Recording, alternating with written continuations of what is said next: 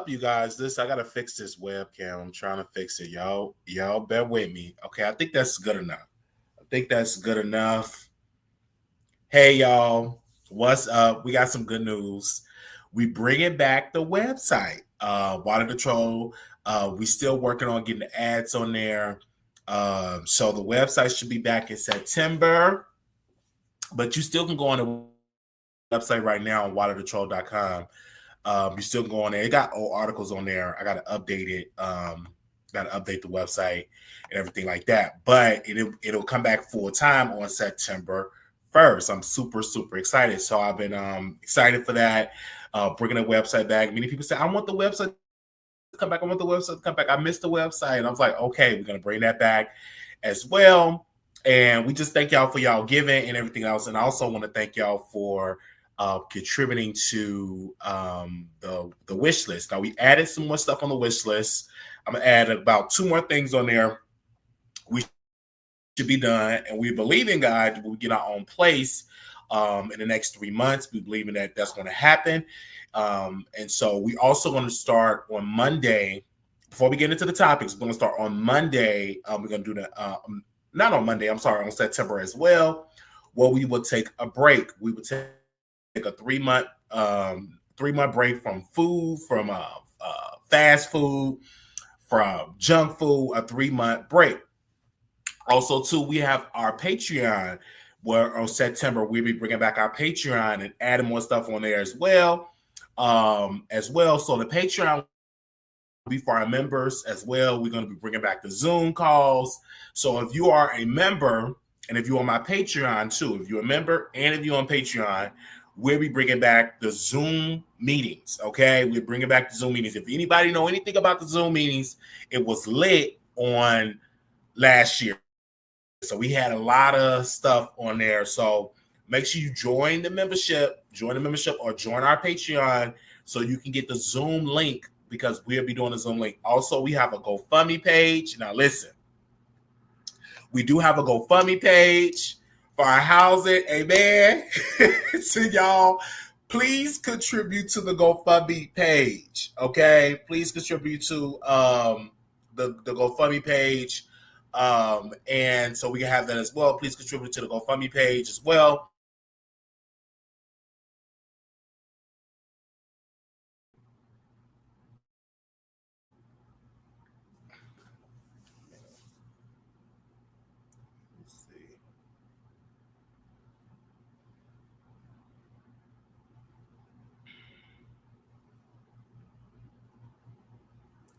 All right, can y'all hear me? Oh, Lord. What's going on? The camera just gave out?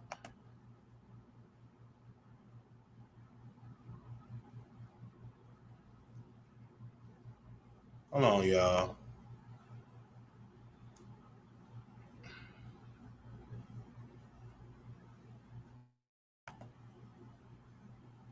Okay, the camera just gave up on my end.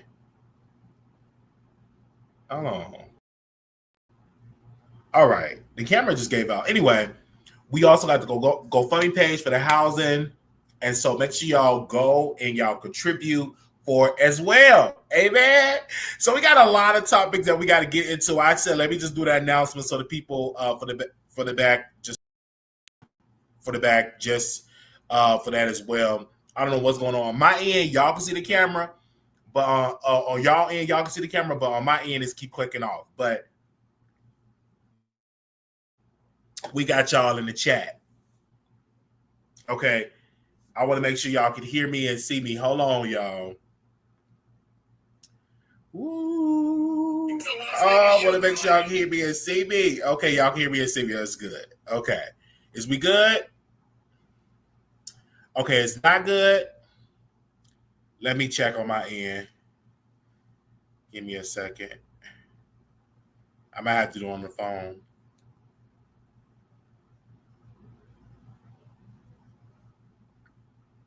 Give me a second. I want to make sure y'all can hear me good. And then it's a lot of stuff when you do on this Wi-Fi. It's not that reliable. It's really not that reliable on this Wi-Fi. Definitely not that reliable on Wi-Fi, but y'all bear with me. Okay. Oh, I see. Okay, so let me go on my phone and do it. Give me a second. And then I'm going to re-upload it on my computer. I'm going to re-upload it on my computer.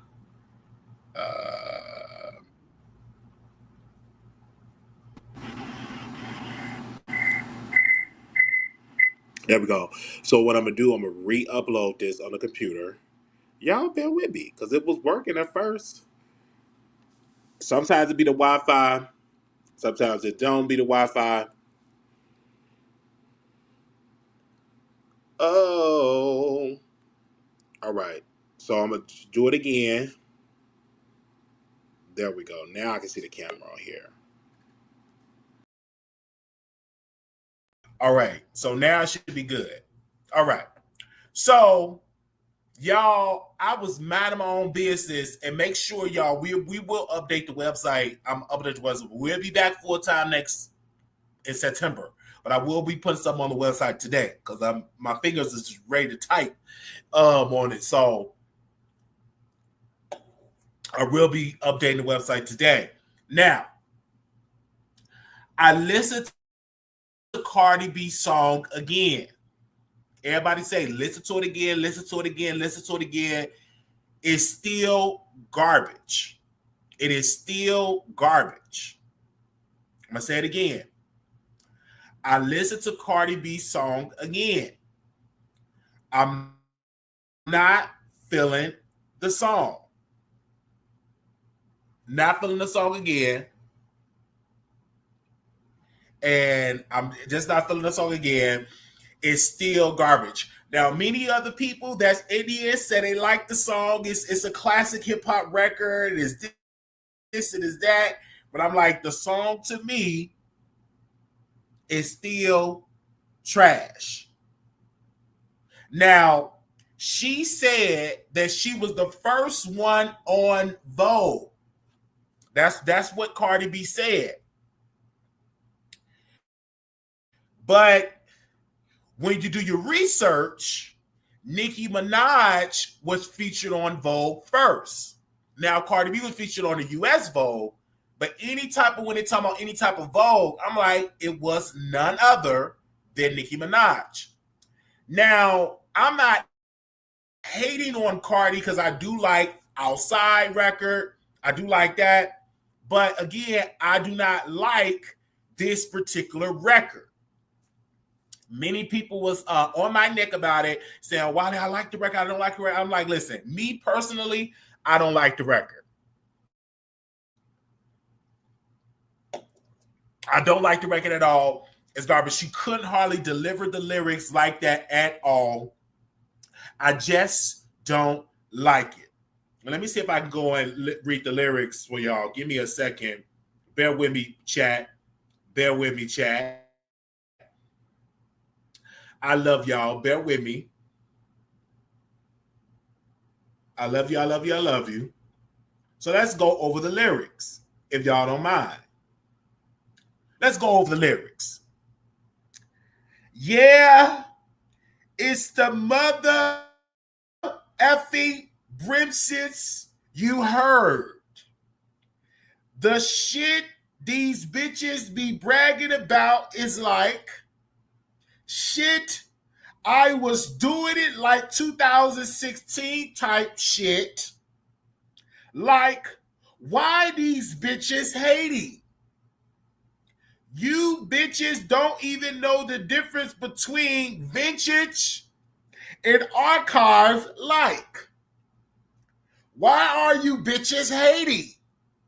Yeah, look. This the first verse. Now I spit the other shit, pretty motherfucking shit. Cardi B, every song platinum, I'm not the other bitch. Whatever you was going to pay her, you're going to doubt it. You're going to double it. I'm sorry, you're going to double it. Glory hole, Bitches don't know who they fucking with. Their money, my stocks, and share money. Your booking fees is my makeup and hair money. Oh, I like that. Your booking fees is my makeup and hair money. Bitches say, I think I'm the shit and do and did. Just know you bitches can't live. I got the hottest shit, hop out, popping it. They say I will walk around looking like a compliment. Shut up. Stop whining. Cardi still shining. Hoes keep complaining. So I cop more diamonds. And the more archive vintage couture on time. I got more glitter than Jen, probably. I hope I'm saying it right. Y'all bear with me. Summer with cheeks out. Winter, it meeks out. I buy gowns, man. Watches make them links out, bitch. Why these bitches hate it? I mean, it's really easy for me to talk this shit because I live this shit. Why these bitches hate it? I just gotta make it rhyme. Verse 2. Bitches, I leave them all fuck, fists be balled up. Y'all hoes look cheap. That shit don't cost much. I'm a star, but I'ma smack you. Don't get starstruck. Patience, looking at me like Cardi. What the fuck? Stripped like Tom Boyne. These bitches should calm down. Quicker they live up, the quicker they fall down. Poor thing. Twitter must be gassing them heavy, making them jump in the ring with Brim before they ready. I see whole fan page make avatar changes. All the old love go to the new fan bases. Now you're 15 up, you already out of time. I'm a legend. They're going to hang my heels from the power lines. Ha ha. Why these bitches hate it? I'm saying, is God forbid some shit happened to Brim? Put my motherfucking heels in Nelson Avenue. Why these bitches hate it? Bronx legend, you heard. Verse 3. My flop and your flop is not the same. If you did my numbers, y'all would pop champagne. I did your numbers, I would hop out a plane. Suicide if I fall from distance between you and I, they're going to be kidding. Whatever they smoking on, it got to be hidden. The bag you just posted being in the closet sitting, the car he just got you bow tied in a ribbon. Been in my driveway now getting driven. Y'all some bitches. Ho, y'all just starting to start it. Birthday at Cranbone, to me, the Olive Garden. A nigga couldn't take me there. That's y'all department. Tasteless, huh? Basic. I'm a wardrobe penthouse every state, bitch. 2016, I had Fashion Nova lit. Ask Rich. Y'all need y'all ass whipped. What the fuck you mean this bitch is out dressing me? Why these bitches hating? How the bitch outdressing me with a fucking vibe? Bitch, why these bitches hating?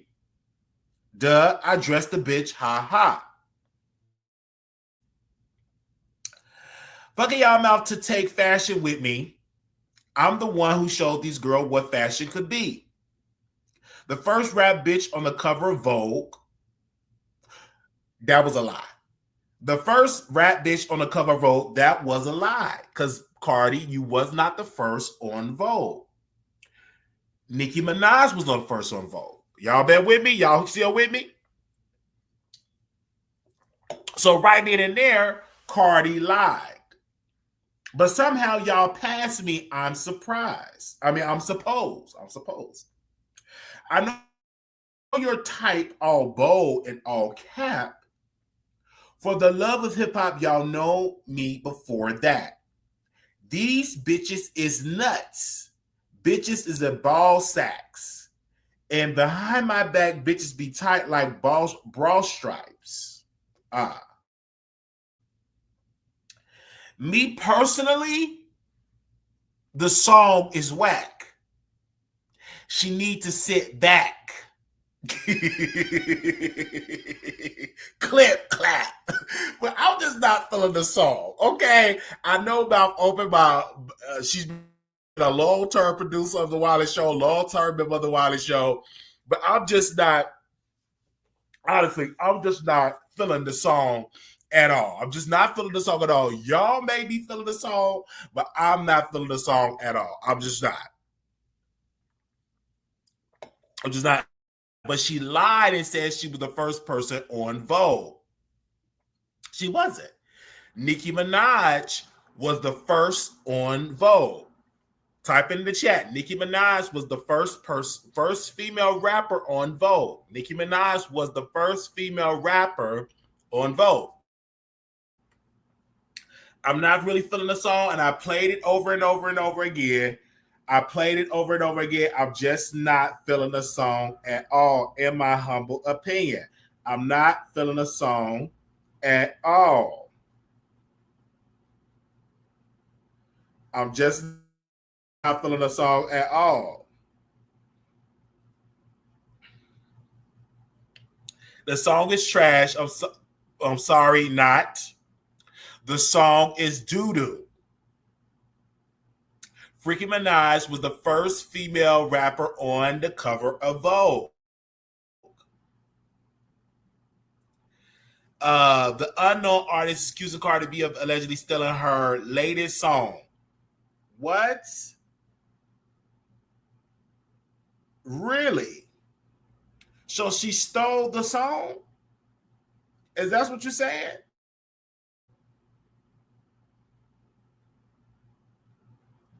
She stole the song?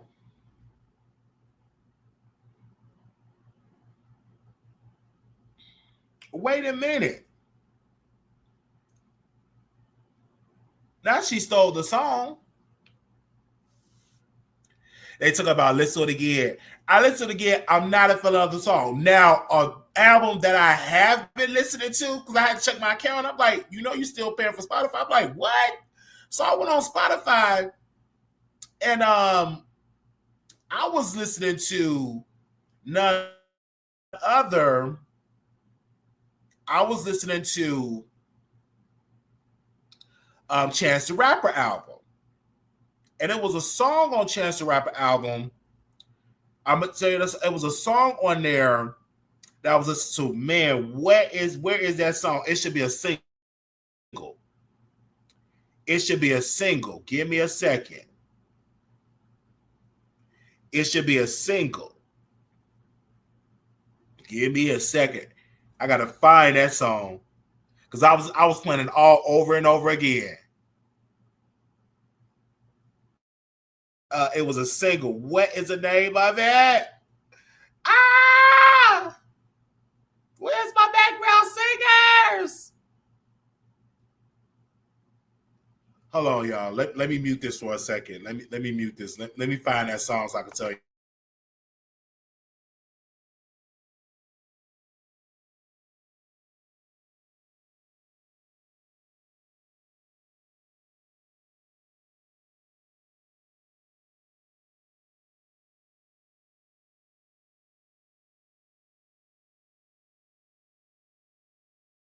Okay, I found it. The name of the song is Drapomania featuring Baby Chief Do It. When I heard that song, I was like, hey. I was just like, listen, that's the song that I was listening to. And I was like, it's on Chance the Rapper album. Chance the Rapper album dropped on Friday. And because he was promoting it, and he's Chicago, I'm Chicago, we support each other. I want to, oh, excuse me. I went on my Spotify and I said, hey, I'm about to play this song. I'm about to play this album. Definitely, I'm about to play this album. Let me see what y'all say in the comments here.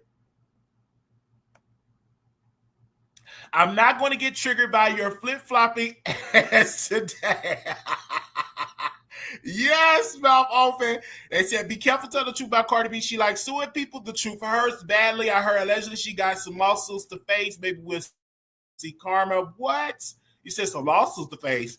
Great proud of the song you just read of hers. One of Jay-Z old rap songs, beat on it. Yes. I'm just not a fan, even though I didn't even listen to Jay-Z, because I'm not a big Jay-Z fan. I'm not a big Jay-Z fan, but I did hear Cardi B song, and I'm just not a fan of it at all. I'm just giving my opinion. You may get your opinion as all, but I'm just giving your opinion. But if I'm wrong, you can call in, and I can give them thoughts from the Barbs, and from Barty Gang about this song, and you can call in. You're more than welcome. Hold on. I'll put the number on the screen here, and you can call in. Give me a second while I bring up the number here, and you can call in and give your thoughts. You call in and give your thoughts. Give me a second. If you want to call in, give your thoughts. You're more than welcome. What do you think about the song? You're more than welcome to call in. If anybody want to call in, that's the number on the screen here. Okay, that's the number on the screen here. And you can call in and give your thoughts. I'm just saying, you call in and give your thoughts about the song. Me personally, I listened to the song again. I did. Because y'all said, let's do it again, Wiley. Let's do it again, Wiley. And I did exactly that. And I wasn't a fan. In my humble opinion, I wasn't a fan at all. I wasn't a fan. Now, some other people probably was a fan of the song, and y'all had some stuff to say about it. That's y'all humble opinion. But I wasn't a fan. I just wasn't a fan of it at all. I'm just saying. Everybody got me jump on there. And moderators, y'all can post the number in the chat and stuff like that. If people want to call it, they can give their comments on it as all. But I wasn't a fan. Since I heard the song allegedly compared to the song that she stole, she's scandalous and trifling. She's going to fall on her face. Can't wait to see it because she keep big dog and people with her money.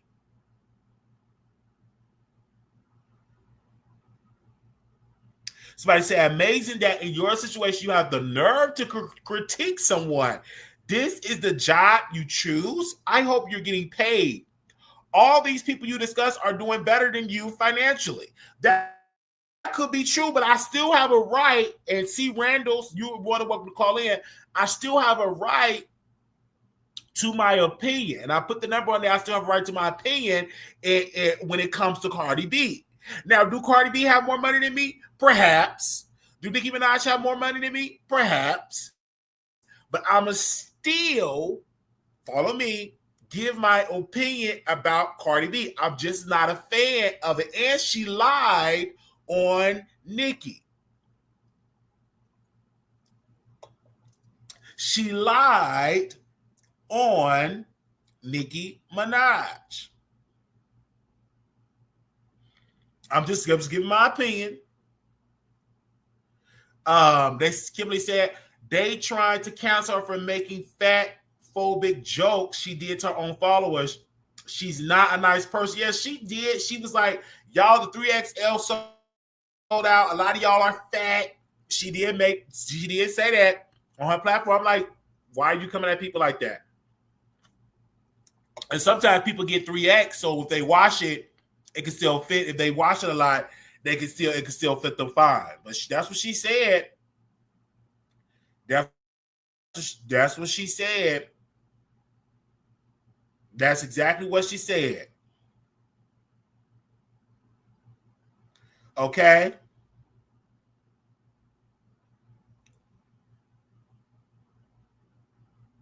So that's what she said. They said bourgeois greetings. I'm just saying, mouth open. You can call in. You can give your thoughts if you want to give your thoughts. But mouth open said that I'm trolling. There go Deborah. She out of the bushes. She said, I ain't never coming back to the Wilder Show. I ain't never coming back. I say I ain't never coming back. And she back. She said she ain't never coming back. That's what she said. And she back in the chat. She said, I ain't never coming back. That's what that woman said. Is she back in the chat? Y'all give her a hand.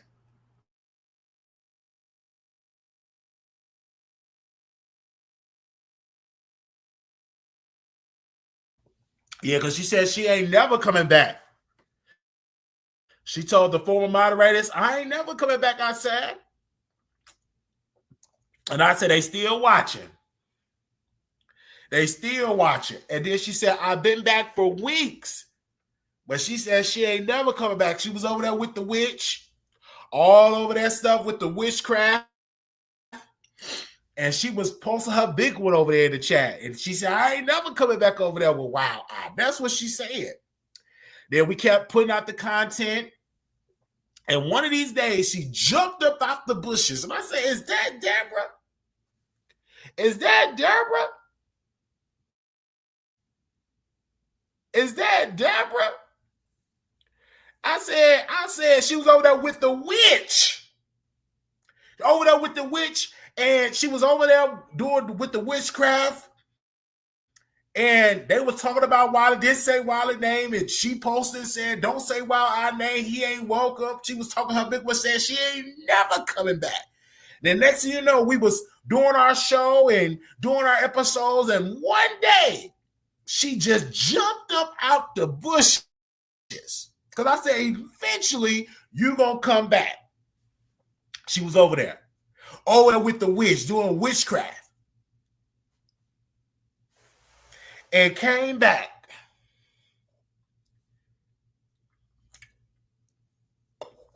And I said, here you go. I said, I knew she was going to come back. I knew she was going to come back. And she came back in the chat. We welcome her back. We welcome her back. But she said she ain't never come back. She was over there with the witch. But we're going to go move on really quickly. We're going to talk about Carissa. If y'all don't mind, let's talk about Carissa Shields. So, Carissa Shields did not fight anyone. It was allegedly that she was fighting Remy Ma. It was alleged.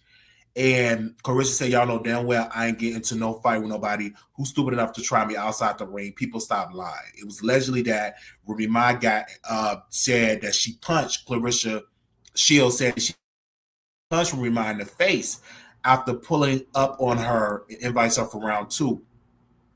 Pull up, you met your match. I'm from Flemish. I put hands on her, and then it was room. And then she came out and cleared up and said she didn't do it. Me personally, I think Carissa Shields. I'm not a fan of female boxing. I'm not a fan of female boxing. I try to get into it. It's just not for me. I'm just not a fan of boxing. Period. I'm gonna say it really quickly. I'm gonna take this number down really quickly. I'm just not a fan of female boxing as well. Not a fan at all of female boxing. Just not a fan. But again, she and this whole Remy Ma situation has been going on in the pipeline. Me clearly, I'm getting some pushback, but Pat Poose is not attractive to me. Pat Poose is not attractive. He do music, and I'm not even a fan of his music, in my humble opinion. I'm just not a fan of his music. I'm not a fan of his music. I'm not a fan of his music. Okay?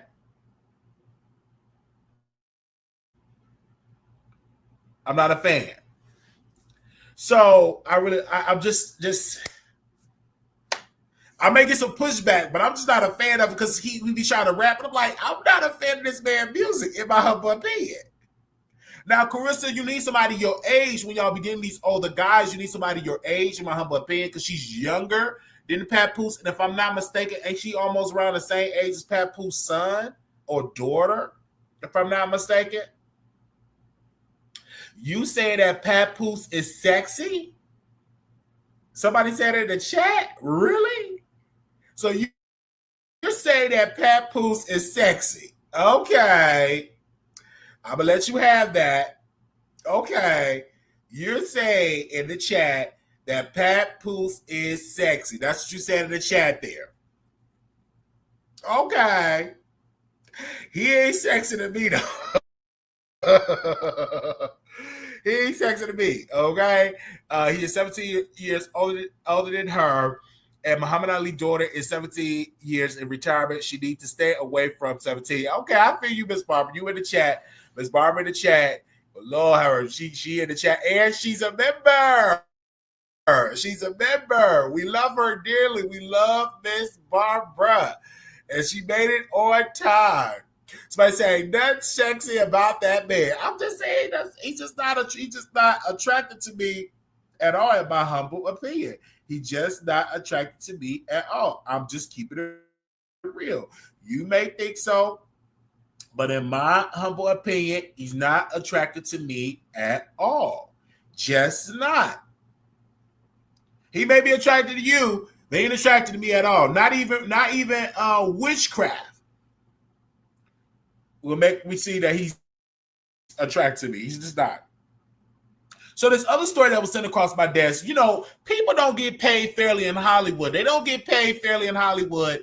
They definitely don't get paid fairly in Hollywood. But the actor Miguel recently posts multiple royalty checks from BET, the family business.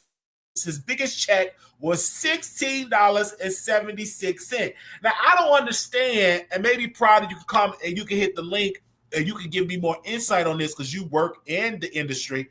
I don't understand how people get to come in Hollywood, be on these big shows, and only make $16.16. Then Miguel, he has shown another receipt that he only made, if I'm not mistaken, 2 pennies. 2 pennies. Then the man said that I make more money. Let's play it. Give me a second. Let me play it for y'all. Give me a second. I'm gonna play it for y'all. Oh no, it's playing music. But then he said it'll only make a penny. Then he showed another check stub. He made 2 cents. Then he showed another check stub, made another 2 cents, 2 pennies. Then another one, 2 pennies. Then he had another 5 cents. He showed one for 5 cents. Then he showed another one for 4 cents. Then he showed another one for 4 cents. Then he showed another one for 2 pennies. Then he showed another for 3 pennies. Then he showed another for 2 pennies. These are the residual checks, you guys. Then he showed one. What was one for that? I think 4 pennies. Then he showed one for 2 pennies.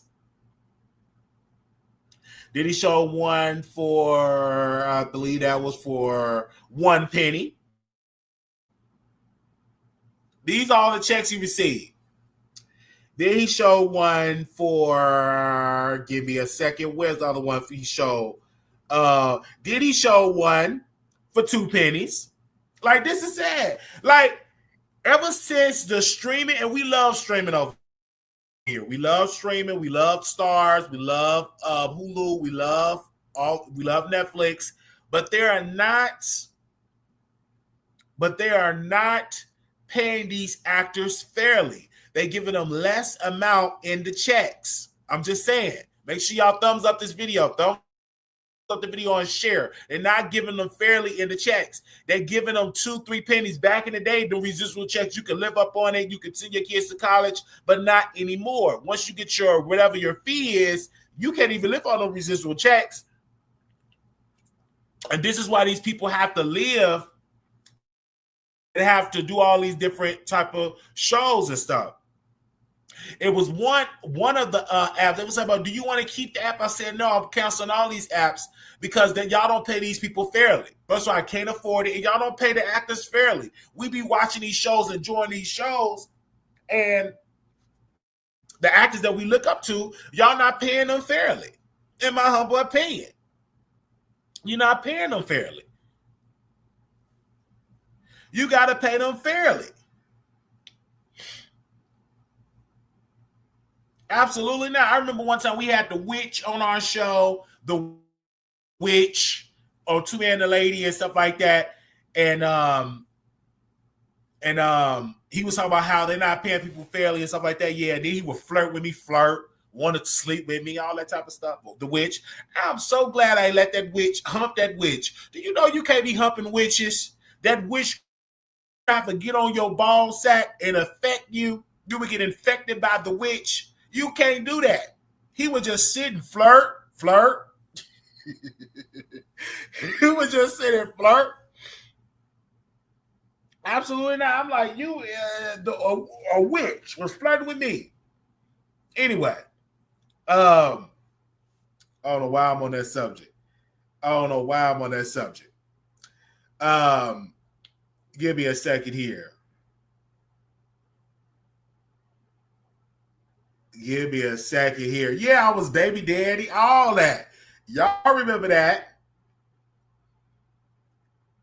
I said, y'all remember that?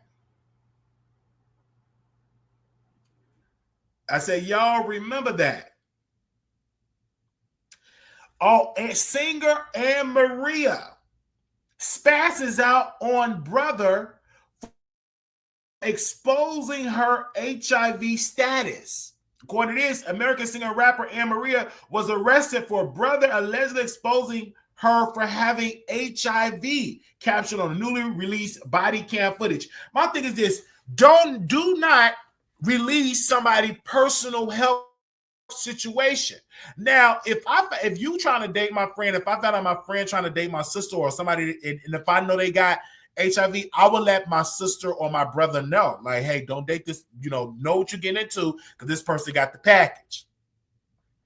But in this particular case, she spazzed it on the brother because he put it, because that's dangerous. Like when you going around exposing people health stuff, especially if they have the House of Virginia, they'll be ready to be like, boom, boom, boom. Amaria is a rapper. She's unknown. She's a singer and a rapper. We don't know who she is, but she's smashing on her brother. I don't know who she is, Amaria. Let me see. Let me Google her name. Maybe let me Google her and see. She was born in 1995. She best known for her single Secret, which garnered over 100 million views on YouTube. She's a Scorpio. Okay? But they put the business out. He put the business out to say that she had HIV. And it's just so sad that she got the house. She said house of Vermont. The house in Virginia. It is so sad. Putting that one business out. Keep it private. Unless you humping her, unless you want to hump her and all that, then you need to know. But having your brother, this is why you can't share everything to everybody. I'm going to say it again. You can't share everything with everybody because you got some people that will put your business out there in the streets, and the next thing you know, you'll be dealing with all type of crazy stuff. Put your business out there all in the streets. You can't do it. You can't do it. You can't do it. You can't do it. You can't do it. You can do it. You can't do that. Put your business out in the street, telling people that you got that, because they'll put your business out there in the streets.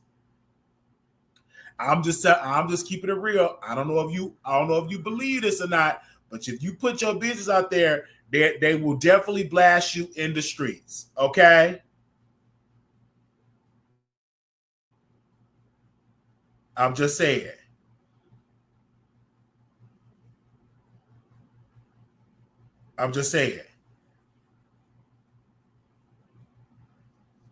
Y'all can say what y'all want to say.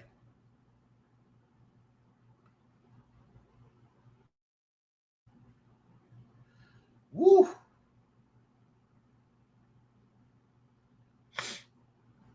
Now, this other story, and then we're going to get into these other topics here. These people have been exposing, yeah, she's a singer and a rapper. These people have been exposing Prince and said Reddit thread exposed how violent and elitist Prince was to working class people. Somebody said, my wife and stewardess back in the day, Prince was the first class, and she did her rounds taking drink orders. She asked Prince, what would he like? And he just ignored her, and his handler sitting next to him said, you don't talk to Prince, you talk to me, and I'll talk to him. Somebody said, I can't believe that my partner used to work concerts when they had Prince and his people told all the staff they were to run around and not face him. Not one was to look at him. Okay? Another person said this about Prince. Another person said this about Prince. My friend worked in production for the Letterman show. He had a rule where if he would call production, you were not allowed to answer it before the third ring. Okay. My friend told me that he asked the personal assistant why. Was told because he doesn't like being abruptly on the line with someone until he collects his thoughts. Then my friend asks, well, why doesn't he plan what he wants to discuss before he dials?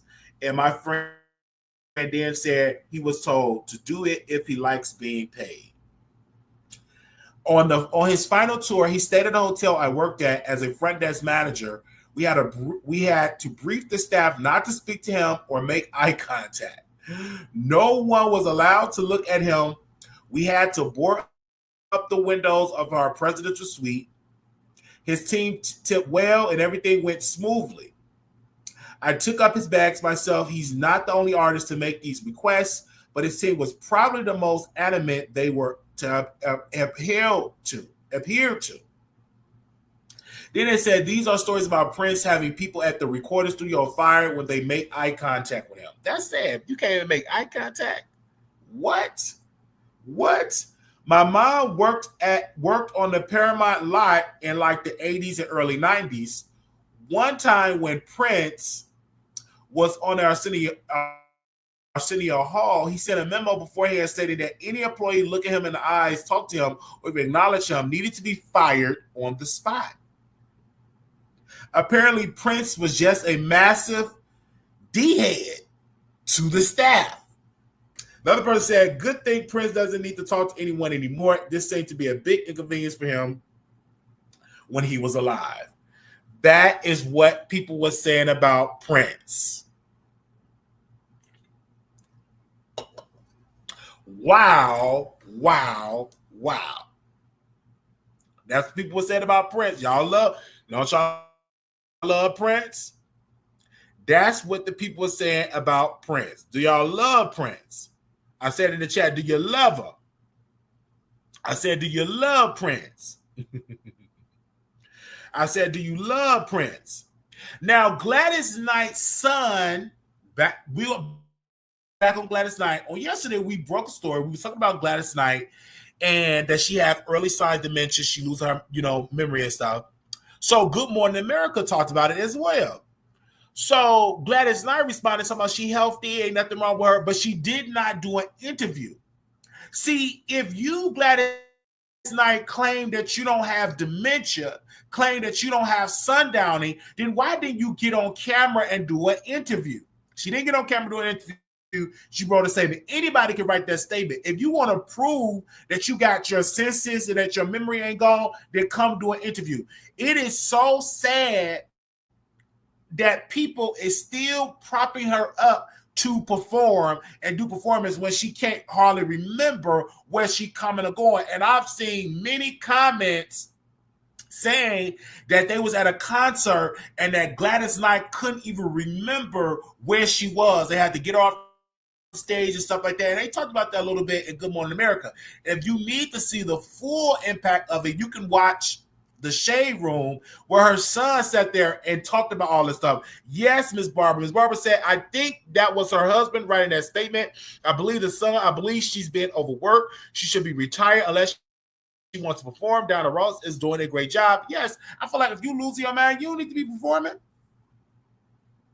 I'm gonna keep it real.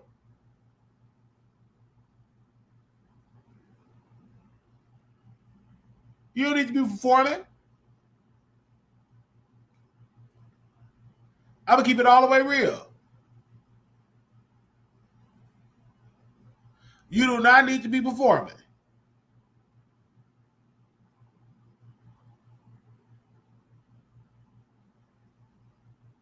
And I'm gonna keep it all the way real. If you got dementia, the last thing you should be talking about is on that midnight train to Georgia. In her mind, it's probably the midnight train to Washington, D.C. She ain't got her memory. Trying to pump up, she ain't got her memory. And it's okay. Somebody, my grandma, she when she was at home with my mom, she was cussing. Because I said, Grandma got a little touch of that dementia. Because in the back of her mind, and when she was young, she was a cusser. Do you know my grandma started cussing? And I never heard my grandmother cuss because she was a Christian saved woman, but she got that early signs of dementia. And then some days she would slip out of her memory and start cussing you out and stuff like that. And then they try to hide it. You mean you can't hide that? She got that dementia. You can't hide it. She got it. You can try to hide it if you want to, but you can't have her. Of course she gonna be cussing. She ain't the same no more. When you lose your memory, at first when you had your mind and stuff like that, you ain't do all that cussing. But when you lose that mind, she start cussing. And my boyfriend said, "Did you hear her cuss?" I said, "I'm trying to act like I didn't hear it." I said, "Oh, no, they was, she be cussing." Then she be slipping out her memory, talking about something that don't nobody know what you talking about. I'm just saying, and it's not normal. Not normal that you have it. It's sad. That these people begin to dementia, but they begin to even Candy auntie, she got dementia. That dementia stuff ain't no joke. That Alzheimer's and dementia stuff is no joke, and it's sad because you grieving your loved one while they're alive because they don't know who you are. Hey, who are you? I don't know who you are. Get out of my room, B.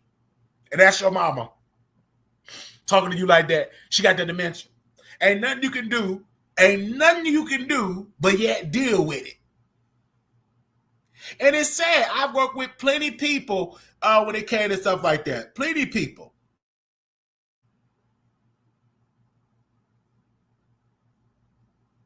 Plenty of people.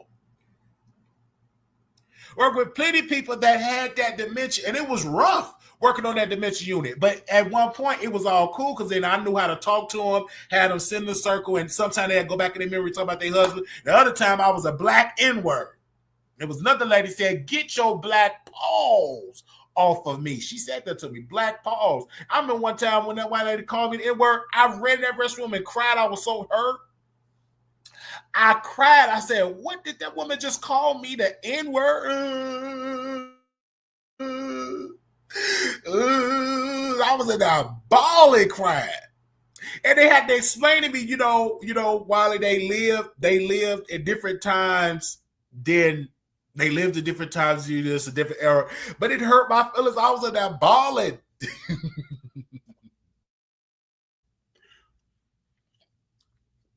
Then this lady said, "Don't touch me, you N-word." I was trying to go to the restroom because she pissy. So I have to change her diaper. And that woman said, "Don't you touch me, you N-word, you dirty N-word, you black N-word." I've been called cockeyed before, dirty N-word. Now here you are, diaper full of piss. Diaper is full of doo-doo. And you tell me that don't put your hands on me, you dirty N-word. But you need to be clean. You need to be clean. It was one dude back in the 60s, not back in the 60s, his mind was back in the 60s. He was talking about, I was celebrating when I heard about Dr. King, I was celebrating about that. I said, ain't it something that you have all this stuff you say about black people? that a black man got to take you to the restroom. Ain't that amazing? And he ain't say nothing. I said, that is amazing. Come on, let me take you in there for you to get a shower and get a shower or something like that. He thought it would get to me because he talking about he tried to say everything to get to me. He called me the N word. He said this and this. It didn't bother me. I said, Jesus is the sweetest name I know. Come on, sir, let me bathe you. You got to get bathed. And you know, a lot of people didn't want to get bathed. You'd be smelling sour and musty and pissy. I said, you got to get bathed. I put him in that showering up and he called me all type of names. But I had to deal with that because I needed a paycheck. I can look at my arms. I have Lord,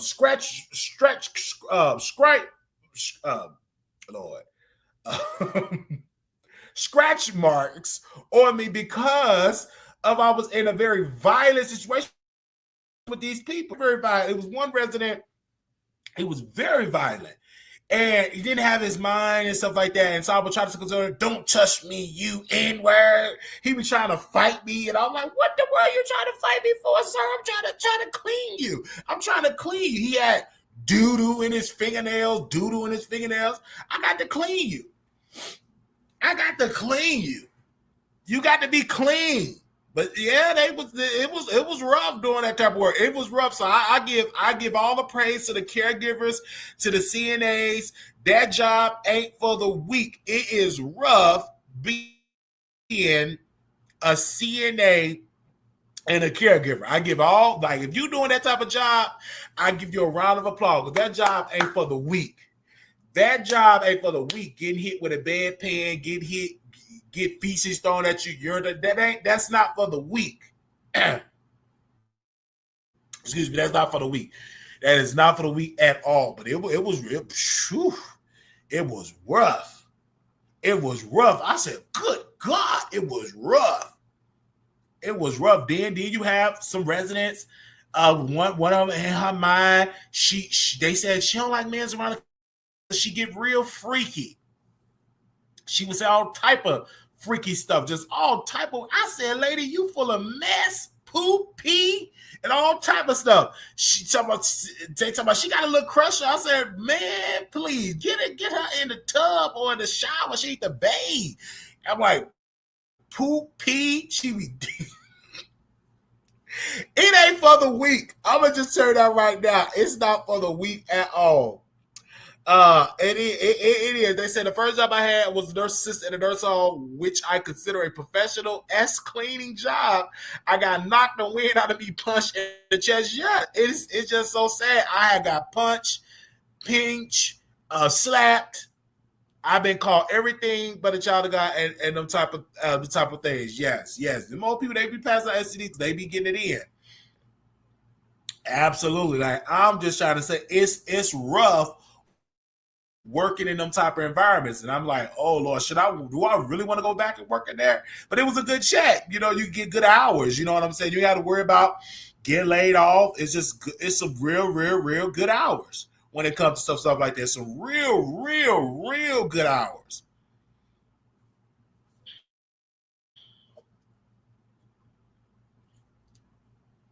But that's a rough job. Okay. Now we're going to talk about Jaguar Wright. Jaguar Wright is running from the process servers. Let me read it on All About the Tea. Y'all bear with me.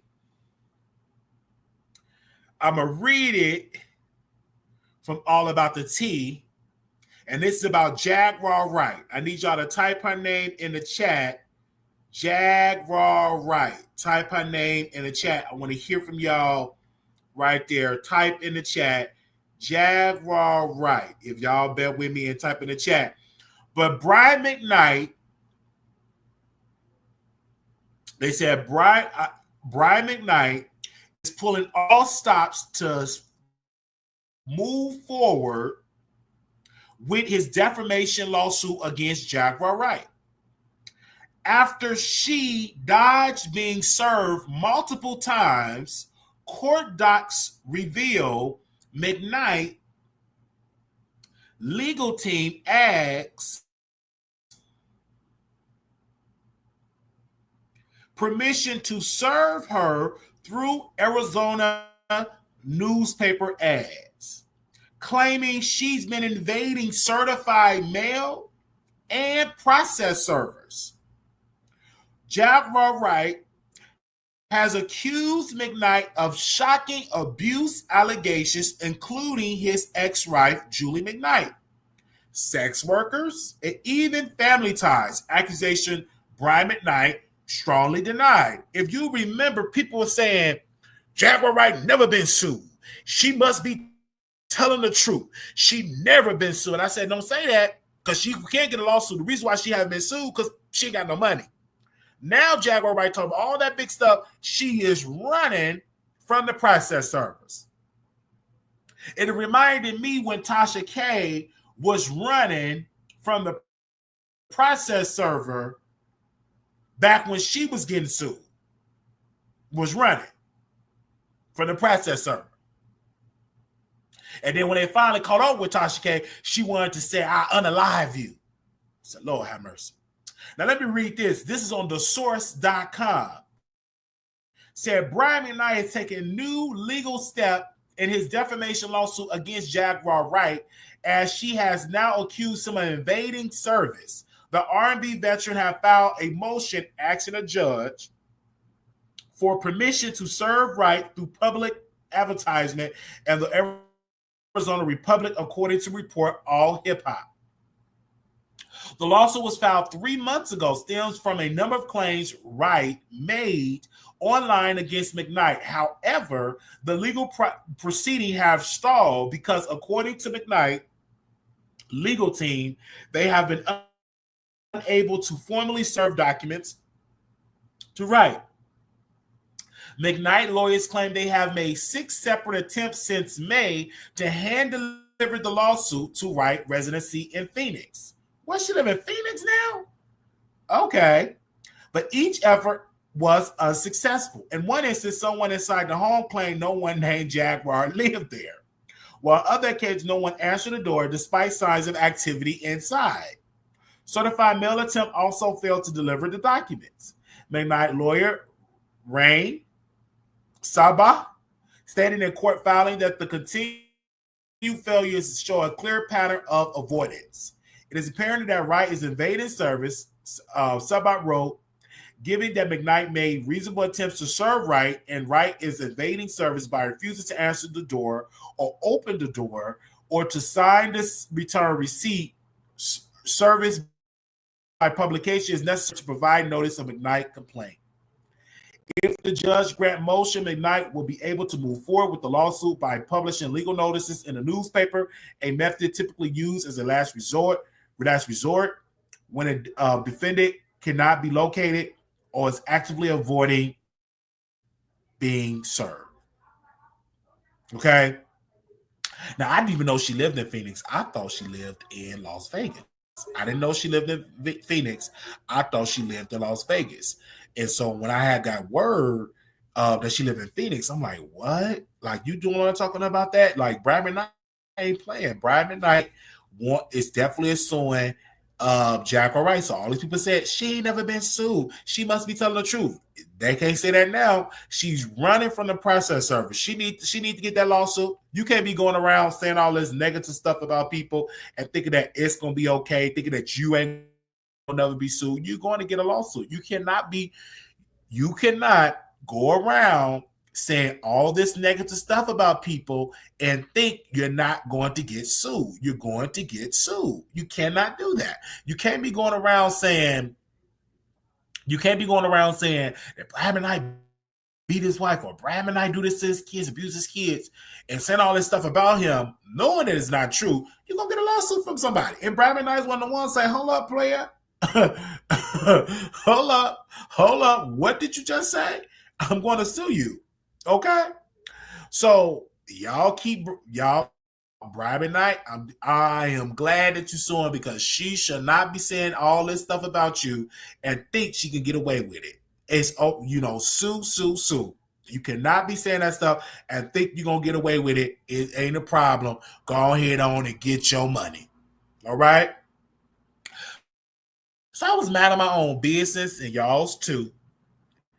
And tell me why I click on the link and it was a video made about this whole situation with Milargro Gramz. They was talking about how much money she made. Tell me why that this woman make, according to Station Head and according to Twitch altogether, about $16,000. She make about $10,000 a month on Twitch, and $6,000 she get from Station Head. She make about $16,000, and I'm like, wait a minute, but you be begging people for $20 and send you $20 stuff like that. $16,000. This is what she said in the deposition for it. And she didn't even get into. And then she said she was making about $500 on Twitter. But yeah, she said she was making $16,000. She makes $16,000. $16,000, 16 grand a month. That's some good money. That is some good money. That is some good money. 16,000 times 12. Give me a second. That is $192,000 a year. That's some good money. You always making about 200 grand a year. That's some good money right there. And yet she be begging people to give money. And that's how much Milargro Gramz, Milargro Gramz. Milargro Gramz says she makes $16,000 a month.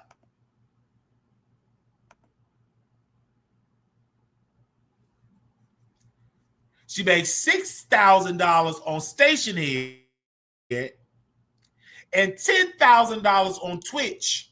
So altogether, she made $16,000. Y'all do know she's being sued by Megan Thee Stallion. All right? She's being sued by Megan Thee Stallion.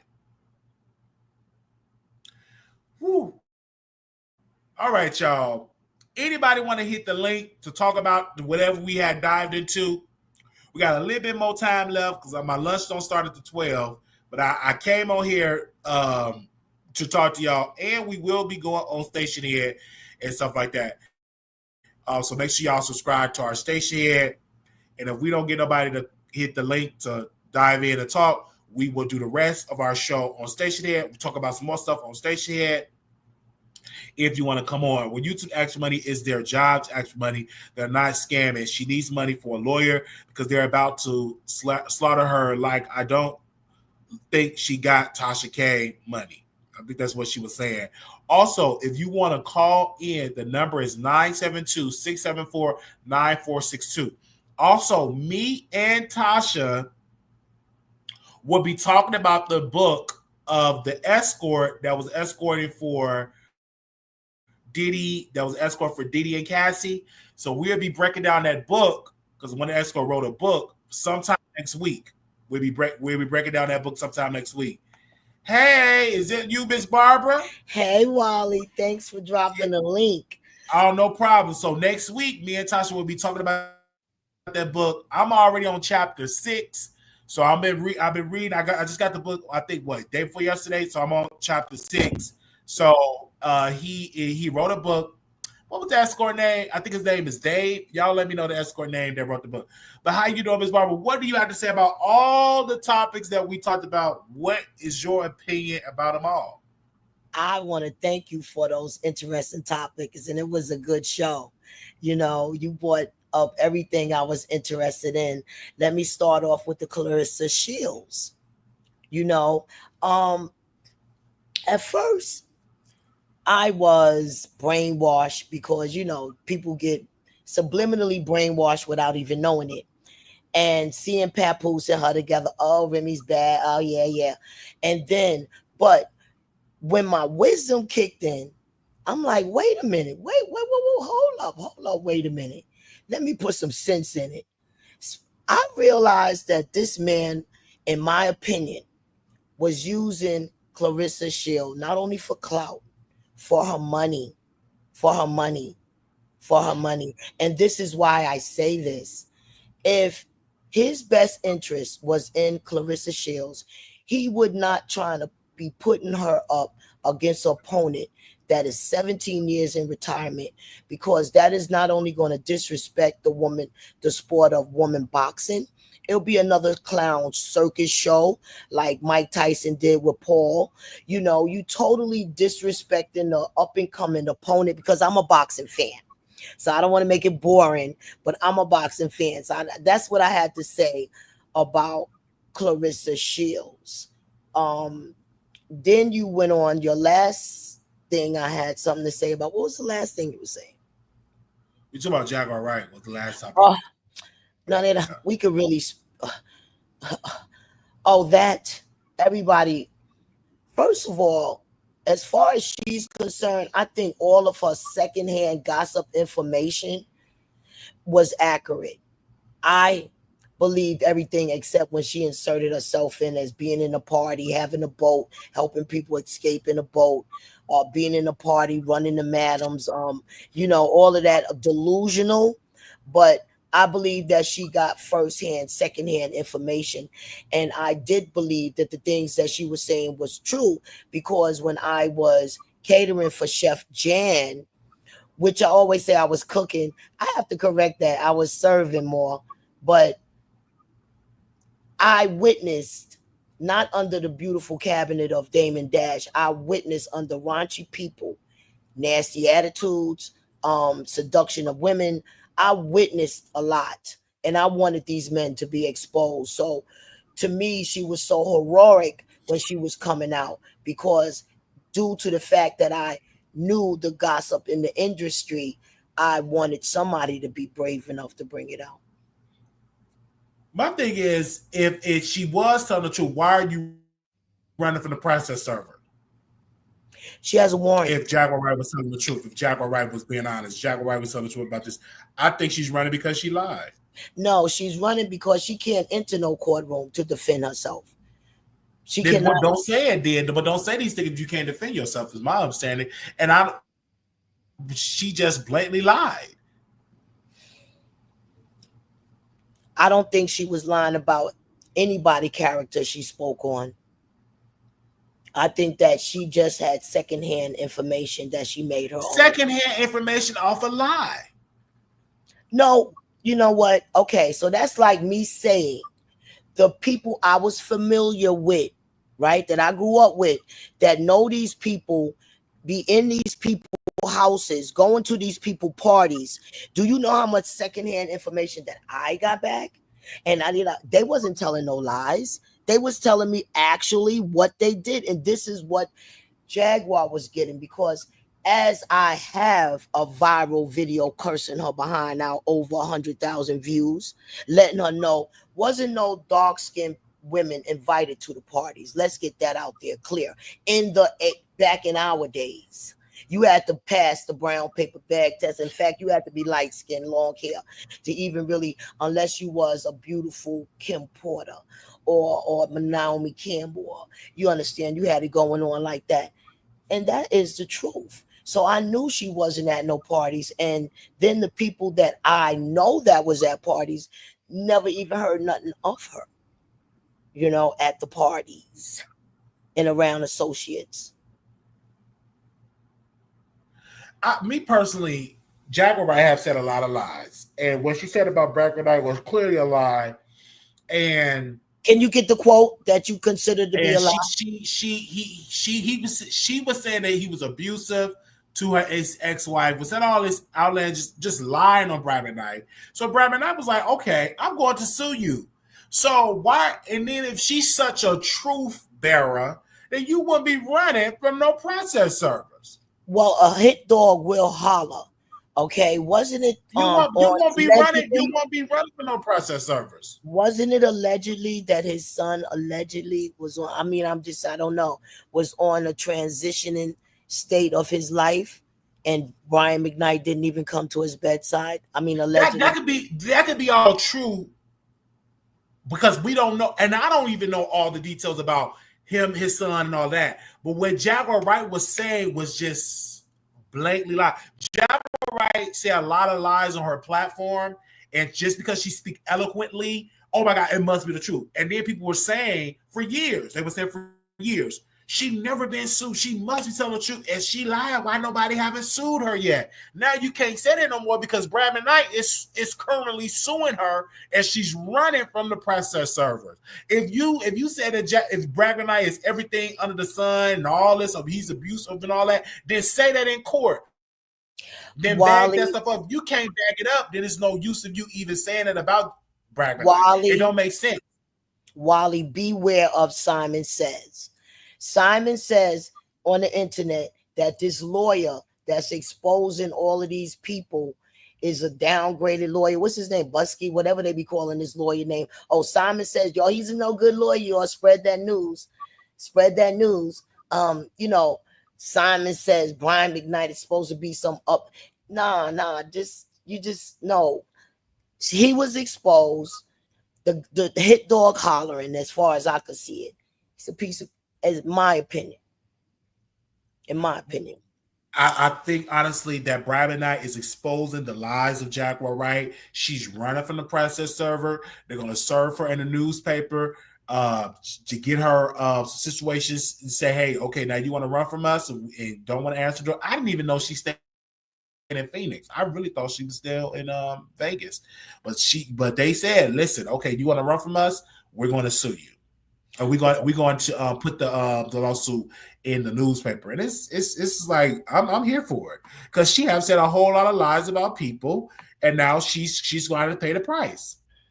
She's going to ruin her chances of ever getting married to someone because they're going to marry that debt. And like I'm going to go 10 toes down. I think she repeated information because I was telling you the story like. I always got the first hand information. What, girl? That? Oh, yeah. And it be truth. Why would they, Okay. Come on. She got the first hand information. But as my girlfriends, I told them, yo, why don't y'all go get interviews, take these interviews? No, I'm not down with that. Everybody's not down with that. I'm down with it, but they're not down with it. So I can't tell their story. I can't tell their story. Other than Jaguar said in the chat, they said repeating information is not a defense. That's so true. You can't be repeating lies to be like, oh, that's a defense. Somebody else said it. No, you can't. In my humble opinion, you can't be doing that. You just can't. And then also, too, you guys, we reported about Wendy Williams and they was talking about the medical document. We do got an update. They just posted this on the Jasmine brand maybe about an hour ago. They said Wendy isn't giving up her fight to get out of the conservatorship despite reports that she recently a sad update about her health. While dining with friends in New York City over the weekend, Wendy was reportedly asked by Page 6 to comment on a recent People report that claimed that test results confirmed she have dementia and amnesia, citing that legal documents. Whitney gave a shout out to her attorneys and noted they are highly upset about the reports, though she didn't confirm or deny their accuracy. An insider claimed that Wendy Williams has not received any confirmation that the test results are valid. They said the 61-year-old did make one thing clear, however, stating, I will get out of the guardianship. Reports on Wendy alleged dementia and amnesia diagnosis come amid her ongoing legal battle to be free from a court-appointed guardianship. She was placed under a post under it by a New York judge 2022 after Wells Fargo froze her bank accounts, cited suspicious activity, and claimed that she was the victim of an undue influence and financial exploitation. Whitney was continuously denied having any serious mental health issues and currently suing to end the conservatorship, which she was previously described as feeling like prison. This is so demonic. This is so demonic for that woman to work all her life and get these demons in control of her money like this. It doesn't matter as long as she should have people in control of. If she has to be on the conservatorship, she should be able to have the right to say who conserves her ship. I mean, it's ridiculous. But my thing is this: when she was on there, she she was getting drunk and all type of stuff. But I also want to give a special shout out to Lala. She said, "Got the remaining items off the list. Praise Wow. the Lord." Wow. Sing a Y'all have song to get for her. Make a y'all jingle have to get for this her. stuff off the list. Shout out to Lala, Lord Harris. And we gonna be getting our Zoom meetings back. So all the members will be doing our Zoom meetings. Shout out to Lala. And I remember that we went to the Bulls game. And we want to thank Lala. That was like back like 2 years ago, almost 2 years ago. So just shout out to Lala. I love you, sister. Thank you for your support. Thank you for all the people that purchase stuff off the wish list. Thank you, thank you, thank you. And people was DMing me yesterday. They were saying, I have more stuff on there. I want to give you this and this and that. I just thank y'all for the blessing. I told you in the next 3 months, we will have our own place. And we just want y'all, if you want to contribute to that, we have the GoFundMe, we have the Cash App at $Wally Show 1990. They said, "Child, work. I'm good. Bit in the bushes." Thank you, Lala. I love you. I want to hear Y'all her know jingles. the station here. I'm sorry, the StreamYard. That bill is coming due, I think, on the 25th of this month. So if you want to contribute to put in the memo, say, hey, this is for the StreamYard, and so we'll know to send that for the StreamYard. And if not, we just won't be able to pay it. Then we just won't be able to take phone calls. And the reason why we have StreamYard is because we could put the banners up. So we won't show people phone numbers. Like you see, that's the banner is up. Because on StreamYard, if you can't do that, you used to do that on the free one, but they don't allow it no more. And then on X, for all the people that watch me on X, they're not allowing me to stream on X. I have to be a premium member on X. This is sad. Back in the day, you could stream free on X, but not anymore. I will have to pay the fee to be verified on X in order to stream on X. I said we ain't gonna worry about it. So we do stream on Facebook, The Wally Show, YouTube, The Wally Show. So yes, and then our website, you guys, is up. We're gonna be adding some stuff on the website. Then I have to pay a fee on WordPress. So that's what I'm saying. It's fees with a lot of stuff that was free ain't free no more. You got to pay fees for all this type of stuff. So we thank you. But our main top priority is getting our own place. Amen. So if y'all send it, whatever is $5, $10, $15, $20, whatever y'all give. If you give more than that, that would be greatly appreciated. Greatly appreciated, because we definitely need y'all donations. We definitely need donations. And we thank y'all for contributing, because I was like, we need this, all type of stuff. Yes, I will be adding some more stuff on the wish list, Lala. Thank you. I'll be adding some more stuff. Definitely will be adding some more stuff on the wish list. As soon as I get done with this episode, I'll be adding more stuff on there that we need. We love y'all so much for that. And we just thank y'all for the subscribers. I know Ms. Barbara said, Wiley, this is your job. You got to announce. You got to make the announcement for people to give. And I said, thank you all so very much for those that have been given to the show. And then when we get our own place, we'll do another wish list for our own place, for some items for our own place. And I can't wait to celebrate y'all when we get our own spot. So once we're done with this program, our goal is to get our own place. And y'all can help make that happen for it. And also at the end of this month, they have a job fair. So I'll be going to that at the end of this month. It's a job fair that they'll be having. And so I'll be attending the job fair. Super excited for that. So thank you. Because I put on there a scrub top, but I said, oh, man, I need scrub bottoms. Because I'm like, so y'all have already contributed to that. So I'll be looking forward to it. Thank you all so very much. We using the stuff that y'all been buying us. Y'all, I put on there short socks. We using everything. I put on there some cleaning stuff. We use everything that y'all get on that wish list. We use. Okay. So I'll be adding more stuff to the wish list as well. But we also want to just thank the producers for y'all contributions. Thank you. But yes, thank you. All right. So yes, thank you. I will reach out to Jaguar Wright. Now, we did reach out to Dr. Umar. Give me a second. We reached out to Dr. Umar, and Dr. Umar said this to us. I want to read it again, what he said, because people said, you didn't interview Dr. Umar, but this is what he said to us. This is what Dr. Umar said. He said, good Garvey day. Podcast interviews are $3,000. virtual, or $5,000 in studio, plus a round trip air ticket, 50% to confirm with balance due before interview begins. 3-hour interview limit. That is what he said. Because we reached out to him. He said $3,000 for a virtual interview, $5,000 for a studio interview. He said that to me. That's what he texts back. Okay, that's what he texts back. That's what he texts back to us, and we did not give it no response. He said $3,000. Somebody say $3,000. Blessings are for free. You said what now? I said blessings are for free. He's a clown. That's what the man said. So I said, yikes. I said, so they said how much for a rental car interview? Listen, $3,000 what the man said.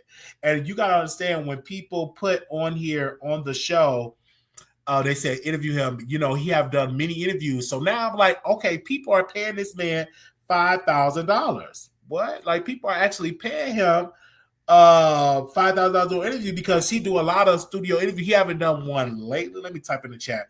When the last time he did an interview? Well, I want to encourage you to do something for yourself. Stop looking for somebody else to work for and work for yourself. You have your channel and you have people called producers, and that's a powerful name, and that could only be the best produced YouTube show. So give yourself a break. Now God got you in a position you can work for yourself. You don't have to be stressed out. A lot of people make money on, doing their own thing. Stop looking forward to working for somebody else and being stressed out, spending time being turned down. You understand?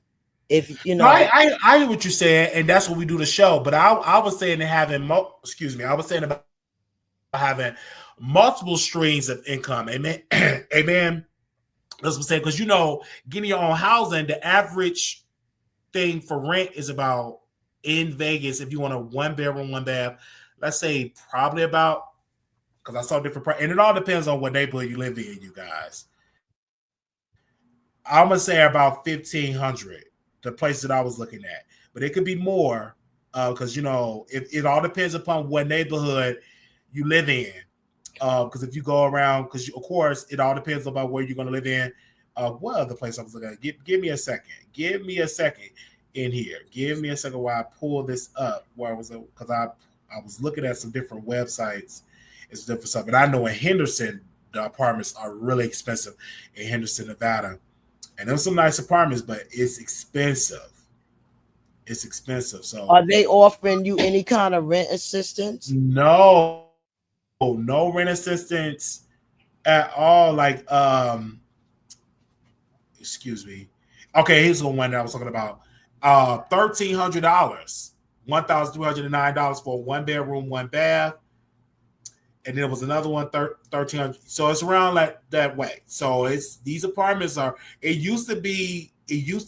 Oh, that was $1,500. It used to be Las Vegas. They say it used to be cheap and stuff.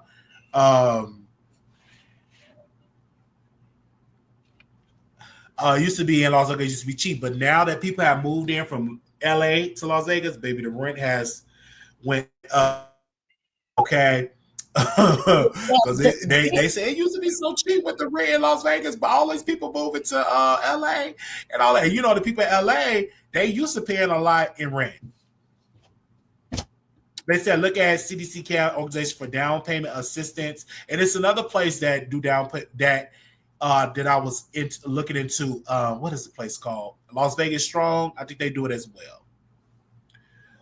But since you're doing it where if you're doing it by your income, by like YouTube and stuff like that, them checks got to be looking nice because they got to look at the last 3 months of your bank statement. So I don't understand how you can go through all of the traumas that you have been through and not be eligible for any kind of disability assistance. Yeah, it's everybody. Mama say, why you don't get this? I said, listen, we have been applying, deny you y'all. Okay, I'm so just saying, like you have to keep like the best advice. You got to keep applying, keep applying, keep applying. You got to keep applying, keep applying. And you all got to understand, it takes, in Las Vegas, it takes 3. So if you get denied and you do another application, it takes on average almost 300 days. Almost 300 days. But stress caused you a nervous breakdown. You understand? You not not being financially stable caused you a nervous breakdown. So why haven't they gave you a legal aid lawyer? I'm just saying, these people you're too intelligent for this, Wally. You know what to do. These people, when it comes to like these disabilities and stuff like that, you gotta keep applying. I talked to somebody, said they had applied for 3 times, and on the 4th time they approved them. But you still gotta live and still gotta survive. So who can wait and with no money for, let's say, for instance, like 4 years to get an approval? Do you understand what I'm saying? No, I don't. Because they said, where is the social worker you went to the hospital? The social worker went to the hospital. Now they will give you all the medical records and stuff like all that type of stuff. But we don't have no say so over all that stuff. We went through the lawyers. We went through all that type of stuff. We got some other stuff in the process. But again, it was like no, and then you got to keep applying stuff like that. And then I was like, well, what do you do to survive while you waited for your disability? Okay, so this is where you just got to be broken around. Wally, this is where you go to the politicians that you elect, like your council, your assembly, whatever those things y'all call people, everybody you elect that is supposed to help people in the community. You go to them and let them bring your case. As for a fair hearing, a state fair hearing, you got to stop just saying, because this stress could cause you another nervous breakdown. You got to be able to relax trying to find a job. If you already know the answer, that's why I wouldn't be beating myself up trying to find a job. I would be making my own job. That would be the best thing for you. Okay. But for me, it's not that I'm beating myself up. No, it's like you're going out there, you apply and all that type of stuff. There's nothing wrong with doing that as well. And we're good mentally, so I can say right now that we have ever been. And we just get up in the morning and we say, hey, we just go and apply, and we still do the show every single day. So let's not act like we don't do the show and which we get an income for doing the show. We took a long break from doing the show too, to make sure our mental health was in order. But yes, we still will be applying for jobs, and we still have to do that for the meantime, because having our own place plus bills. Now, mind you, when you get your own place, I'm just talking, you got to pay for the rent, you got to pay your own light bill, you got to pay the water bill, you got fees that comes for all that type of stuff, and the YouTube income have to be, or bare minimum, to make about almost $5,000 a month. And we don't make nowhere near that amount to say, hey, we just depend on this income. That's why we've been posting a lot on YouTube, giving people time to know that we back. I know a couple people say, oh my gosh, Wally, I didn't know you was back yet. And I say, yes, because we back in the algorithm. We've been posting more on there. Then on our website is monetized, so we got to put the ads back on the website so we can get income from that as well. But I'm going to tell you this point blank, bottom line, period. You ought to call the Attorney General of your state and tell them that you have had 2 manic episodes, that you need help immediately with your disability, and they will help you, and housing immediately, and they will help you. They will get you a better housing specialist, and they will get Social Security.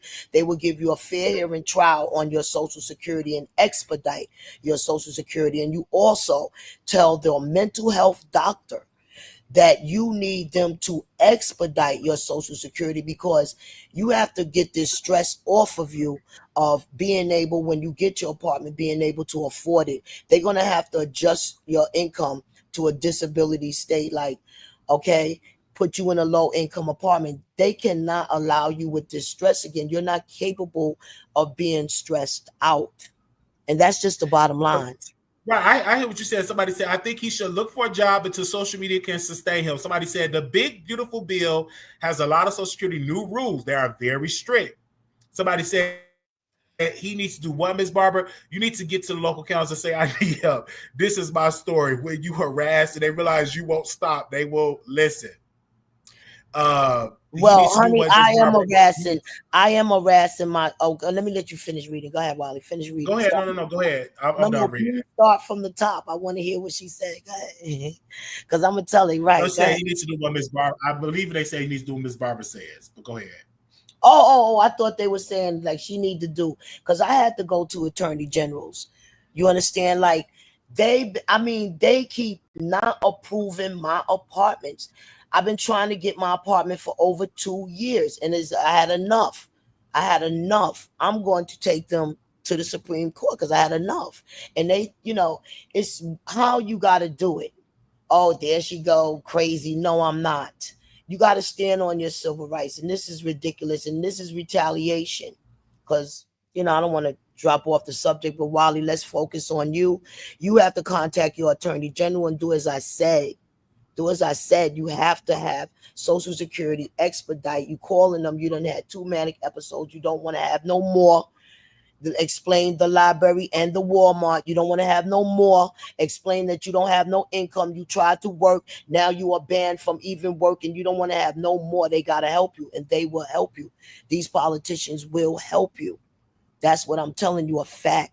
The attorney general, the Congress, whoever's in Las Vegas, forget the social workers. Now you got to step out the line and you got to go to the politicians. And they got liaisons. They got liaisons. You understand?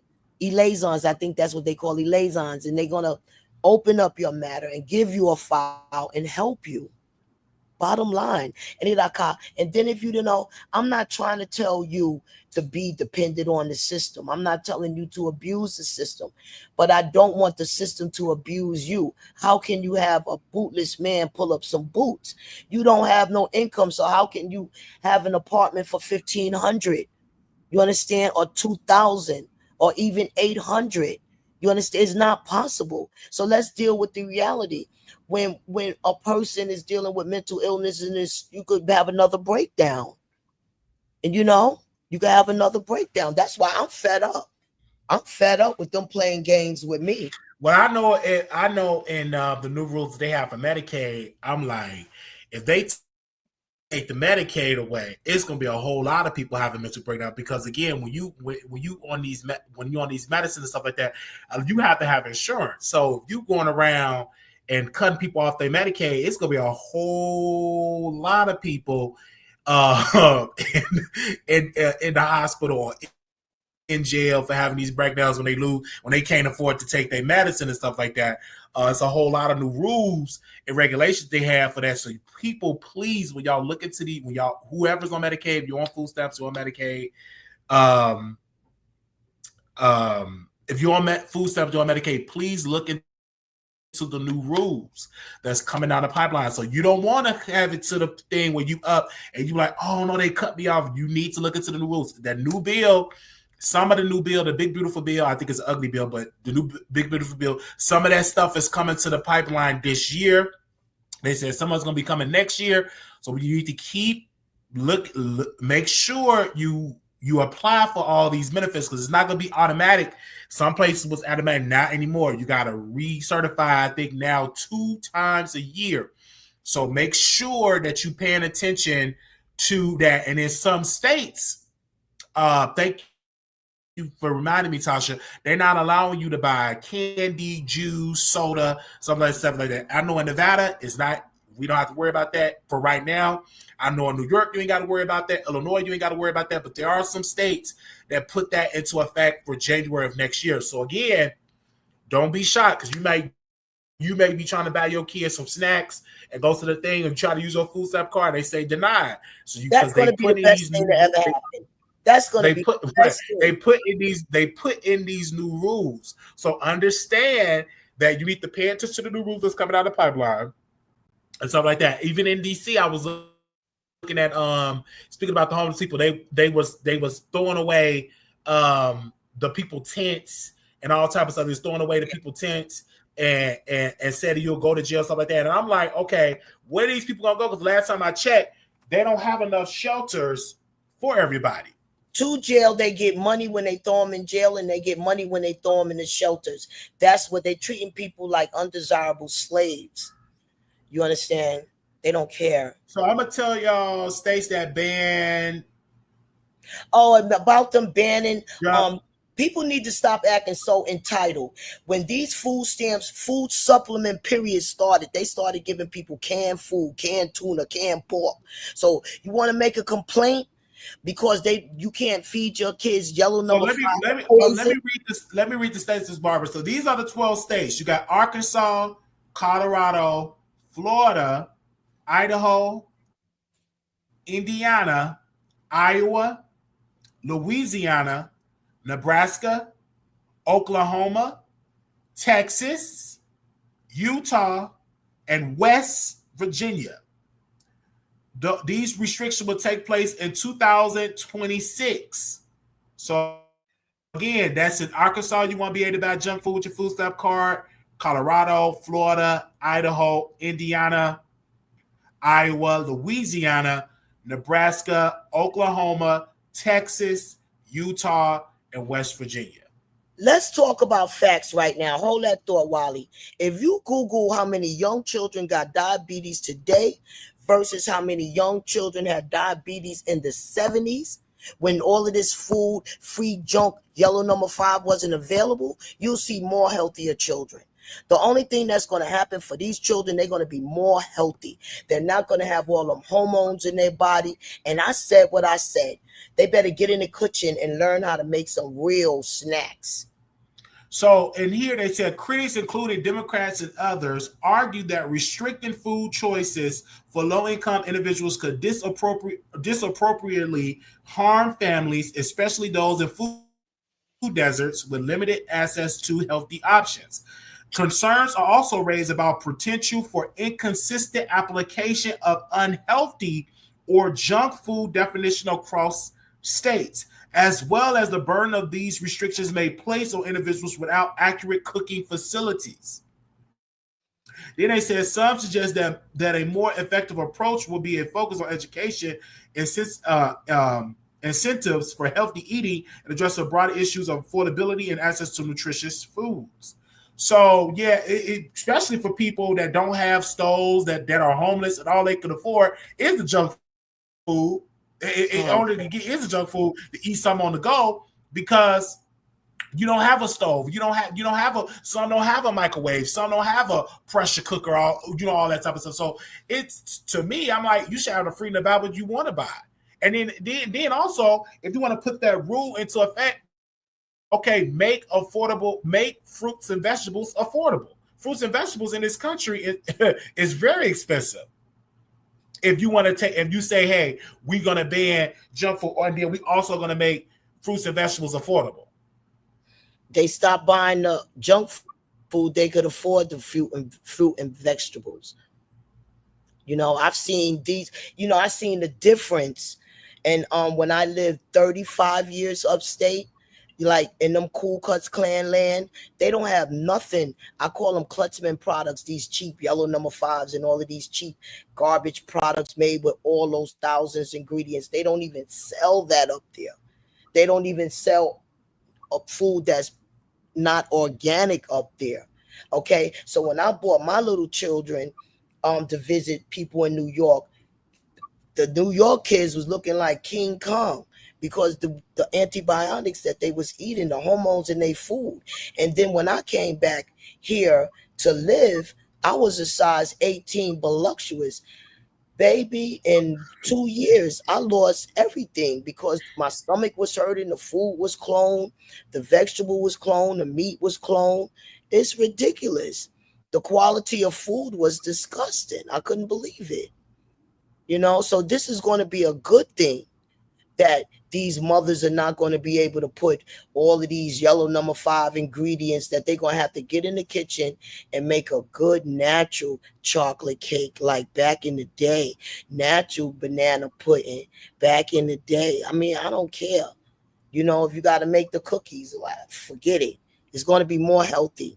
Like I said, one of my grandchildren strictly eat fruit, and one of my grandchildren strictly eat junk. But now that she's around her the other grandchild eating all fruit, now all she eat is fruit. She don't even eat junk no more because Required taste is different now.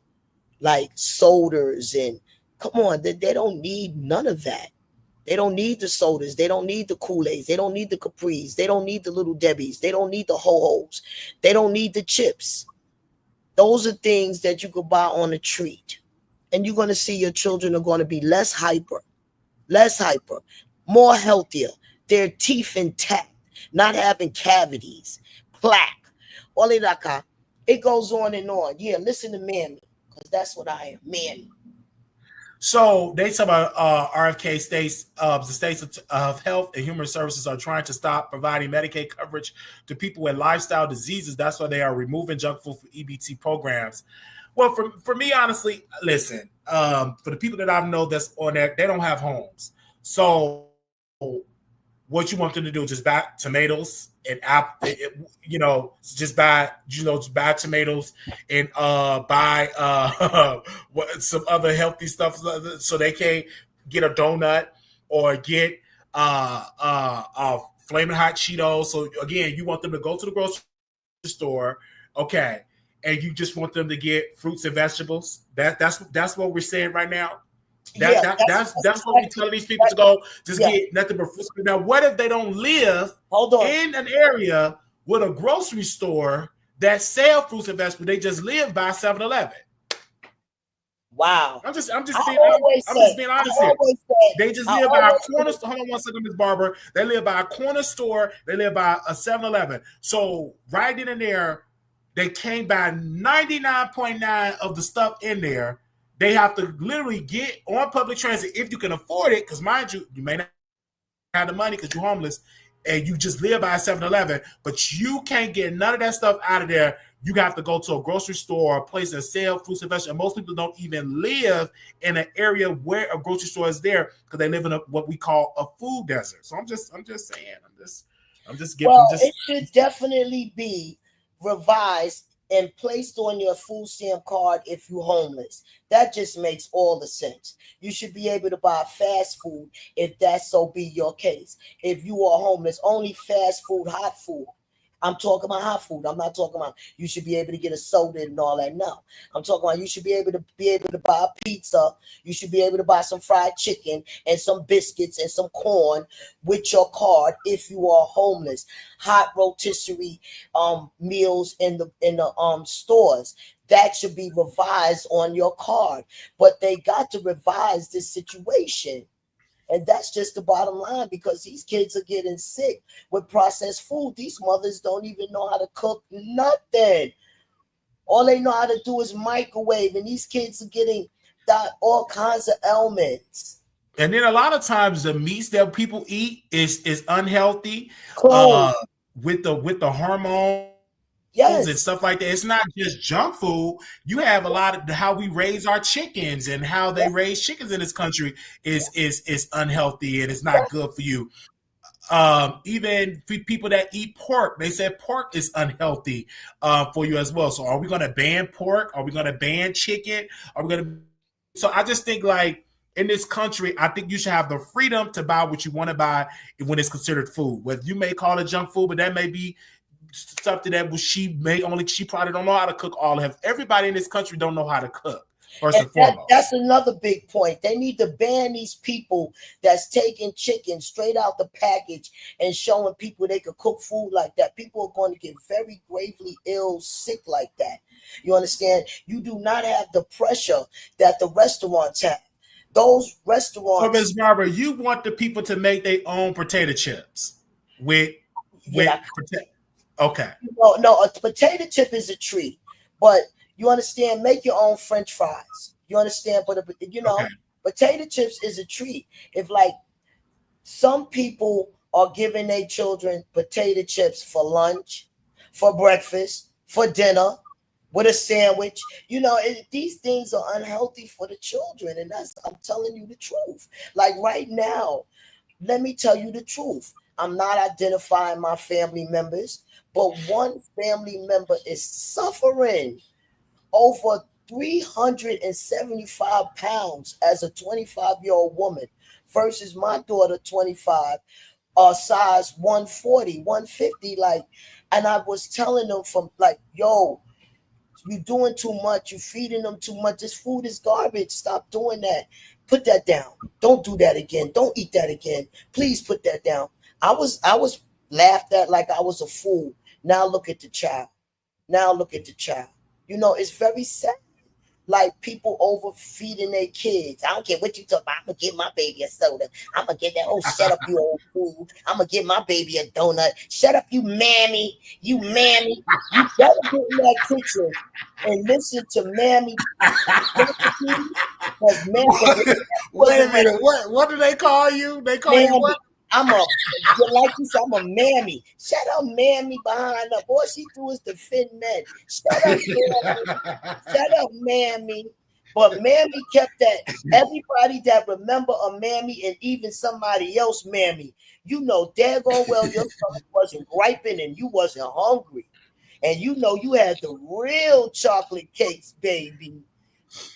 Yeah, so you want mothers. So mothers listen, Tasha, all y'all mothers listen. That's you right. want them to cook. What do you want the mothers now to cook? I want them to cook natural. Oh, Aunt Hannah. I'm calling on the soul of my Aunt Hannah to come talk to y'all. I want her them to cook. You said cook natural. Okay. Cakes. Natural cakes. Not even Dunkin' Hines. Natural cakes. Shift that flour. Shift that flour, baby. Make that real frosting. Make that real frosted. They cannot not let you get seasonings. Baby, oh my God. Y'all don't understand. This is going to be a good thing. Learn how to reserve. Stop using that already made applesauce. Wally, I'm going to testify. I ate Wonderful, not Wonder Bread. Okay? My morning consists of cheese biscuits stuffed with cheddar cheese. Okay? Homemade applesauce, and the hams that we ate was those smoked hams sliced as a steak. That was our ham. And oh boy, biscuits. What? Stop playing with me. Stop. We didn't eat all of that garbage. I didn't know what it was. The only time I went to McDonald's, my teacher took me to McDonald's. I didn't know what McDonald's was. So your mom let you go to McDonald's? She never gave me a dime. Nobody gave me McDonald's money. I didn't even get to eat the 10-cent cookies. Once my father had a transition, I was an orphan almost, but I was healthy. Like my Aunt Hannah had to raise me. And I don't know about junk food. I know about fish and real grits. Okay, I don't know about all that. Cereal in the morning. We didn't have cereal.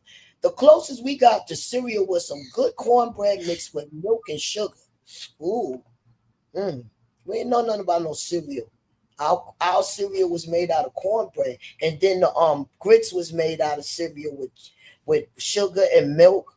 No, nothing about no. We didn't even have cream of wheat. We had to make the grits in the cream of wheat. I heard that. And that's what Miss Barbara is saying here. Before I close out and we hop back on the live, I did add more stuff to the wish list for people that want to get some stuff off the wish list. But again, Miss Barbara, you are definitely saying that mothers should get back in the kitchen and cook home cooked meals, natural home cooked meals. And I know someone said in the chat making salads is free and stuff like that. But again, I personally believe that people should buy what they want to buy because junk food is still food.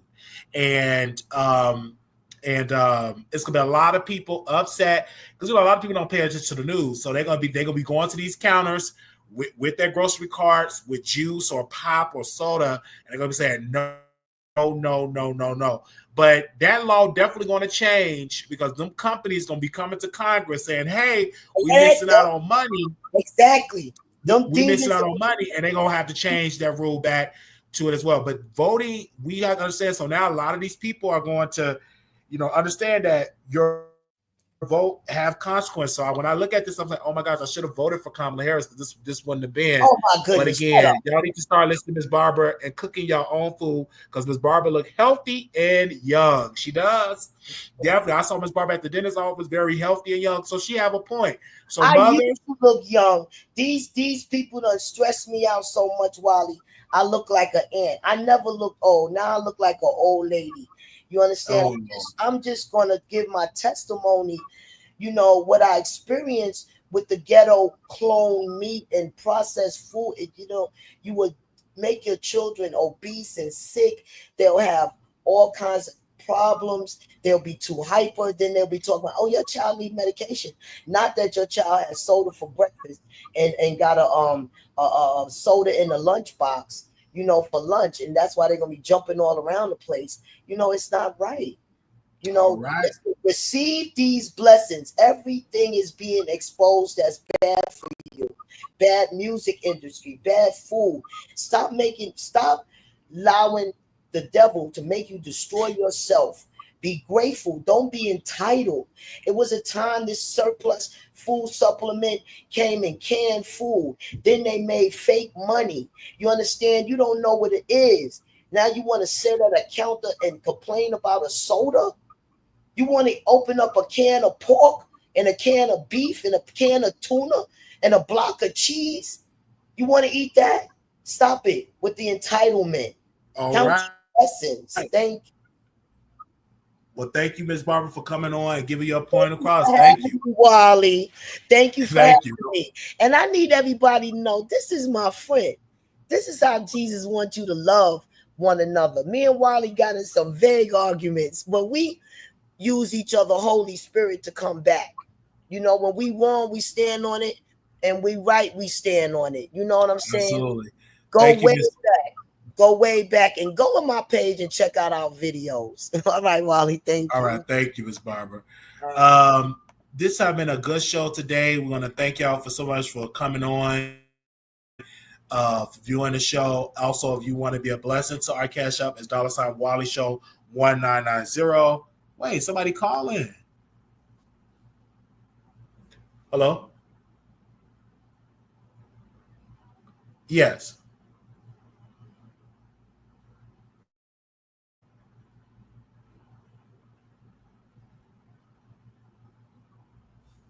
Hold on, so they can hear you. What was you saying? How are you? You break it up a little bit. They can't hardly hear you. You break it up some. Yeah. Okay, well let me call you from my real number then. Okay. Wait a minute, we got a phone call, y'all. We got a phone call. Let's see. Is she calling the right number? Let me double check. Oh yeah, she calling for the right number.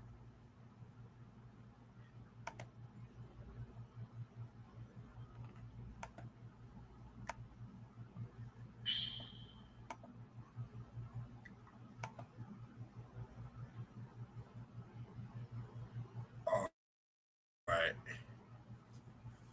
Love y'all. Ooh.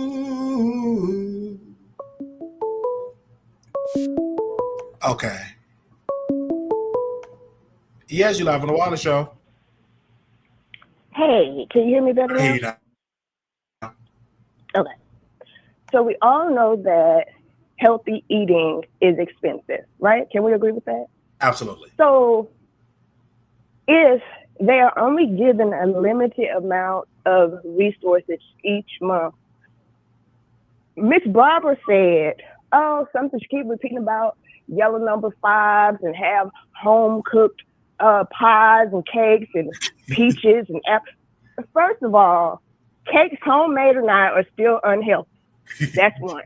Fried chicken and biscuits is still unhealthy. Okay.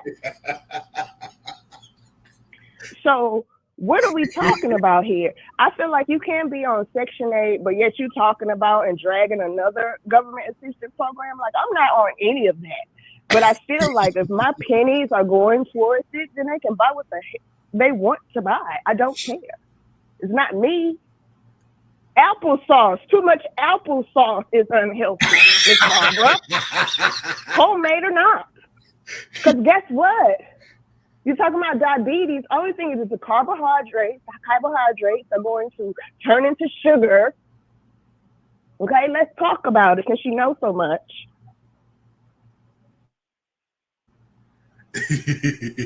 I'm just saying.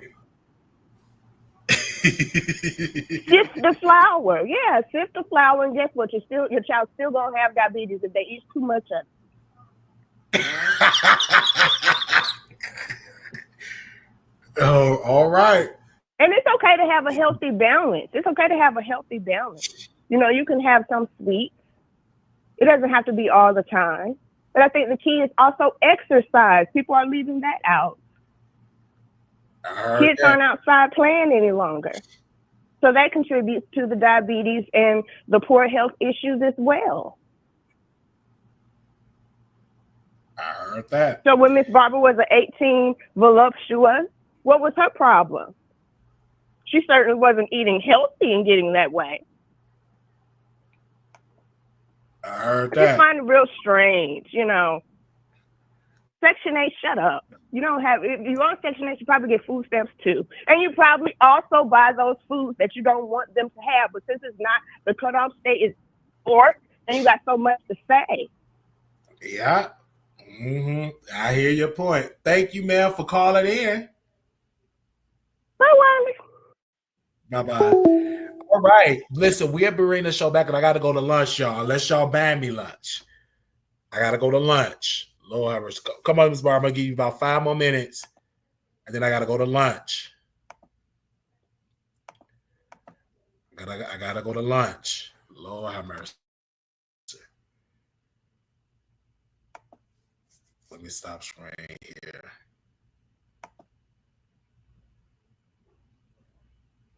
Okay, Ms. Barbara, come on.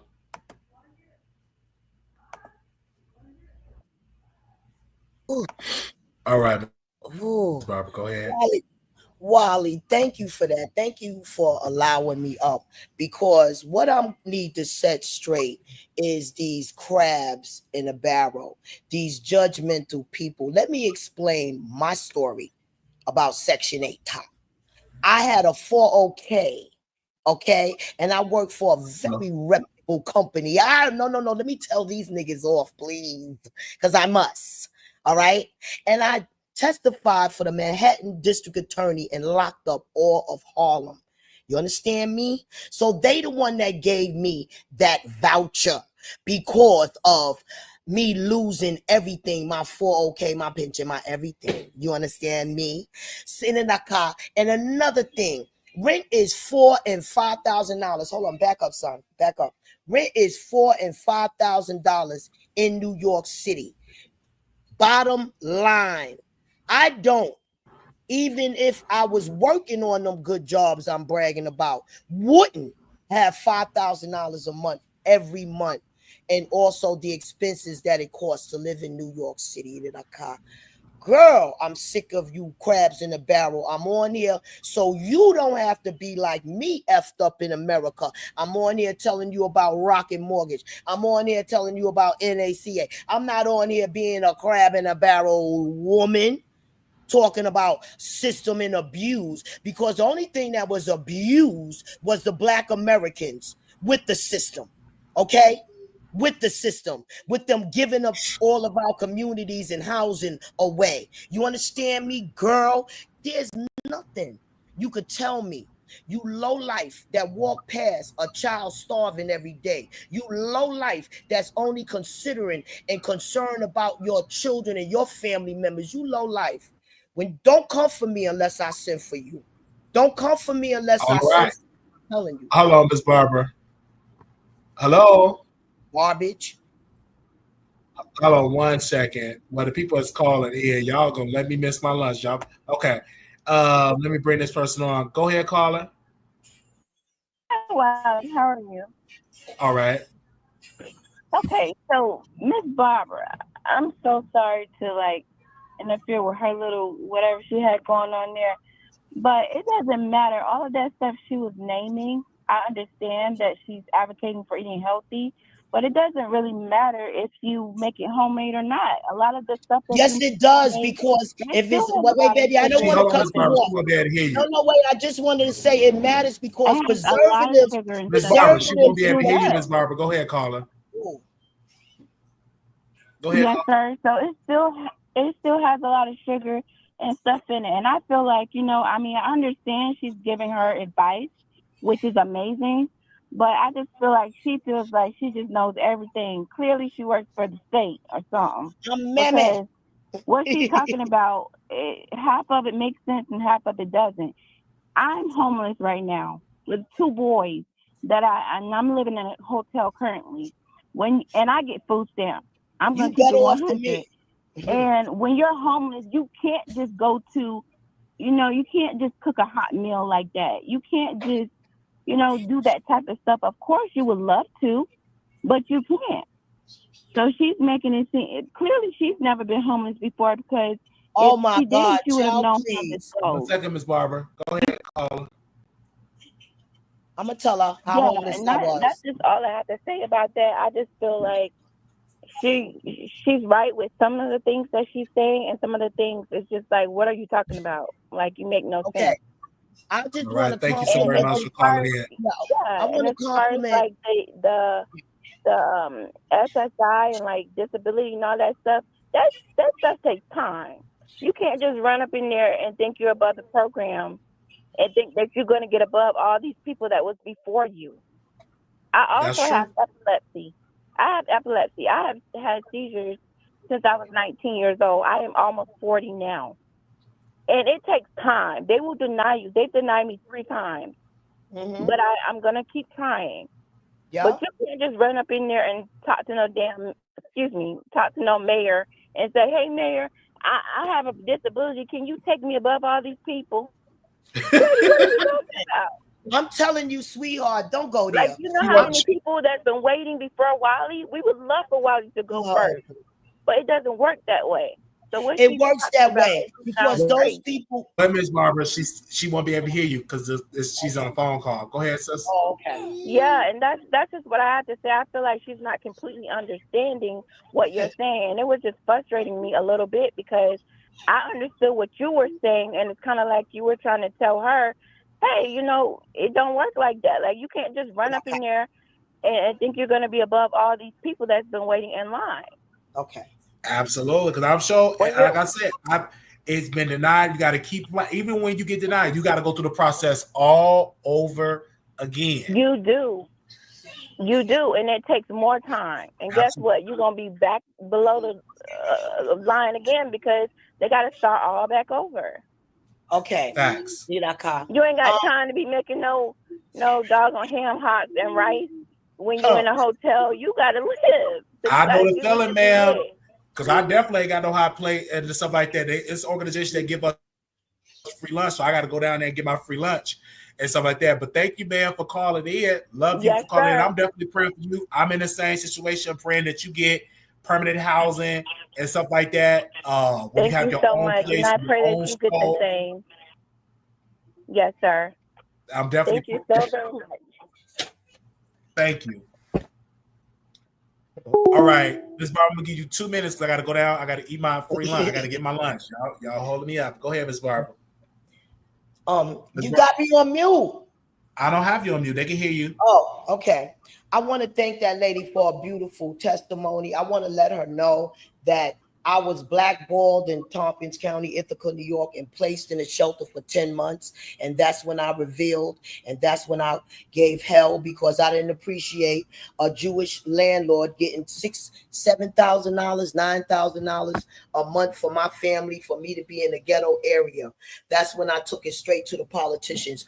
Wally situation is different. He had 2 major episodes, one in the library and one at Walmart. And the other people in the line didn't have those episodes. So that's why he has to reach out to the Attorney General. And if you are a mother with epilepsy in that shelter, I suggest you also go to the Attorney General and ask them to expedite all of your situation also. Why? Because you have epilepsy. Stop letting people think that because other people's situations and you got to wait in line. You have to know what is entitled to you. And what happens is people don't know their entitlements and they get railroaded and they suffer because the government going to win either way.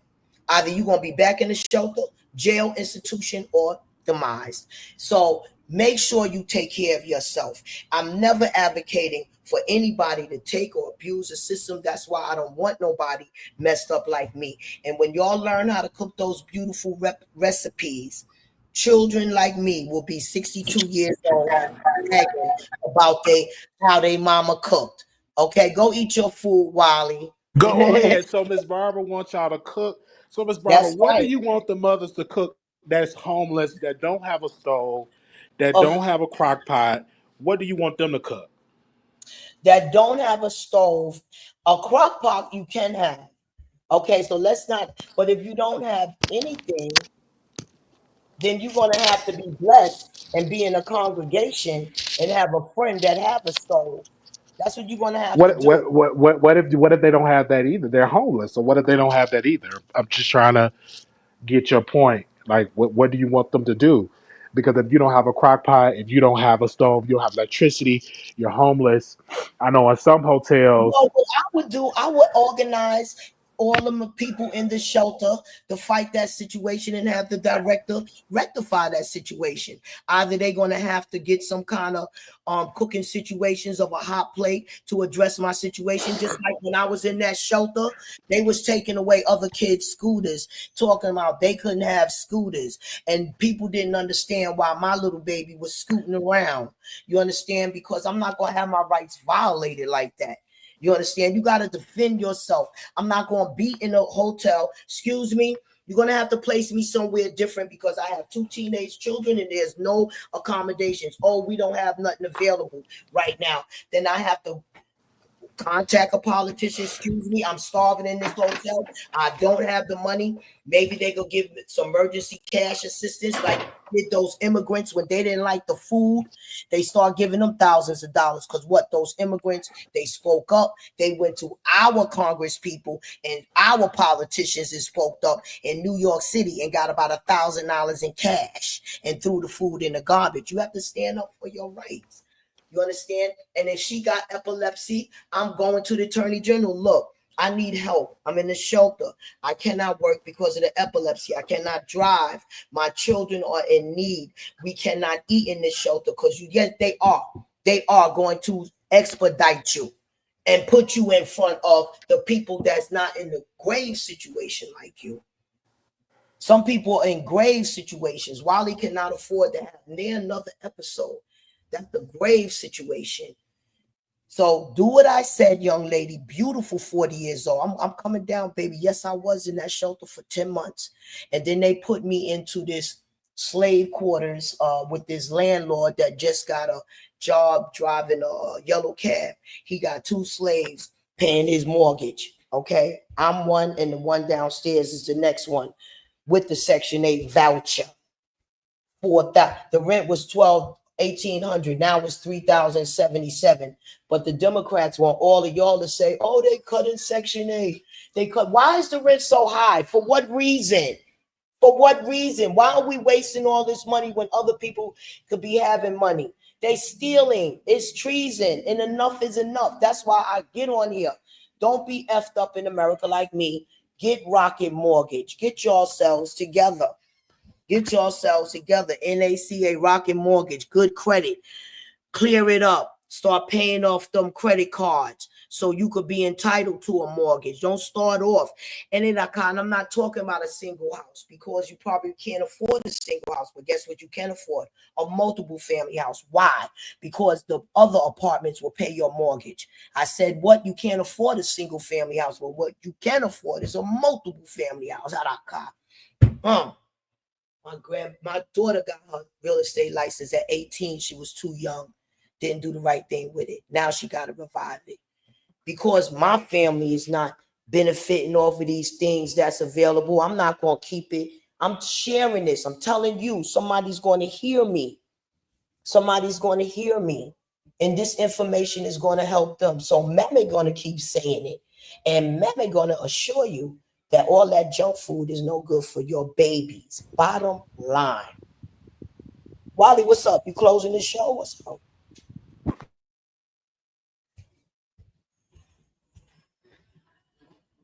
Wally, did you close the show?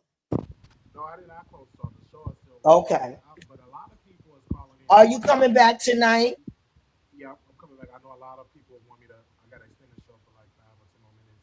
All right, I can't really hear you. Oh, you can't hear me? Hold on, let me call. No. Nobody can really hear you. Yes, y'all gonna be so much better. People taking chicken out the package, not even eating. It's ridiculous. Not even cleaning it. You know? Not teaching these kids how to cook properly. Can y'all hear me now? Mm-hmm. Yeah, tell them how them collard greens and we this time we use smoked neck bones. So they was slamming, baby, right? Nah, what? No, she making some short ribs. My young daughter.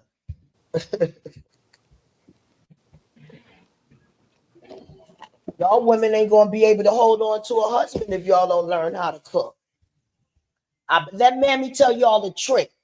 Y'all young girls, I don't know when Wiley's gonna cut the live off, but anyway, I'm gonna tell this trick while I'm up here. You want to stop your man from running out partying all the time? Cook his best meal. Pile the plate up. And when you get out that shower, you getting dressed. Here, eat some food before you go. Make sure the plate is overloaded. Make sure some rice in there and gravy that's going to stick to them ribs. Make sure you got some of them biscuits and cornbread I was talking about too. Anything if he don't like, just make sure whatever he like with spaghetti, pile it up. He going to eat that food and he going to sit his behind down somewhere. Watch. It worked for my girlfriend for a while until her boyfriend got into it. No, every time I eat, I go to sleep. No. Listen to Mammy. Okay? Listen to Mammy. Can't wait to get in my new apartment and I'm going to show y'all how to make some chitlins. Iraka. I have many husbands. Many. All of my men that I ever been with in my life. Give me a second. 1 second, Miss Barbara. We got to bring the callers on because you got the callers calling in. Hold on. Wally, where your food at, Papa? What's up, Cream? Okay. Jada, you live. Can you hear me? Yes. Hey, Wiley, how you doing? I'll make this quick because I don't want you to miss your lunch. No, I already got my lunch. It was just a sandwich, but go ahead. Oh, you already got it? Okay. Yeah. I wanted to first also say hey to Miss Barbara. She don't know me, but she always on the show. I feel like I know her. That's for one. Okay, so here's what I have to say. I'm not saying what Miss Barbara is saying is wrong, but what I will say is that it's a lot different from getting government assistance from 20 years ago, 10, 20 years ago versus now. Now it's a lot harder to get on any type of government assistance. There's a extremely long wait time. I know people who've been waiting on government assistance for like 10, 8, 12 years. So it's so long. And the only reason why I'm saying anything about it, one, because I knew someone who was homeless who attempted to sign up for all these government assistance programs, who was on the list, who lived in hotels to hotels and shelters to shelters. I am a person who used to be on Section 8. I was on Section 8 for like, I want to say I was on Section 8 for like maybe close to 10 years before I was actually able to just find a really, really, really good job to where I'm making like 80-something thousand a year. So I do feel like when people who are currently on government assistance, when they say, oh, it's so easy, you have to just do this, you have to do that. I feel like for people who is on the other side of the stick, I feel like it's a kind of annoying to them because I feel like if they didn't already try those steps and already like attempt to do that, do you think they would still be in a same situation? So it's not as easy as, oh, you need to call the attorney general and this, that, and the third. Half the time when you're calling the attorney general to get some type of help, the lines are down, the chat service is down, the phone service is down because of high call volume. They're just taking you in as a number. I remember about 20 years ago, you could apply for food stamps and they at least give you $150. Now, for you to even get any type of food stamps, you literally have to be freaking homeless. But if you're homeless, what address are you going to give them to send the goddamn food stamp card? So I do feel like, you know, yeah, you could take advice for people who probably been on that has been on government assistance in the past, or if they're still currently on Section 8. I ain't gonna even lie to you.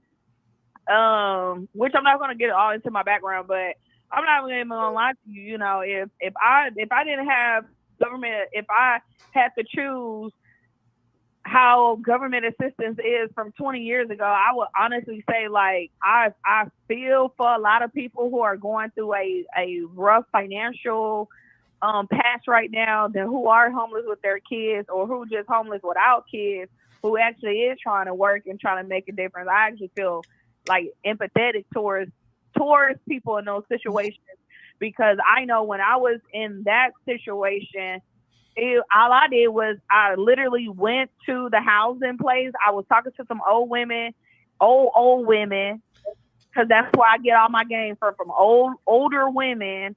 I got the game from them. They told me, hey, just go to the housing office and tell them your situation. I went up there, told them my situation, and I was able to get a Section 8 voucher.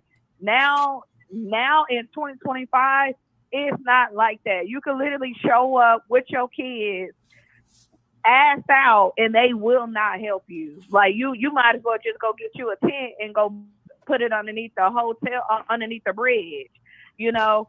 So I do feel like it is a lot more. I feel it's a lot worse. I feel like things are getting worse. Benefits are thinning out. So it's like, if you could find somewhere to get in where you fit in, and just keep hustling until something changes. One question before you go. Barbara got a question for you, Jada. Go ahead with your question, Ms. Barbara. I got to repeat what you said. What's your question?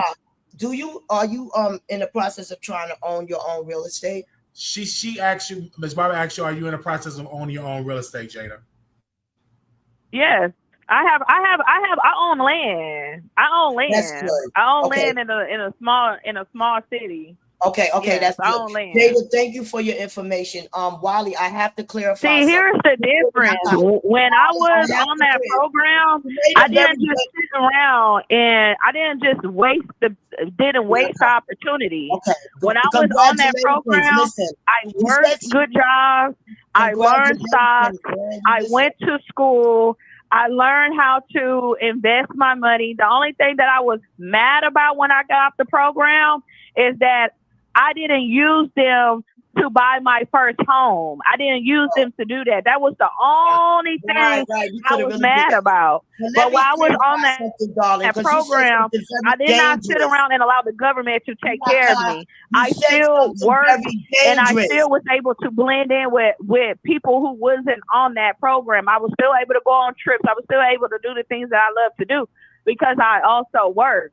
But in the meantime, in between time, where they're helping me by paying a fraction of my rent, I'm also learning how to get more money, because who plans on being on that program forever? I know I wasn't. When I got on the program, I was using that program until I was able to find me a good job where the turnover rate was 1% or less. That's so, yeah. But you said something. Yeah. I own land. I don't just own a property. I own a land. Listen, I need to clarify something. That's my next goal. That's what I'm working on. That's my 3-year short goal. I'm working on getting the trailer. You made a very dangerous statement. I want people to hear me. You made a very dangerous statement. Let me explain something. I live in New York City, which the state is labeled a sanctuary city. You understand? She said she And lived in New York, which is the sanctuary city. Go right, ahead. and in New York City, you And can in New walk York in. City, You can walk in by appointment, and they give them like cookies and get a voucher to sustain. She said you can walk in by appointment and get a voucher. Yes, it might not be Section 8. I'm not gonna lie. When I was young, around 20, I think I was like 20 or 21. I tried to apply for New York housing, and it was hard getting on New York housing voucher. So I don't know. All I'm gonna say, I'm gonna drop down in the bushes. But all I'm gonna say is just be careful who you get your advice from. You don't want to bark up the wrong tree to where they're harassing you and trying to get you up out of there because they feel like you doing too much. Because when you start doing that, and that's what I learned from my homegirl being in the shelter, when you start asking too many questions, because they get grants for you being in there. They get grants for you being in shelters. And if you start asking too many questions about where that grant money going, what is that grant money paying for? Can you provide me an itemized list to show me what is my money that you're getting for me for being here, the grant money? What is this free money going to? Because y'all not giving me any of this. I'm not getting any type of utility check or a subsidized check. So if you start asking those type of questions, start going above. I'm not saying be a sleepy black. No. What I'm saying is learn how to play the game before you start ruffling people's feathers and going above people's heads. Because when they start picking on you and they find any tiny BC reason to kick you out the shelter, they're gonna kick you out the shelter, and ain't nobody gonna have your back. So it's like, it's not about what I did with it. All I'm saying is the people out there that's going through a financial patch, it's only temporary, and you will get through it. You just have to believe that. But don't go around here in these shelters ruffling up feathers, asking these people 1,000,001 questions when they got the roof over your head in the palm of your hand, in the palm of their hands. That's all I was saying. Y'all will get through it. Signing up for government assistance is not as easy as people make it seem. Maybe 20 years ago, yes, but not now in this day and time. And I'm going to tell you, in 2025 in New York City, day and time, you could bring your child and children. If you do, one arm, you damn near got to be a vegetable to get some immediate type of assistance, unless you're telling them you got the house in Virginia. Excuse me, daughter, would you testify? But that's all I say. I'm going to jump down in the bushes. Let my daughter that's going through it in 2025, would you testify for these people? You said what, Wiley? Miss Barbara bring her daughter on. Excuse me, wait, my daughter's anybody in New York City could get, anybody in New York City could get qualified. Okay, I'm gonna jump back down. Okay. The only thing you have to do is have a letter stating that she's she don't need it. You talking to people. Oh, she got property. She good. Oh. You need to talk. To anybody with a dependent or non-dependent, you could go to your local home base within your area and receive information on how to receive a voucher. Whether if you're in housing court, or if you're going through domestic violence, or if your house is just simply overcrowded. That's it. Exactly. And you could do what? Just that easy. Yeah, just that damn easy. Yeah. I don't want nobody to think out there. You understand? The only thing now is just that easy.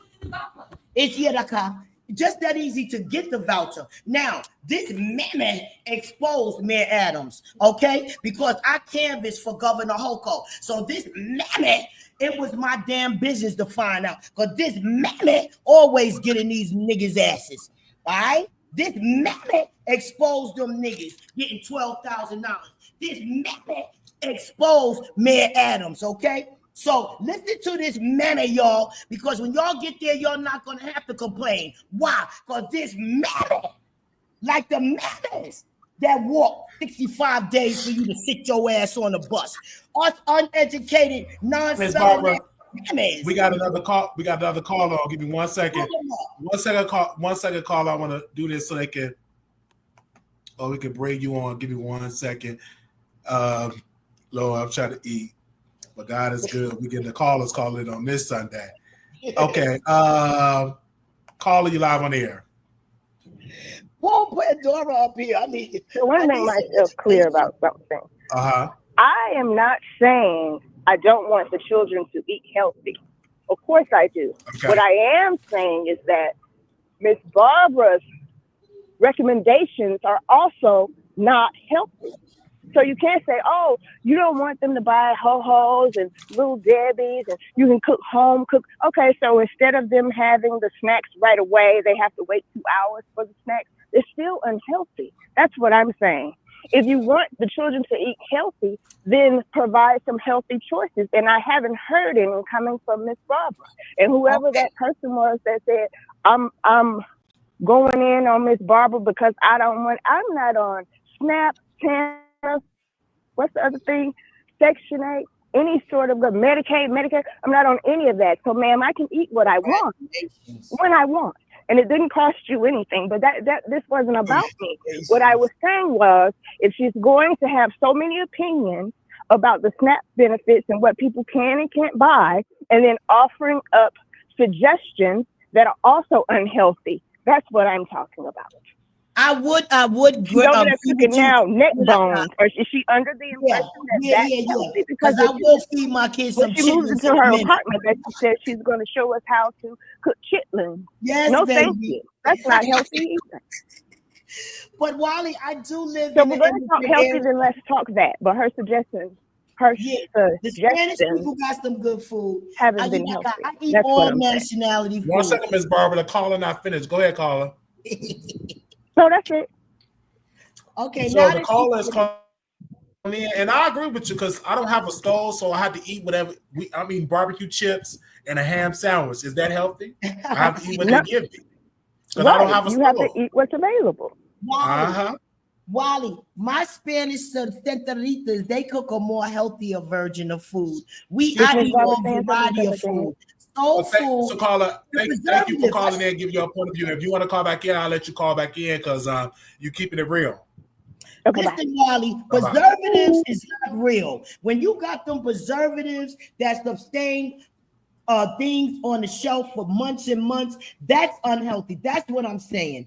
Stop feeding your children things that have preservative in it. Shift your flour. Don't buy no Dunkin' Hines. Shift your flour. Buy your own seasonings. You know that because definitely soul food is not healthy. That's why I cook. Yesterday, my daughter bought those smoked neck bones. I use turkey necks and turkey butts and turkey wings for my collard greens. But I sure tore them neck bones up. Somebody said flour have preservatives.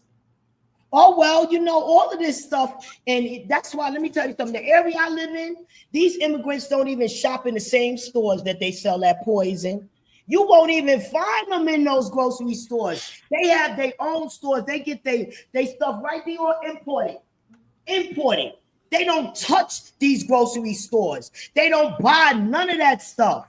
None of that. They got their spices, their meat, their lamb, and they make all. Right now, I'm buying their little snacks that they make from homemade Indian shops. When you know what, I'm gonna be showing you all of this. I'm back out. Somebody said in the chat here that they work for the homeless. So I'm trying to find that comment. Y'all bear with me. Turkey butts taste like smoked neck bones and smoked turkey is delicious.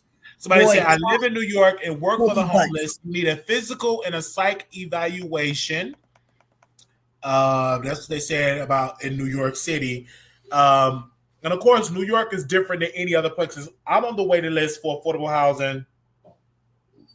For low income housing. And I'm at number 600. Then it's a number for 900. It's different lists. Then I'm number 1,300 or some. It's like multiple different lists. So I have to be patient. You can't rush it. You know what I'm saying? You have to be patient, rush it. And praise the Lord that we have a show where we can talk to people that can donate, can give, and also be monetized on YouTube. But again, this program only lasts for 3 months. So I have to do everything possible to get it together so we get our own place in the next 3 months. Okay, we got another caller. Give me a second.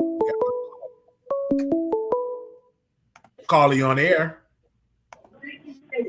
Caller. Hello. Hey, I just have a question, a follow-up question.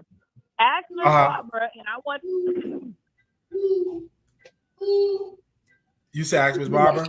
Hold on. Ask Let me Miss go. Barbara, and I want you to also answer this question too. Okay. Why are we so much focused on low-income kids and what they eat? What about the kids that don't get food stamps? So you're saying that kids that don't get food stamps supposed to eat unhealthy and processed food, while the lower-income kids get segregated and only eat fruits and vegetables and only healthy snacks? Miss Barbara, do you want to answer that? You won't be able to hear Miss Barbara because you answer it first, Wally. Okay, I'm gonna jump off the line. Okay. Go ahead, Miss Barbara. No government should support anyone killing themselves like they do. Like, I'm glad they took away Wade versus Wade, being one of 13 kids to a penniless woman. I wouldn't be here to even say anything. As far as rich folks, well, I've been around very rich folks, and they don't feed their children junk food and sodas. They feed their children organic, the expensive organic food and stuff like that. I've been around millionaires because where I lived for 35 years, they was all millionaires, and they don't feed their children stuff like that. Look at the kids. So I'm gonna call this caller back. Somebody had called D. I'm gonna call them back and see what they have to say. Hello. Please state your name after the tone, and Google Voice will try to connect you. Wiley.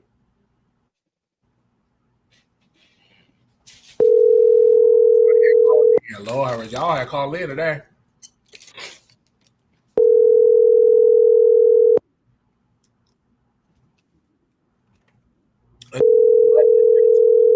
A week, the government is not paying for it.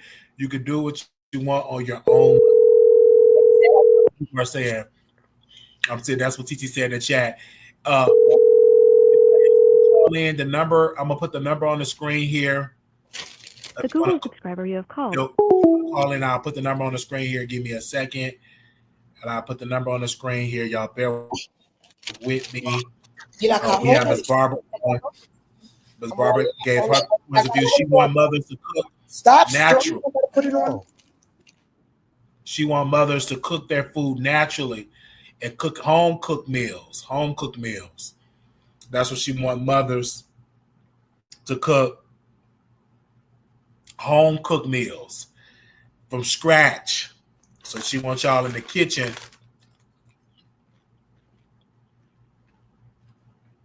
And don't forget, I want them to wash that damn meat before they cook it. Okay, we got another caller here. And I want them to use bottled water. Caller, you on the air? Caller, can you turn me down the background? Hello? You got to turn me down the back so I can bring you on the air. Can y'all gather up some I can you now. Go ahead, caller. Hold on 1 second, Miss Barbara. Go ahead, caller. Yeah, I just want to address Miss Barbara calling herself Mammy. I don't think that's appropriate language that Black women should be using nowadays. I know that she's trying to be funny, but no, I'm not. It's coming across I'm not. And I'm not worthy. One second, Miss Barbara. 1 second, he won't be able to hear you because he's on the phone and you on StreamYard. Go ahead, caller. Yeah, so her talking about being a mammy was funny at first, but I'm getting a little concerned about that verbiage because we don't want to call Sister Today mammy. I'm just not for that. And as far as Miss Barbara talking about healthy food alternatives, I get what she's saying, and that is a great idea. But why are they taking it out on the least, fortunate people? If you can't afford food, anything that you get is going to be nourishing compared to not getting anything at all. So what a lot of callers are trying to tell her is that some people are in a predicament to get healthy food. Somebody in the chat said that salads are free. And I want to know where these salads are. Where do you get free salads from? I never got a free salad, but go ahead. But and do people know how They give you expensive salads chips, are? ham sandwiches. They give you chips, ham sandwiches, juice. Yeah, never a free salad. I never had got a free salad in my life. Right. You're getting the stuff that you're getting now, like the processed food that they're trying to eliminate. Mm-hmm. Like that ham is not freshly sliced off of a pig. That's processed meat. And including that bread, that's bleach and all kind of preservatives. You know that there is hair in our bread to keep it fresh longer. There's a reason why our bread doesn't go get moldy. There's actual hair in it. Go Google it. There's hair in our bread just so that it can last longer on shelves. There is a difference between somebody who is actively trying to eat unhealthy food and then somebody's only choice is to eat healthy food. Because we know that most Black people who are lower income only have the barrio or that corner store to eat at, or maybe like a Family Dollar or Dollar General. Those places don't serve healthy foods. You ever see a produce section, in a corner store? Not if you live in maybe if you live in a bigger city like New York City, they might have produce, but would you trust that? That's all I think that people are trying to say to this, Barbara. And one more point about the housing. You're competing with a lot of folks, and people are not recognizing that you're a man. So you're going to be the last on the list anyway, before women, battered women and women with kids, because people don't care about homeless men. They don't. So that is something that I'm not hearing anybody say. That okay, Wiley is still a man, and there isn't that many men's shelters. They don't want men in shelters with women. So his predicament is a little bit different than all these people who are calling up who have kids. Has anybody single? Have we heard of a single female Black woman call and say, I've been on assistance and I got help through the government? No, because they can easily find jobs. Nobody finds Black women threatening at the workforce. But this man is like 6'4", and they just want him to wild out. And with his record, I can see why people will be like, I don't know if I want to hire him. He might crash out like he's done before. So he's going to have a harder time finding a job than your average person. And I don't think most of the callers or the people in chat are realizing that being Black men, it's harder for us to get jobs as it is. So you can imagine if you have a record or if you have a mental illness, which shouldn't be used against you. But if you put down that you have a mental illness, that nobody's going to take you up. Nobody's going to consider your application. You thinking of truth there? And then we try to explain it to people. They be like, "No, you do this." I'm like, "Listen, we have done it all. When we got out of jail and we went to all the programs, when I was seeing you numbers such and such, if another woman with family come, they give it to them first for anything. They're like top priority. And even when I was at Catholic Charities, it's only limited only like Catholic Charities or Salvation Armies that do for men. There's not too many shelters for men. So once them beds are up, once it's full, you got to sleep on the street. But women, they have a little bit more. I was blessed enough to even get into supportive housing, and that just happened. I just went to the clinic and it just was a blessing. I don't know how I was able to do it. It was just a blessing where somebody was like, "Oh, I know where you can go. Oh, you can go here," and stuff like that. But when you first be homeless, when you got to go to the shelter, you got to be in that line early. If you don't, you won't get a bed. And if you don't have a bed, you got to sleep on the street.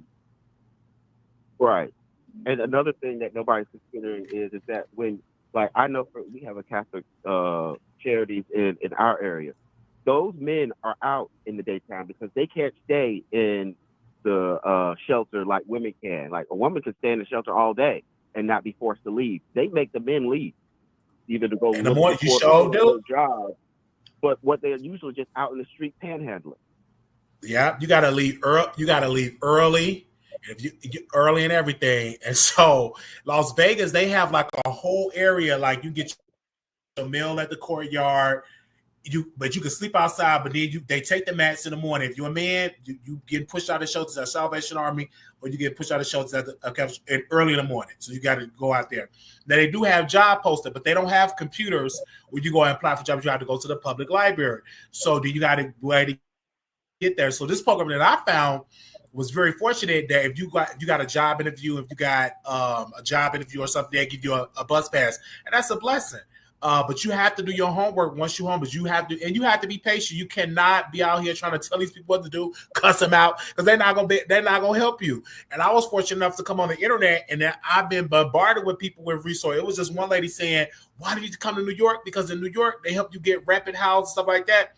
I was like, "Oh, I might keep that I might keep that under wraps." Go to New York, because New York is a little bit different than Las Vegas. Like, we have people coming from LA. It was one guy I talked to, he had moved from LA to Vegas. He homeless, and he said the programs in LA is so bad because the need is so great. You have people that have been homeless for years. So if you just now being homeless, you at the back of the line. So it's good to hear people. And so I just hear people like, even when Ms. Barbara said about disability, I'll be like, okay, babe, yes, because I know how challenging it is. It's very challenging to get on these programs now, especially when you have a new administration that don't want people on the programs in the first place. They trying to kick people off these programs. So it's a battle. Anything else you want to say, caller? I'm sorry. Oh, no. I wanted to ask you, like, when you were in the shelter, right, because I have volunteered at a shelter before, and I remember they were making no men work.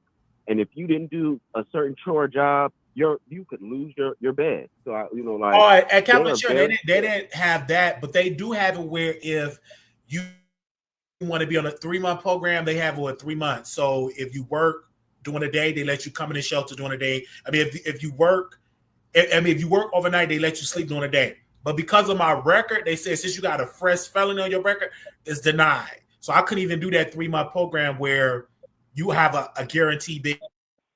Well, your curfew, I think, is at 7. You have a guaranteed bed, but once they check my record, I didn't qualify for that program. But for them, they said you have to make sure you keep your area clean. If you don't keep your area clean, then you lose your bed. But in like being in the shelter period, you don't have to like do chores and stuff like that because they have like staff to do all that. But if you get like a guaranteed bed, you on a 3-month program, you have to make sure your area is clean. Somebody said no apartments available in New York City, Wiley, so New York may not be the best choice. Well, according to Ms. Barbara, she says no apartments available. I'm trying to tell you. They said that is a lie. New York had the best program for homeless people, especially men. You just have to follow the metrics. It's people moving from other states and checking into shelters on purpose because of that. Okay. Well, hold on. The man said something. Let's hear what he said. What did you say, sir? They said I just don't want these people to set you up for failure. Because they're trying to make you move all the way across country in a place where you don't know too many people, where it's more likely that you can be even more homeless. We're not immigrants, and we don't speak Spanish, so it's not like somebody's going to put us in a hotel and let us eat for free and stuff like that with a $1,000 of food stamp card. Because that's what I learned when I lived in LA. I was like, oh, this is a hustle. And the immigrants know it right when they get there. There are people who were driving around in Benzes, and they were at food, places where you get food from, like a food shelter. And they were stacking up on the fresh vegetables and stuff that should really have gone to people and families that really needed it. But they were using the food pantry to supplement their income. So I guess to pay for their BMW. It's LA is a very complicated place, and I can see why the people who are moving away from there are moving, because I can't live 8 people to a room. So when I see people like, Denard and Armand stay by themselves, I said, I know they're spending some money, because there's no way you can live by yourself for the amount of rent you were talking about, like for $1,500. $1,500, I had to share a room with 3 other people. Mm-hmm. Exactly. When I was living in LA, go to New York and stuff like that. I hear your point, but because the lady was like, they giving out housing vouchers. Then when I moved to New York, they'll be like, we ain't giving out no more housing. What you talking about? We ain't doing that no more. And wind up being back on the street, you just don't know. Because here I have a little bit more. Like I have 1 or 2 producers that live here that help out and stuff like that if I need to go to like an appointment and stuff like that.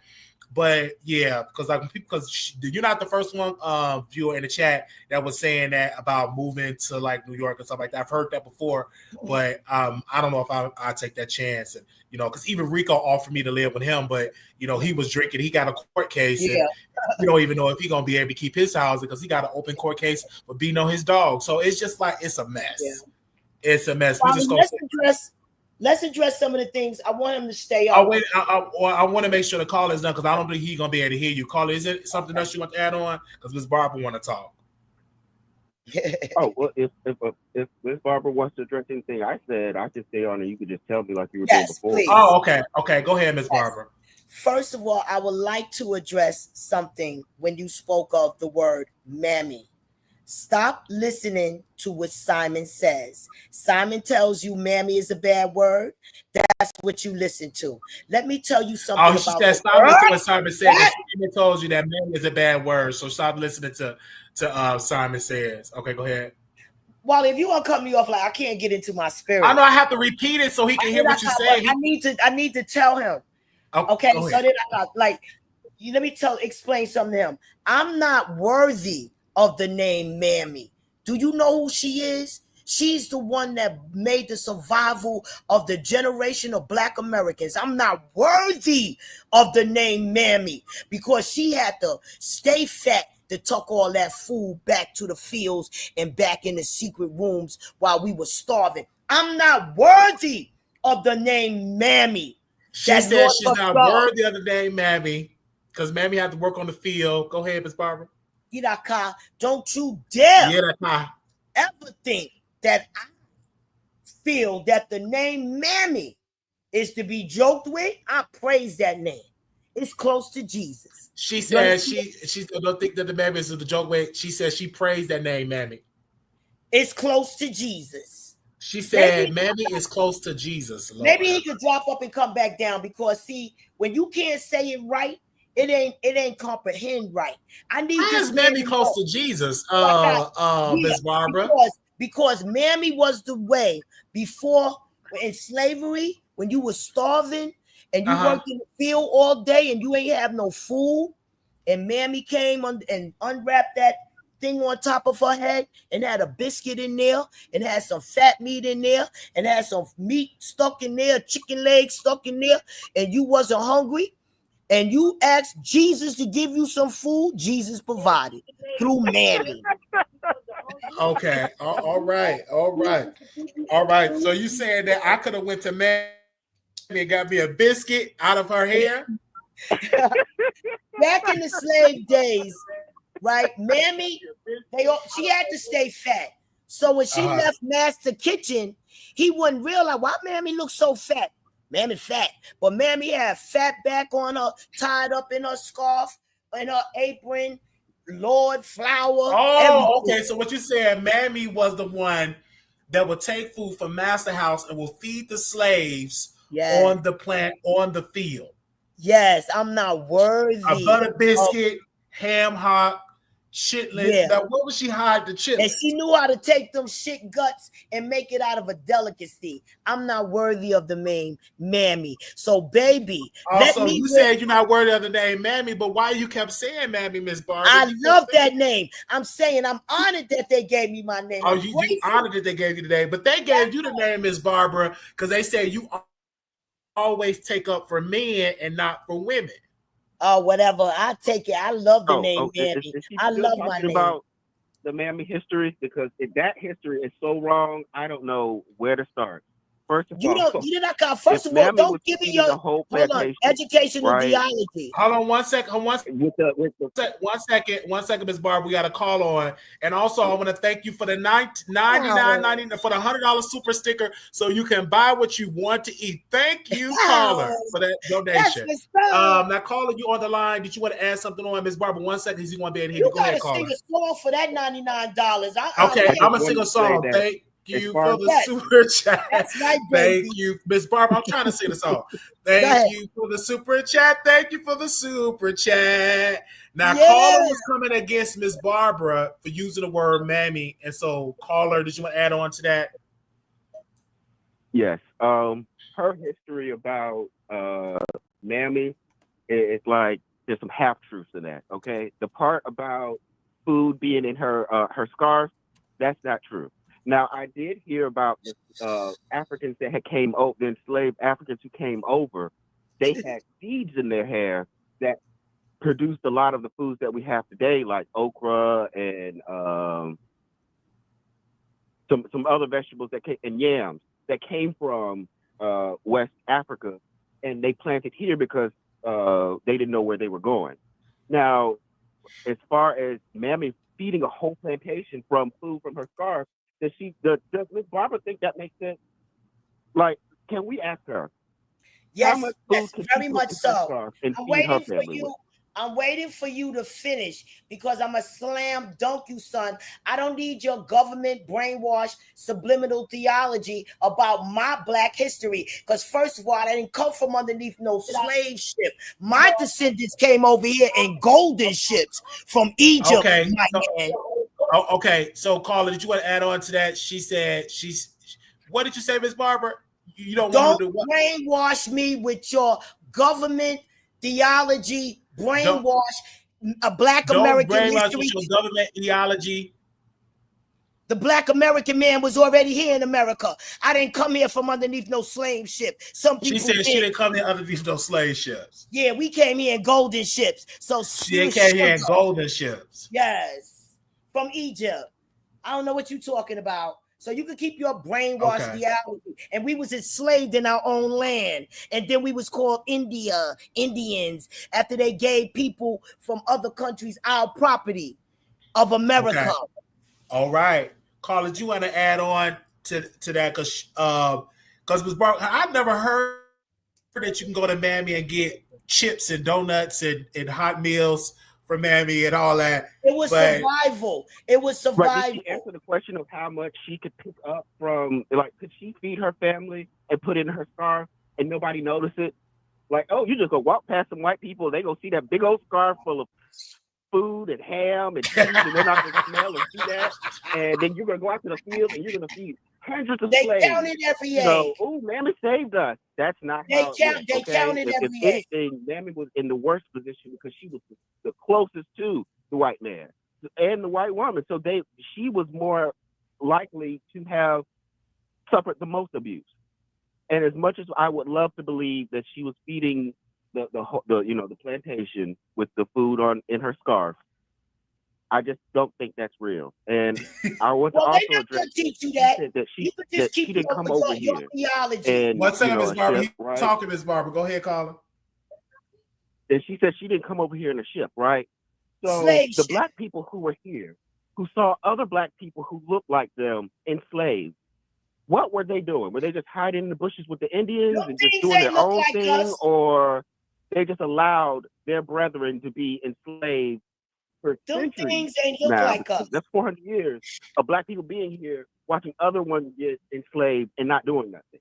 So can Miss Barbara address how she and her family didn't get enslaved, while the rest of us who are descended from West Africans were enslaved, while we had black Americans looking at us who looked like us, who didn't want to do anything to help us? I got the answer. Can you answer that for me, please? He goes on and on. I mean, I got to answer. Okay, but he had to answer this point. Ms. Barbara, now what is your response? He said something about, first of all, the black American man was already here. They terminated us. They scalped us.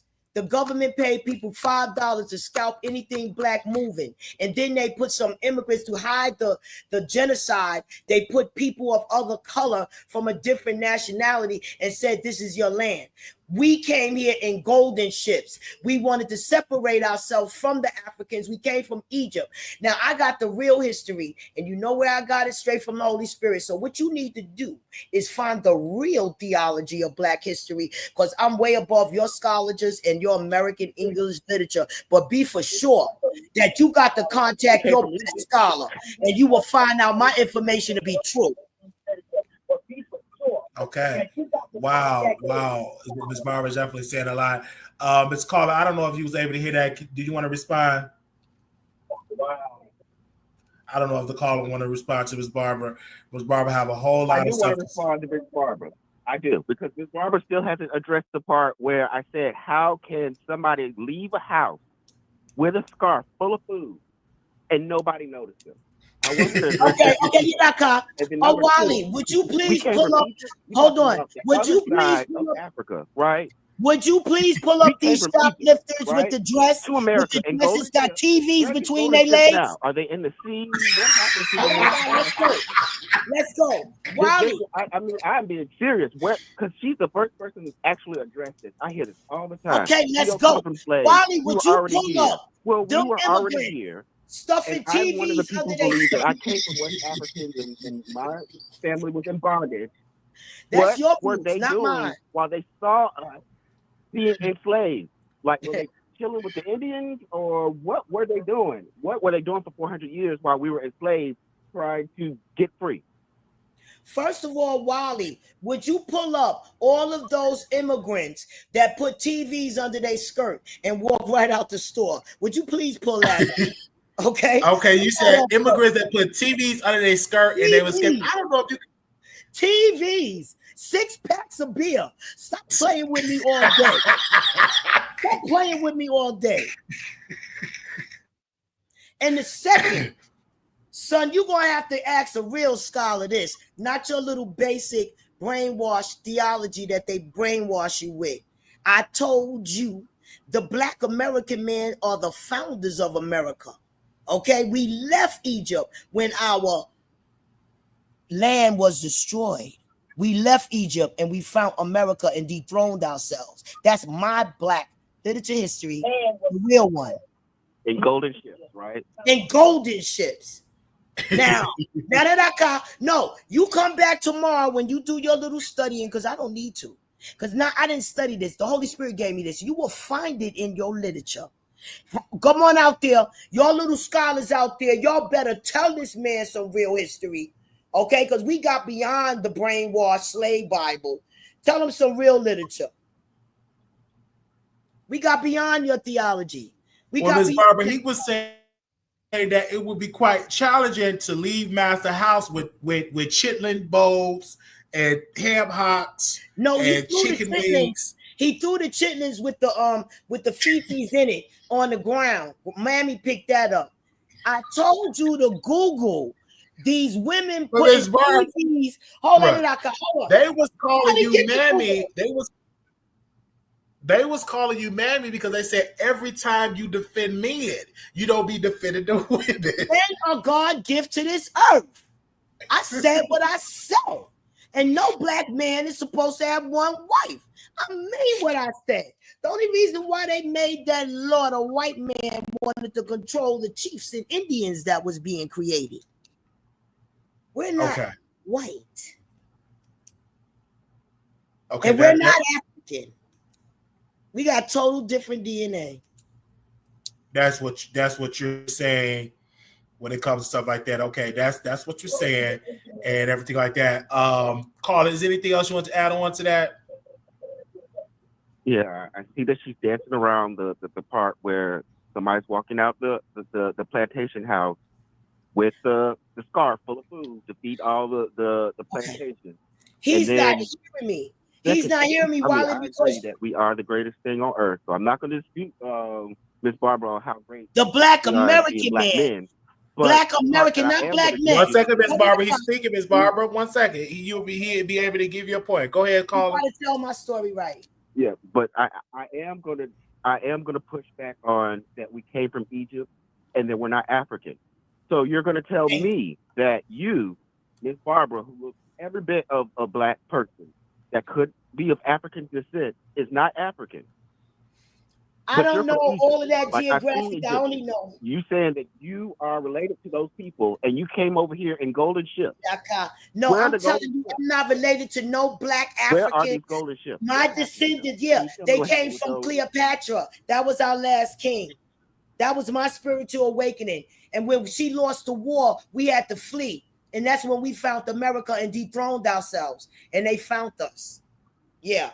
That's my spiritual awakening. Now you will find that because after the Holy Spirit gave me the spiritual awakening, she actually led me to the actual literature of professors.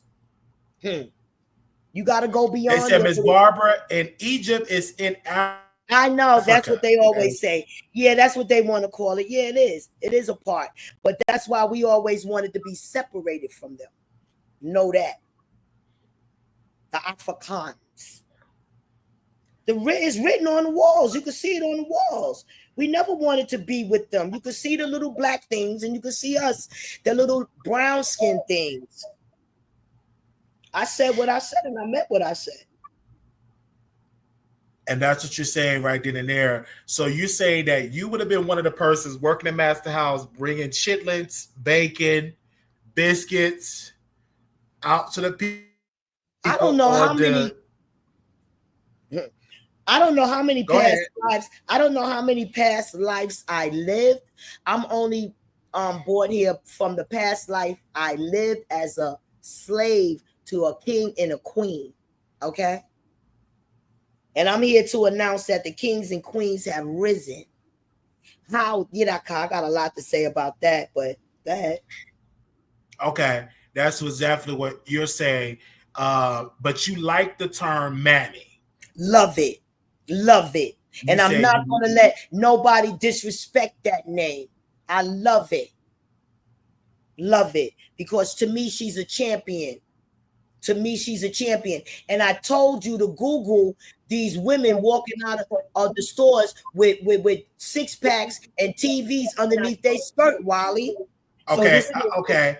That's just what you said. Google the people that work with six packs with TVs, everything. That is what you're saying. And so Ms. Barbara have every right to fill those in. So you don't care if somebody call you mammy, Ms. Barbara.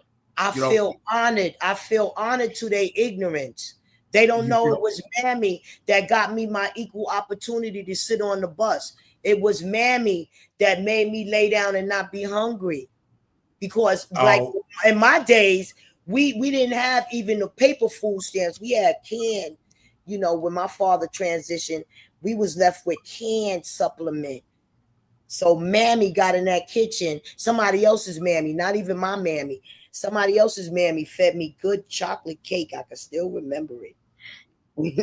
Somebody else's Mammy fed you good chocolate cake. So yep.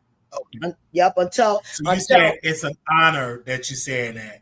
Yes, Lord Jesus. I told you her name is close to Jesus as far as I'm concerned.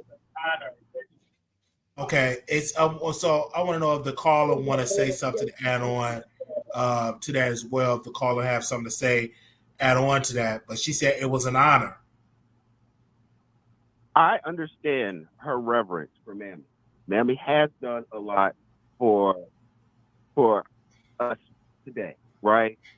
The context in which she's using Mammy is what I have offense with, right? Because Mammy is a pejorative, right? And if a white person is walking around calling any black women in my family Mammy, okay, I'm going to show them what Mammy's son or uncle or nephew is going to do to them. Okay, because she's not taking care of y'all. She's not using her tit to feed your children. All right, this is an independent black woman who is living in a free country. So I will not allow anybody to call my family Mammy. Now, if she wants to be a Mammy with Rocket Mortgage and eat, freshly baked cakes and thinks that food came from Mammy's fried chicken and what do they come to my house for? They come to my house with fried chicken. One second, Ms. Barbara. She can't spread misinformation like this because this is what a clip like this can go viral, and then all of a sudden black women will be attacked and be called Mammy because they heard one black woman say she doesn't mind being called Mammy. That's the only thing that I'm against about her calling herself Mammy, because she's giving the invitation of calling anybody else calling the black women I know around me Mammy. And if you had a poll in the chat, how many of you guys want to be called Mammy or want anybody in your family to be called Mammy? Because they taught you it was degraded. Say, yes, please call me. They brainwashed you against your Mammy. One second, caller. New York. Hold on. They brainwashed. Wally, you gonna let me talk to this boy? He won't be able to hear you. You gotta do it at one at a time, Ms. Barbara. Go ahead. Okay, I gotta go because they brainwashed you against your history. I just don't want her spreading out misinformation. Yeah, I don't want you called spreading out Mammy that is hatred. fake news. All right. No Mira acá. black woman should want to be called Mammy. Now, if she All wants to be right, called Mammy, now. that's an individual choice. But I want Yeah. all of Wiley's listeners to know the average black woman, and the chat will agree with me, does not want their family members to be referred to or themselves as Mammy. All right? Life is hard enough for us as it is. We don't want to be associated with stereotypes. And Mammy That's is what a I'm stereotype. saying. You don't want to be Mammy was in there associated with the talking all people that that mess set you to free. Master. Get out of At the here. end of the day, she could get a whooping just like we could. So I get where she's coming from. Mammy did a lot. And I'm not trying to downplay her role in history. But today, there's a reason why we don't see our mama in the syrup aisle anymore. Because of that depiction, a lot of black women had to go through, a lot of pain. Seeing her and then being referred to her when they don't look anything like her and don't want to be associated with her. That's the reason why a lot of black women are walking around with wigs and stuff like that, because we have been conditioned to hate ourselves. To hate yourself. So I get where Miss Barbara's coming from when she was like, I appreciate Mammy. I appreciate her too. But I don't want that caricature being placed on the majority of black women who are out here trying to dispel that myth. Look white. Listen, let me go now. You said what you said. Now let me correct you. Okay? You have been taught to hate yourself. Go ahead, Ms. Barbara. You have been taught to hate yourself, to hate your thick, black, beautiful skin, your big, black, beautiful nose, and your big, black, thick hair. That's why today people are wearing their hair like Mammy, napping all over the place, and dreads and everything. They love it. They are more comfortable. I'm not going to have you degrade, brainwash me, you fortunate NAACP descendant, you. You understand? You're not going to make me be brainwashed that the word Mammy is degrading. You are degrading. You will not brainwash me to that. I said what I said. And back in the days, before we learned proper English, we called her Mammy. And I love every Mammy that there was God created. And I proudly wear that name. Now, about those NAACP little straight hair looking specimens walking around, congratulations. Because I'm going to be that Mammy. Okay. Caller, I'm going to let you get your closing remark, and I'm going to bring another caller. Caller, do you want to respond to that? Because she was going off about, you were pretty much wrong saying that about Mammy is a derogatory term. Call you there? Can you drop the link so I can go? Oh, okay. I'll drop the link. Yeah, okay, I'm gonna drop it right now. Okay, I'm gonna drop the link and I'm gonna bring another caller on. Thank you, caller. I'll drop the link in the chat. Okay, let me bring this caller on. Give me a second. Wally, we gotta collect some offerings. No, they gotta give up some offerings. $3, $2. We got it. Y'all gotta hit that offering. Yes, caller, you live on the air. Y'all gotta hit the offering. I'm not answering no question. Lady Sparkle, what the hell is these people talking about? Wow. You this Lady Sparkle? Yes, the legendary Lady Sparkle. What's up, Wally? Welcome. Now, they talk about mammies. If that's the case, then everybody should be comfortable. If we gonna call people mammies, everybody should be comfortable with calling people the N-word. I mean, what's the tea? Because it was never a term of endearment. I don't care. You slice it, remix it, or whatever. Like, what is going on? And Miss Barbara, I'm ashamed of you. I can't hear him, Wally. Caller, he cut off. Caller. Come back, caller. Tell me how ashamed you are. Caller. Also, thank you for the super chat. Thank you. Thank you all. That's right. Thank you for the super chat. Okay. Thank you. Yay. Ms. Barbara, for me personally, I don't like the term Mammy because it seems to me it's a derogatory term to use. And you were educated. It's not a derogatory term. You were educated. It sounds like it's a derogatory term. You were educated fool. You brainwashed. So you said I'm brainwashed. Okay. Yep, So you brainwashed. Y'all gotta hit that super cat. We need it in the Cash App. Cause you know YouTube take a lot of money. Come on, y'all, help us out. $2 or $3, please. Send it to Wiley. We gotta pay the StreamYard. We gotta spread the news. You know, good news, bad news. Let it be known. I think we got somebody else on the air. Is it Cody? Hello? You had hit the hello caller? Wait, we got somebody that hit the link. Let's see. Give me a second. Cody looked like somebody cooking good for him. Come on up, Cody. Tell us about them recipes. Oh, KO Day. KO Day. He don't look like he eating processed food. Oh, KO Day. I'm gonna drop the link one more time. Anybody else want to hit the link and just Barbara? Come on up, because I'm not gonna be brainwashed. Let me throw something else out there. Just like they got people Erica fired for calling Spice a monkey. It's not what people call you, it's what you answer to. They want people to affiliate themselves. You live. Hello? Can you turn me down the back? KO Day. Oh yeah. What? You gotta be. Can you turn me down the back? Can you hear me now? Yeah. Yeah, you're gonna talk about the origin. Go ahead. I'm not African. Go ahead. Already know what you're gonna say. Go ahead. Okay, Miss Barbara, I respect everything that you say, and I respect what you think.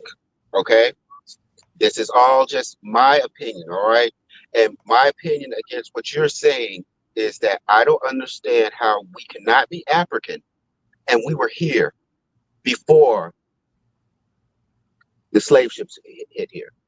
I don't understand that part. We left Africa. We made America our home. We lost the battle. We lost our property. We lost our residency. So we are American rulers with the Holy Spirit to rebuild. America is the heart of the world. I understand that, right? And I can understand why people would want to delineate from the current Africans and Caribbeans who are here because of our own culture and how we want to be recognized by the government, because we do share something that they don't, is that we are from pre-Civil War ancestry, right? In that pre-Civil War ancestry, we have to recognize that we are descendants of enslaved people. And no. That's where you're wrong. You are descendants of American black people. That land was taken away and they were scalped and terminated and almost made extinct. Who scalped who? Okay, you said that before. When you're talking about people to scalp so-called Indians, they was not the Indians that they called today. They was black Americans that was labeled Indians. The government of the United States of America paid $5 for us to be scalped. Sir, I'm not educated by nobody but the Holy Spirit. You got the Yadaraka. You know what? We're going to bring this back up tomorrow, baby doll. Trust that. Put some money on this line. I want y'all to go to your educated books because I don't have to. Right. I can't go by the spirit. I live in, reality. Yeah, so go by your literature. Go by your literature. That's what I'm saying. Right. I'm going by my literature. I am a college educated person. As you said, you could tell I don't eat processed food. You're right. I shop at Whole Foods. That's where I get my food from because I can afford it. That's where you get your knowledge from. You got it from the crooked government that stole our land and taught you their theology. You understand me? Let me interject. Right. I actually went to a historically black college. Right. And I was taught by black people. It was a black woman who told me how to love myself outside of my parents, because I grew up in an all-white area. So I know how it feels to be around people who don't look like you, and then you feel ostracized or don't feel a part of because you don't look like them. Going to an HBCU opened my eyes that there's different kind of black people, all kind of world. We come in different shades, and we can all be beautiful. I understand that part. I'm No, with you on understand this. That's what they brainwash you. Just because you got my color, you not me. And that's why we losing all our benefits, scholarships. All of those immigrants without color stealing our scholarships. They kids over here getting $2,000 to $5,000 a month, stealing our scholarship. So they brainwash you. It's no all together now. It's no all together because those things are taught that we are garbage. I want segregation, separation. I get what you're coming from, right? But we cannot allow a small percentage, because believe it or not, Black immigrants are a small percentage of the whole immigrant population, and a small percentage when it comes to Black Americans, when it comes to the census. I'm not going to let a few of them determine how I treat other Black people around the world who have nothing to do with us, because people in Africa aren't thinking about, let me finish. People in Africa aren't thinking about Black Americans. At all. Okay? At all. Right? They hate and us. We're not thinking about them. But we have to recognize that one thing. Yes, we are. No, I'm not thinking about nobody else. I'm living a good life right here. I'm in New York City. I'm in New York City, right? Where Mayor Adams gave these people without color that call themselves Indian our communities in Parkchester, New York. I'm sick of it. I'm saying it loud. I'm Black and I'm proud. They're getting up out of here. They're getting up out of here. Our storefronts. Miss Barbara, little kids stealing our stuff. You say you educated, son. You say you educated, right? They stole our children's education. Do you understand me? My child graduated with a 4.0. Okay? And they stole his scholarship. I had to raise hell. Go on my page, search my page out, son. You're going to see I call I cannot. I called NAACP live and explained what I'm talking about. Queen, you there? I'm sorry. Okay, we got somebody want to add on. Yeah, this is Lady Sparkle. There's too much going on. Now, I do agree. Let me say this real quick, Miss Barbara. I do agree with the immigrant situation, but all that other craziness, I don't understand it. Hello? You know what you mean by craziness? It sounds crazy. You talking about I should be called a mammy, learn your education. This man is telling you that a Black woman gave him love and showed him love. This what you teaching your future generation to be happy to be called mammies? What? I don't need his hatred. He's spreading hatred. This ain't no. He's spreading hatred against the mammy. Okay. Lolly, what is going on today, honey? Child, Barbara, I pray for your spirit, but I'll be live about your apartments. That's why you ain't got no apartments in your sanctuary, honey. Because you are crazy. You are the demon, Barbara. You are the demon. You was fighting for Jaguar. Then all of a sudden you couldn't stand Jaguar. Everybody ate off Jaguar. Girl, bye. You a mammy just like her. Girl, stop it. Good night, y'all. Girl, let's not call her a mammy like that. Let's not do that. Let's not call that lady a mammy. She does not deserve to be talked down to like that. She has the right to her own opinion. Hell no. Right? Did he call me mammy? Thank you. That's the best thing he said. You better call me mammy, boy. Thank you for that compliment, you little evil thing. God turned you into a footstool. You had to address me by a beautiful name, mammy. No, Miss Barbara, no. He didn't say that in an NAACP educated person. Congratulations, you are an educated person, you little golden child. But listen, I know the NAACP taught you I wasn't a mammy, okay? And mammies wasn't no good. But tell NAACP that rode on mammy back, that mammy was cleaning on white folks' toilet on her knees for you to get your education, sir. I understand that. I am a descendant of mammy, okay? You are so right, okay? My great-grandmother worked in white people's houses so that my great-grandmother could go to college, all right? You notice how I'm going. Look. Let's start with that. Let's start with that. And what did they call her? They try to call her, the demons try to call her mammy. And that's who I'm saying I'm not worthy of. Do you understand me now? I understood. I understand your reverence for her. Okay, I'm descended from her. I understand who mammy is. But what I also know Let me is get a shout Mammy out is for a the stereotype. mammies. Let me get a shout out for the mammies.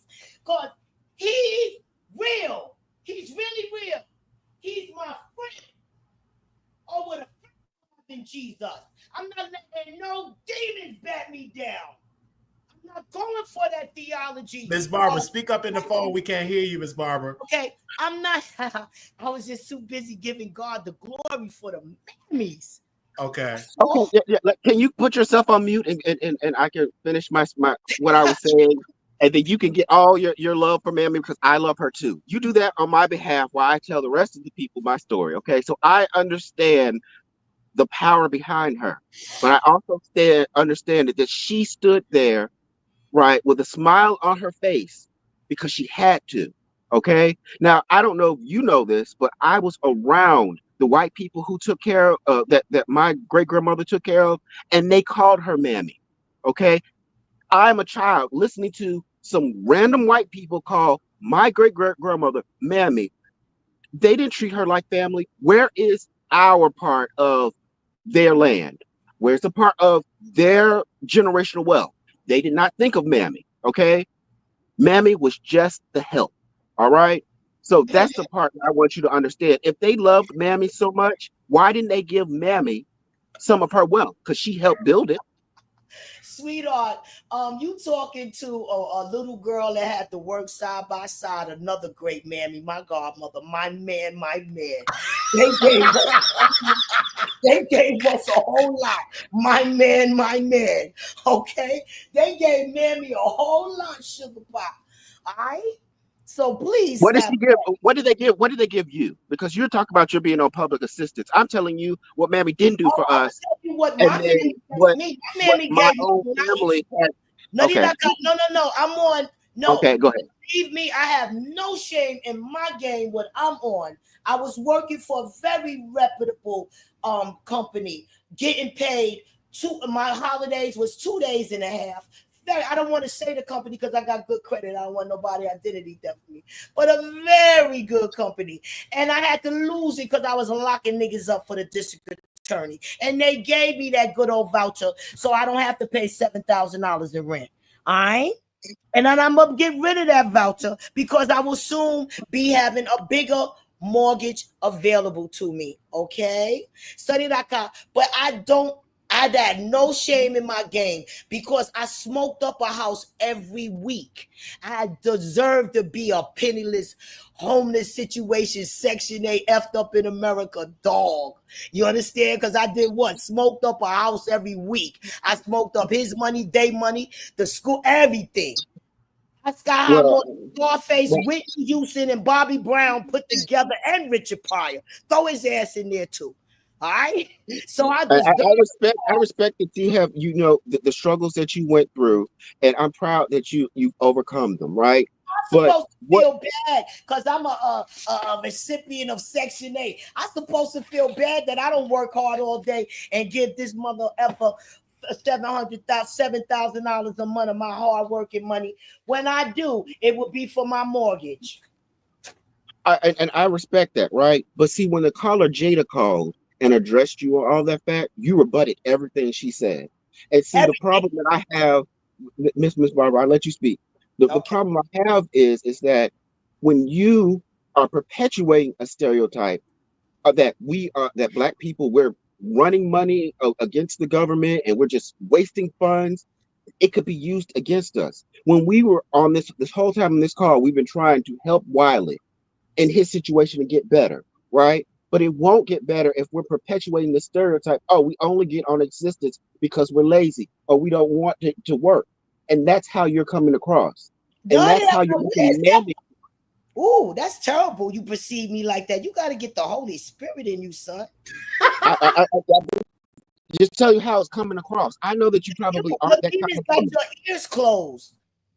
Demons I respect you, right? Because as my elder, I'm not going to disrespect you, and I respect everything that you've gone through. But what I don't want is this conversation to be going into the wrong ears, and it's solidifying a stereotype. That's the reason why I'm defending Mammy just like you are. But I don't want you to give Mammy this bad name that you're giving her now. I don't That's want what I'm you to saying. give Mammy a bad name, son. I'm praising the name She of doesn't have. Mammy. I'm She telling doesn't you have. it's She's close not. to Jesus. I'm telling you it's close to Jesus. And you gave me a beautiful example of a Mammy. And I gave you beautiful examples of my Mammies in my life. And no, here they all coming up on me now. You know how many Mammies woke me up in the morning to send my children to school because my Mammy transitioned and she wasn't existent? Yeah, that's another thing. That's what we missing in this world today. Mammies. You got people that just think about themselves. You understand? We need the mammies back. That mammy that's going to take care of the village and feed the whole community and give everybody advice, a stranger. We need the mammies back. And you need to stop brainwashing these young children of today that mammies was something to be disrespected. Okay, and you damn sure need to stop thinking that some of them white folks don't have the Holy Spirit and the love of God, and they didn't treat their mammies good till today. They wasn't even getting social security. I want you to understand something. They don't even get the social security like the government. Those people pay their social security straight out of their pension and their bank accounts for the mothers that are still living. My beautiful grandmother, a godmother transitioned. She transitioned. And her white folks, they paid her social security directly out of their bank account. No, Social Security comes out of a general fund. I know where they come from. I'm telling All you what they paid us from. All taxpayers pay into, not just the No, white people that was around them. That's an no, individual case. no. Where I'm these just, white people now? son. I just used that for a metaphor. Okay, one sec. Okay. Okay, let me bring I this just caller used that on. We for a have a caller. metaphor. Caller, In give other me 1 words, second, Miss Barbara. Caller, you live on the air. Is Miss Barbara speaking on a different mammy? Because the mammy that I'm familiar with was not feeding villages. Her main maybe that's in responsibilities your were to family. tend to the Maybe house, One second, Miss Barbara. Let the caller speak. and Go ahead, caller. and nurse the children of her slave master. That was Mammy's job. She certainly wasn't smuggling food in her scarf, heading down to the field inward houses. She wasn't doing that. That wasn't her job. So let's not pretend that her role was to You know how powerful love is. So they would never we teach all know you. that. Well, the ones that have sense know that. You know, Kai, get up here disrespectful. Leave a little thing up here. Witch, get back down in the chat. And guess what? The mammies were often overweight and unhealthy. Bye.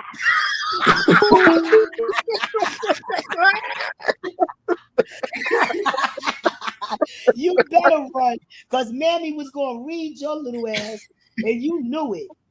Now, No, she wasn't. She is not wrong. I don't. It's like we have different concepts of who Mammy is. Like I'm not disputing that she has a great contribution to our lives. But putting all this, let me put it to you like this: we in today's land, we should not be putting all this on just black women. Black women and black men need to work together to help better our community. Putting it all on putting it all on Mammy is probably why she got fat, because she was stress eating from trying to take care of everybody and herself. Teach. You teacher. no, he's not going to teach me that uppity NAACP stealing everything that attitude garbage.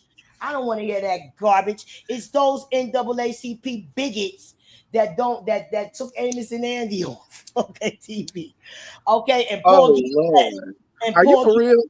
Are you for real? More stereotypes. Yes, You want us to be represented by more stereotypes? You know, I am for real. Porky and Bess, they had no business taking Porgy and Bess off. Them uppity niggas took Porgy and Bess off. I said the N-word. I called them. The black people going to sue the NAACP for reparations. What? The black people are going to sue the NAACP for reparations. That's what. Why? Because they let our communities get taken away. Yeah, let's. I apologize for saying what like that. Yeah, I should not be speaking to my elders, but you caught me off guard when you. What power does the NAACP have that they made money off of? They took the checks. They took the checks and they didn't fight for our communities. They got all these immigrants living in our communities. Harlem is gone. They made Harlem out of a hole. They call Harlem Soho. They might as well just say Barbara. Miss Barbara, the NAACP have done a lot of good work. It's not they didn't. They took a check. Hold on 1 second, Miss Barbara, 1 second. They have done a lot of good work for us as Black Americans. They have the legal defense fund. The legal people have been suing to make sure we have representation in Congress and the State House. So they have been doing a lot of good work. Is they a perfect organization? No, but they have been doing a lot of good work down through the years. Right. Let me tell you what they've been doing. Stealing. Okay, but what did they? Okay, I got. What is they stealing, Miss Barbara? They stole something from you. Housing preservation. Hold on. Housing preservation development money. They gave them people a check. Everybody got a check and left the Harlem State Building. You can take Harlem from them. We getting out of here. Every politician that was Black. Congressman Charles Rangels was the last man standing. All of them sold Harlem out. We're going to sue them for the treason and genocide against the ghettos of America. They sold us out. They also allowed these people without color to get our children in the ghetto scholarships, and they allowed us to be put in shelters while they gave these JEW landlords and rich people $12,000 a month. It's the equivalent of cotton. You got me messed up. Here we go. You could take this little family, this little pickaninny. She'll be in the shelter for about 5 years. Who gonna get her? Who gonna get her sold? Yeah, and then you want to tell the Democrat Party that, oh, the Republican parties, they're going to take away your Section 8. They should have. Oh, they took away affirmative action because your Black asses was never getting affirmed. Just people with your color. Wake up, because the Holy Spirit is revealing everybody and also revealing a good name and restoring the good old name of Mammy. You're not going to be brainwashed, okay? Mammy, Nana. Some people in Italian, they use the word Nana. Nana. That's the Black name. We called her Mammy. And the white folks called her Mammy. Because they loved her because she was feeding them off her breast. She was feeding them for dinner, lunch as children before they got evil. They was loving Mammy. Okay? No, let's not do that. Let's not. They weren't loving Mammy. They didn't care about Mammy. Okay, because if they cared about Mammy, they wouldn't have produced all these mixed race children with Mammy's children. They wouldn't have sold Mammy's children away from her. Okay, so let's not act like that. That don't mean they love her. That was the way of their life. That was the way of their life. That's not the way of life. That's not the way of life, and that's not Christian. That's not holy to separate families. Are you telling me Jesus wanted our families to be separated? Jesus ain't commit none of that, create none of that. That's not no. Just answer. Is this yes or no, Miss Barbara? Did Jesus want white people to separate our families during that time? White people are entities from outer space, here disguised as human beings to destroy human life. That's your real factual reality that you need to wake up to. I said what? White people are sitting here on this earth disguised as human beings to destroy human life. Mostly the man that was born with the Holy Spirit.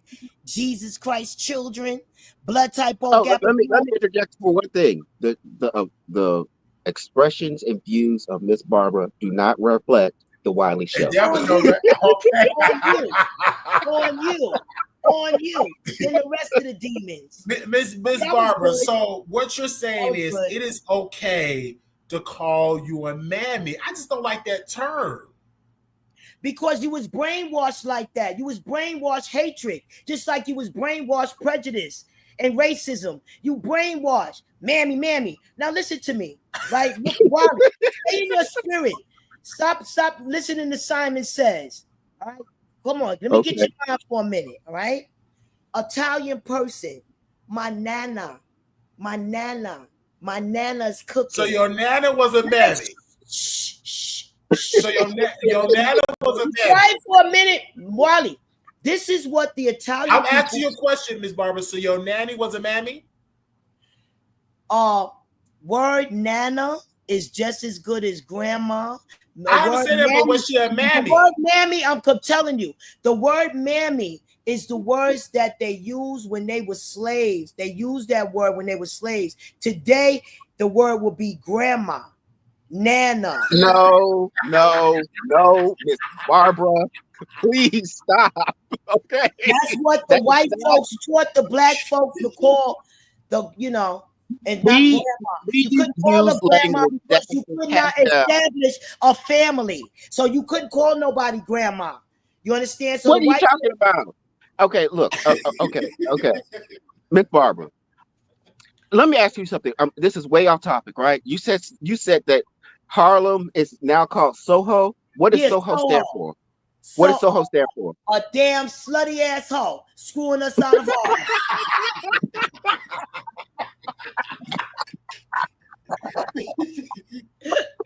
I mean what I said. Okay, I thought it was like South Houston, but okay, I like that answer better. You don't know black history. You don't know black history. It's still Miss Barbara. What you're saying about Harlem is not true. It's still a Harlem, New York, in there, Miss Barbara. So what you're giving out misinformation.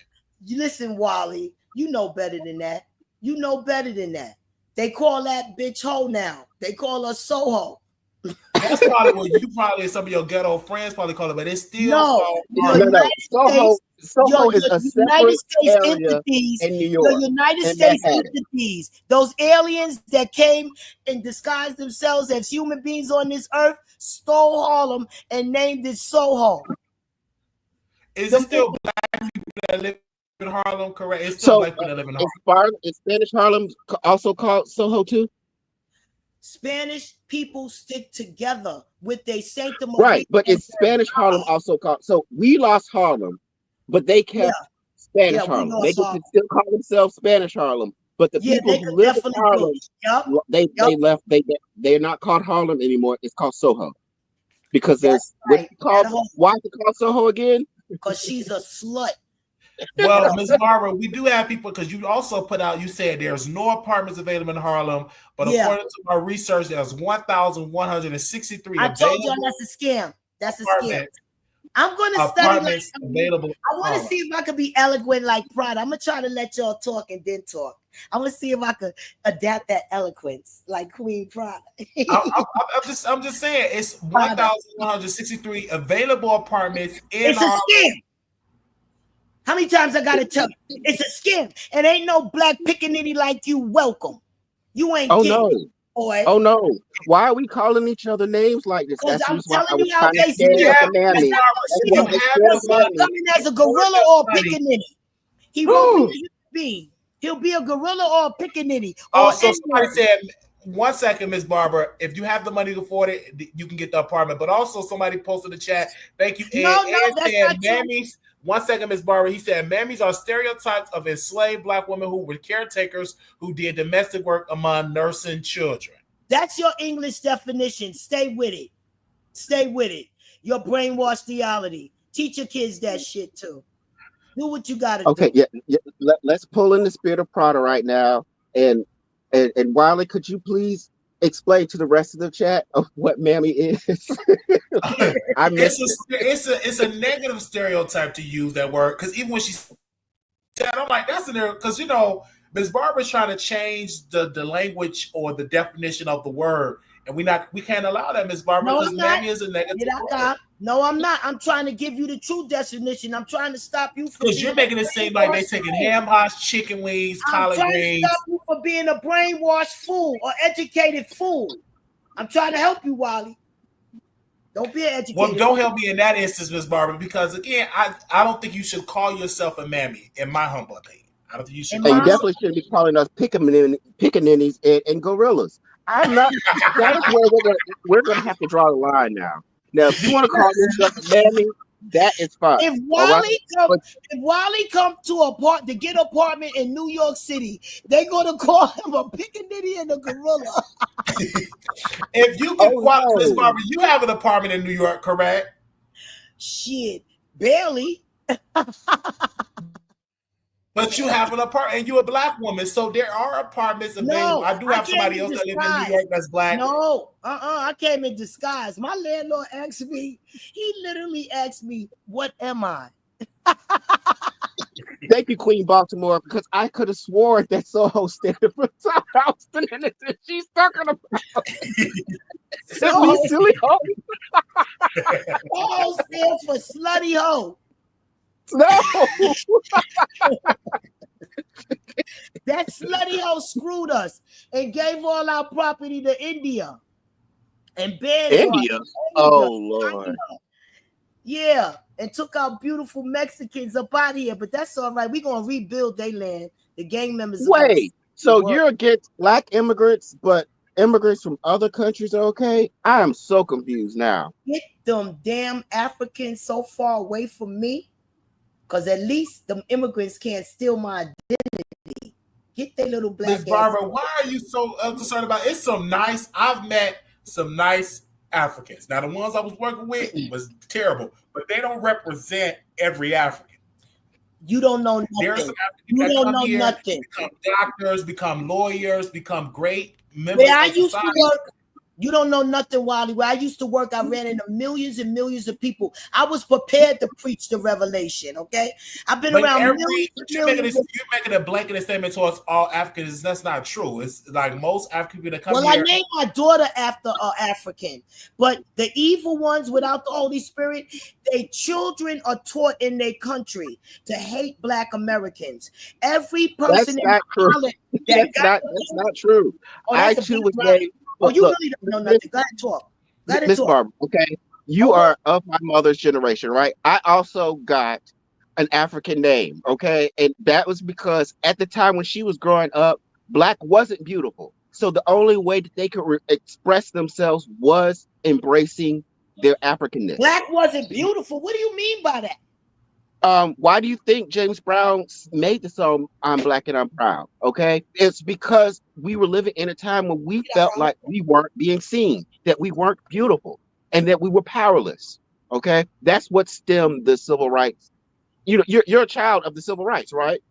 You're a boomer, right? Oh, I was born when they was making those civil rights. Right. So, like in the '60s, right? The early '60s. Yes. Okay. Right. Okay. So around when your parents were alive, right? Yeah. They didn't have the luxuries that you had. My mother, my family's from Alabama. She went to segregated schools until they integrated. Then they forced her to go to a white school. It wasn't something she wanted to do. They were forced. And in integration, she learned how white people really felt about her. It wasn't until she went to college and she realized that there is power in how we look and how we speak, and that we should, as a community, be together. And what you're doing is driving us apart, especially when you're talking about Africans. You can't name your child an African name and then hate them. That's backwards. You are downgrading the unfortunate. You are downgrading the love of a nana, a mammy. You are downgrading the sacrifices that these women had. I dare you. They will not let you do that.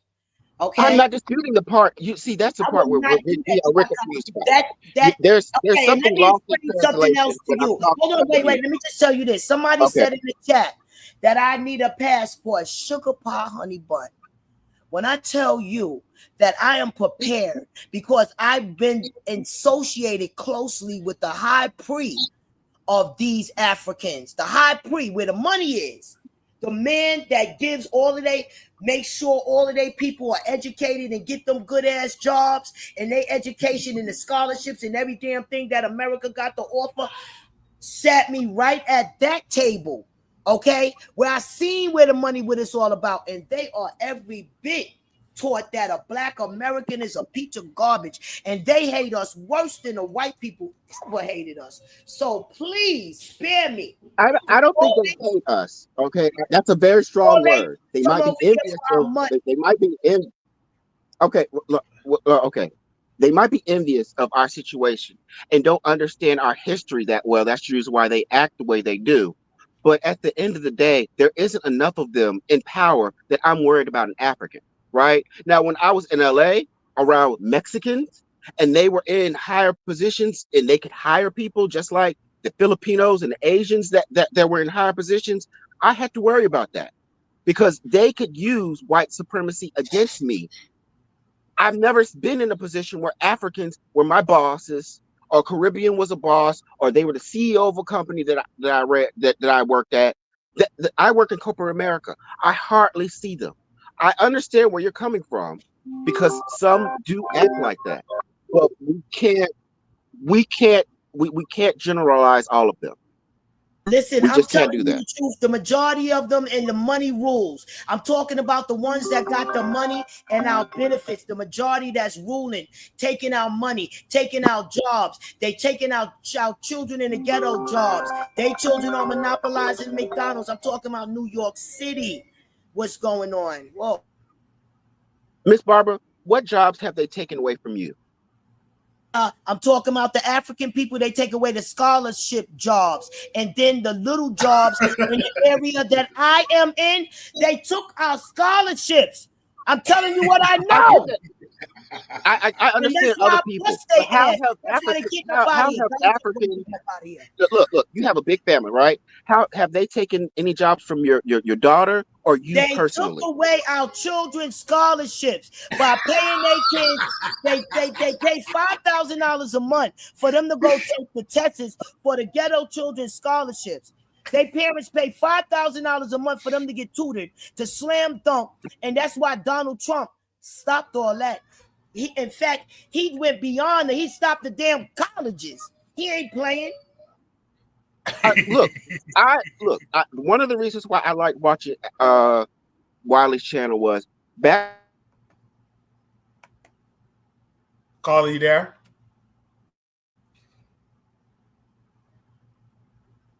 Hello? What happened?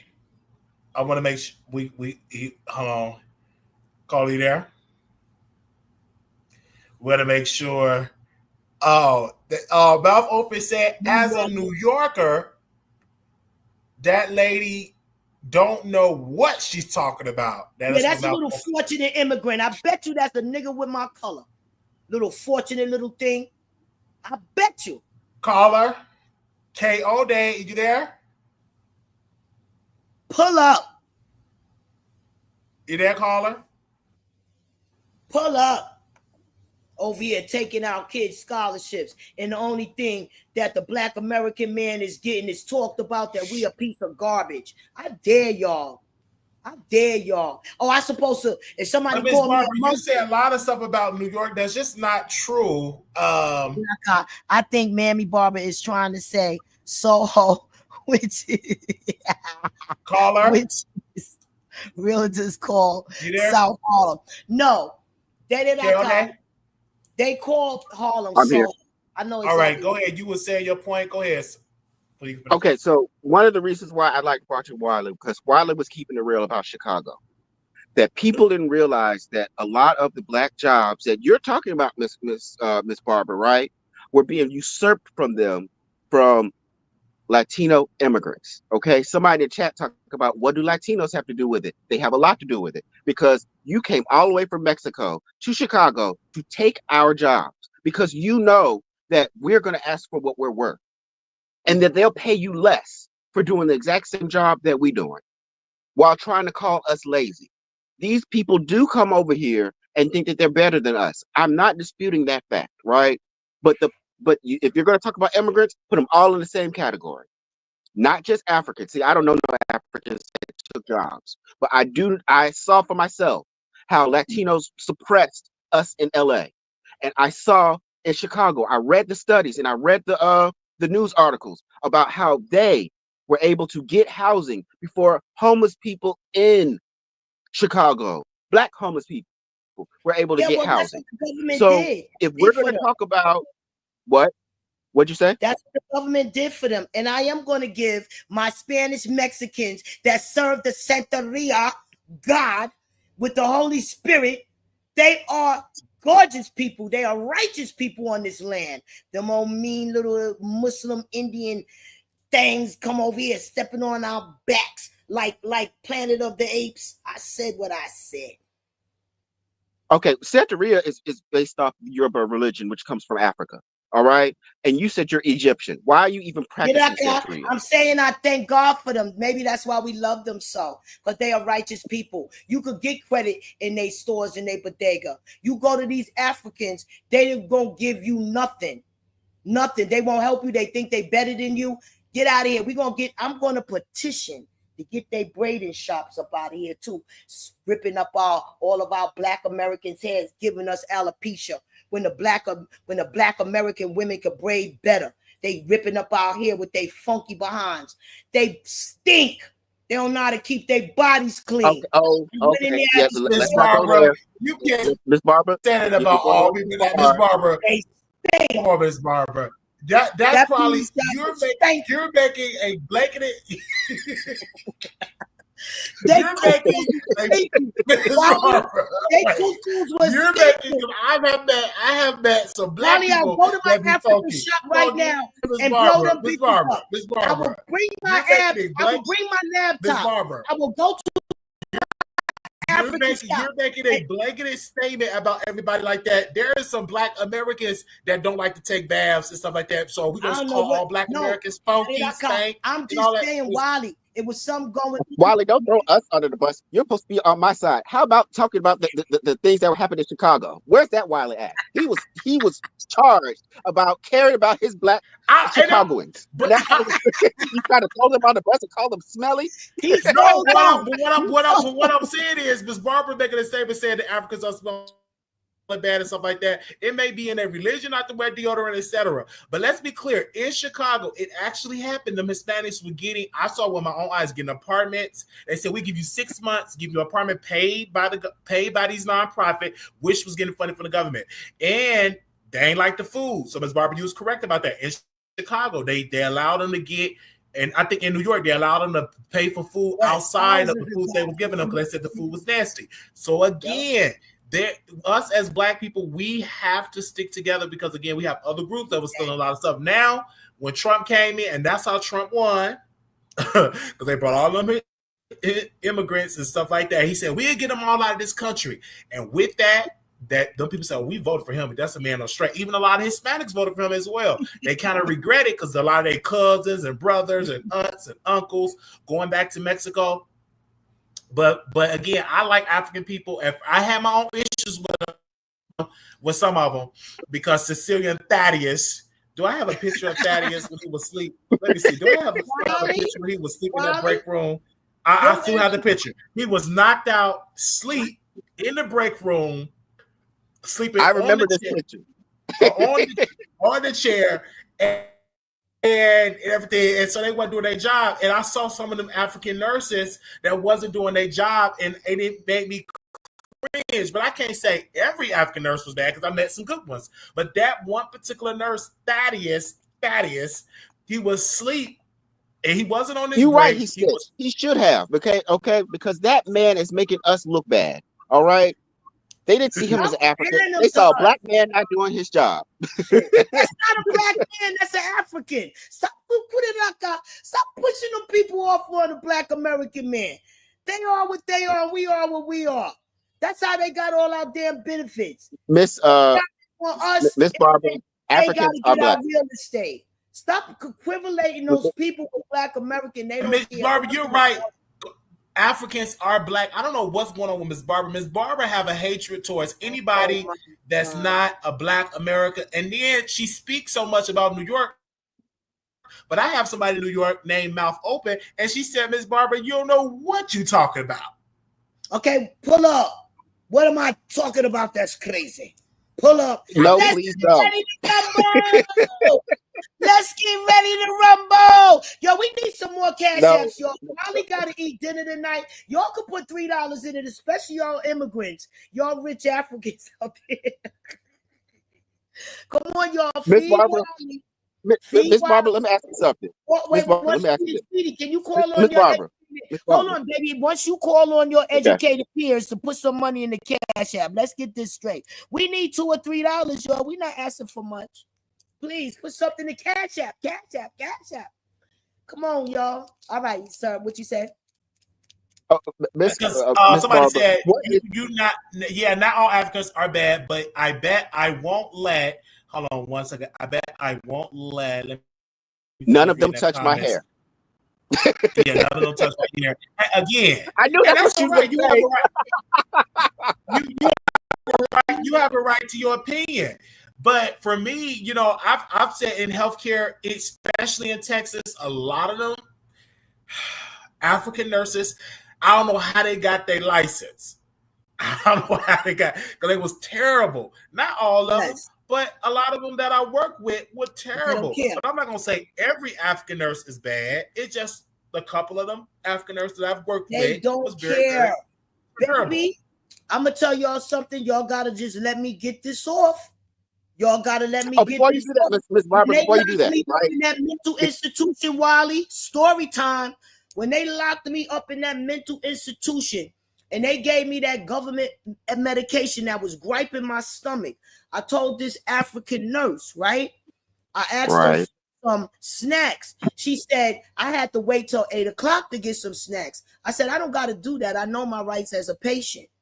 So I said, who do you think you are? You could come to my country and try to violate me against my patient rights. But anyway, long story short, she told her Indian Somebody's doctor. pulling up, Miss Barbara. She told Miss that Barbara, they ready to rumble.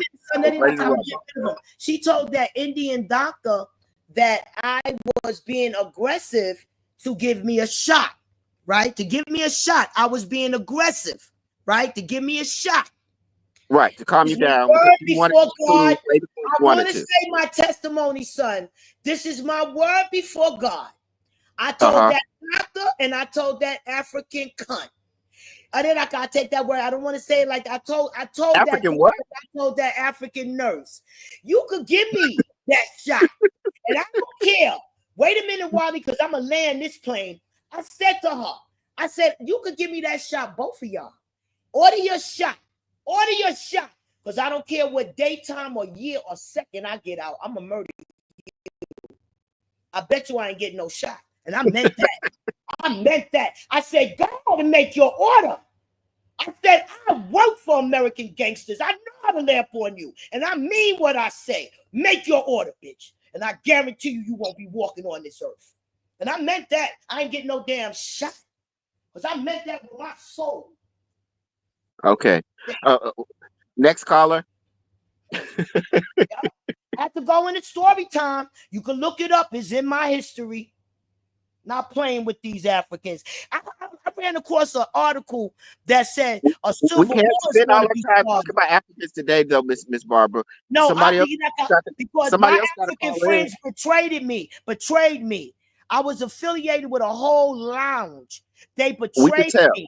Yes, they betrayed me with their evil. Really gotten on your bad side. No, I was heard a call. Who's the caller? Who's the caller? Okay. Wiley, did the caller hang up? The caller had hung up when we had the situation, but I'm gonna have them to call back in.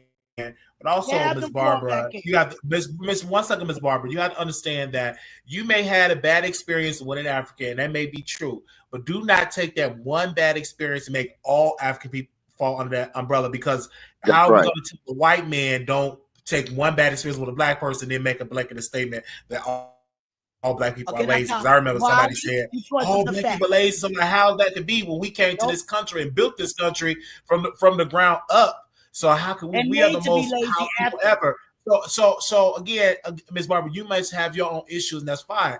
That's your personal opinion. I remember I had in a statement that said that all African women are they listen to their husband, they submissive, and I met some African women that wasn't submissive. So again, we have to stop making these blanketed statements to represent Wally, all I'm people. talking about even the money. Though, hold on 1 second, Ms. Barbara, 1 second. Even though I sing Thaddeus sleep, that doesn't mean that all Africans sleep on the job. That doesn't mean that all Africans sleep on the job. Let me explain something to you. I was affiliated with the Africans that run the money. When they play parties, Wally, you know what these Africans do? They stand up and they pledge allegiance to the flag of United States of America. I went to one of their dances and they pledged allegiance to the flag. I didn't even stand up and put my hand across my chest. I said, look at these niggas. They have a right to pledge allegiance to that flag. They have a right to pledge allegiance to that flag because they getting all the damn money. I'm talking about the money. Wally, I'm not talking no tricks up here. I'm talking about the people that run the money think of the next Black American man as a piece of garbage. And remember, he's in charge of hiring. He mostly got a supervisor, a CEO job, and he's getting this African man in there, not you as a Black American man. They are taught we are garbage. They treat us like we garbage. But what I hate about the Black American man, they always, oh, that's my peoples. Yeah, we Black together. Shit, if we are. Miss Barbara, what is your daughter's African name? Oh, my beautiful daughter. I named her after a beautiful African little girl that I met on my job. And I didn't even have a daughter. And I said that when I did have a daughter, I was going to name her Dior. Not everyone. I'm talking about the majority, okay? The ones with the money. She was getting paid. Yeah. Her name is Dior? Her name was Dior because she was bilingual, 5 languages, and I admired her education. I admired her as a Black, beautiful African woman. You know, and I said, wow, when I get my daughter, I'm gonna name her Dior. That's a beautiful name. And my daughter Dior name is Amor. Yeah. Yeah, that's what's up. Dior sounds French. What part of Africa were they from? This person, where I worked, thousands and thousands of people I ran into every day. I don't want to identify because I don't want nobody taking advantage of my good credit. Oh, you don't have to identify her. Just I ran across thousands and thousands of people every day. Okay, and that's why I could tell you about people. I'm, you know, trust me. I believe you. Yeah, I was just asking, what part of Africa was Dior from? That doesn't sound like an African name. I have an African name. I wouldn't know. I don't know all that geography. I lied about education. I lied on applications. I don't know geographical, none of that stuff. I don't know that stuff. So you could know this when I believe that part because you don't understand that Egypt is in Africa. I do know that Egypt is in Africa. We left. I do know that we left Egypt. You said we weren't African. No, we're not. Egypt is different. The slaves are the Egypt slaves. Is in Africa. The kings are the kings. The slaves are the slaves, and the kings are the kings. Those things were slaves compared to us. What things? Was our slaves. Those are you calling people things? Those Africans, yeah. Because we got a lot of things on this earth. We got white people disguised as human beings that are things. Yeah. We're back to that again. A lot of entities. Yeah, we're not the only things in the universe. Know that, son. Hashtag those things. Go hashtag white people are aliens. Yeah, most of them are. Most of them are. What planet are they from? I don't know. To destroy Magic. Margaret Thatcher and Bill Gates descendants mostly are demons. They came here to destroy human life. Go to my page, you'll see. Go to my page, you'll see. It's all in my page. Everything is explained. Let me ask you something. Who is Margaret Thatcher? You know, I might be saying her name wrong. She's the one that does. I know who you're saying. Termination of life. She the one that brainwashed these women to think they have a choice. That's that thing. I'm a child of 13. I wouldn't even be here. Okay, I'm a child of 13 to a penniless woman. Oh, you're talking about Margaret Sanger. She's the one who did the Planned Parenthood. Margaret Thatcher was the first female prime minister of the UK. Yeah. That's what I'm talking about. They're all the same. All of them aliens are the line. They all related. All of them are things. All of those are creatures. Oh, hashtag first things. Prime Minister, first prime minister, that thing, all of them. They're all the same. Yeah, because there is some Africans that do speak French.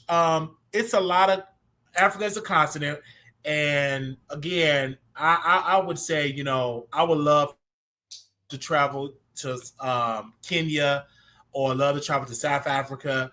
I would love to travel, because I've have said some statements like Miss Barbara. I was ignorant in the way I'm not thinking about all Africans, but I had to get out of that way. I'm like, I'm not going to paint that picture, because there is some people in Africa feel that Black America is not really Africa because we over here in America and stuff. But that's only a small sector, but does not represent the whole entire people. But Listen, Barbara, because I'm woke.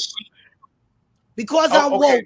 Oh, but Miss Barbara, that's because because you're woke to your own experiences, but your experience is not the same. What's everybody. You can't make a blanket. No. You cannot make a blanket statement because of your own personal problems that you have. So you can't make a blanket for everybody. That's unfair. I'm talking about the majority rules, Wally. The majority rules. That's not the majority, Ms. Barbara. If you are a nation of people and 80% of them are evil, no, 95% of them are evil. I'm going to give you Ms. Barbara, that's just your own personal opinion. No, that's not a in New York City, they don't love Black American people. They don't love nobody but themselves. They're roaches taking everything from us.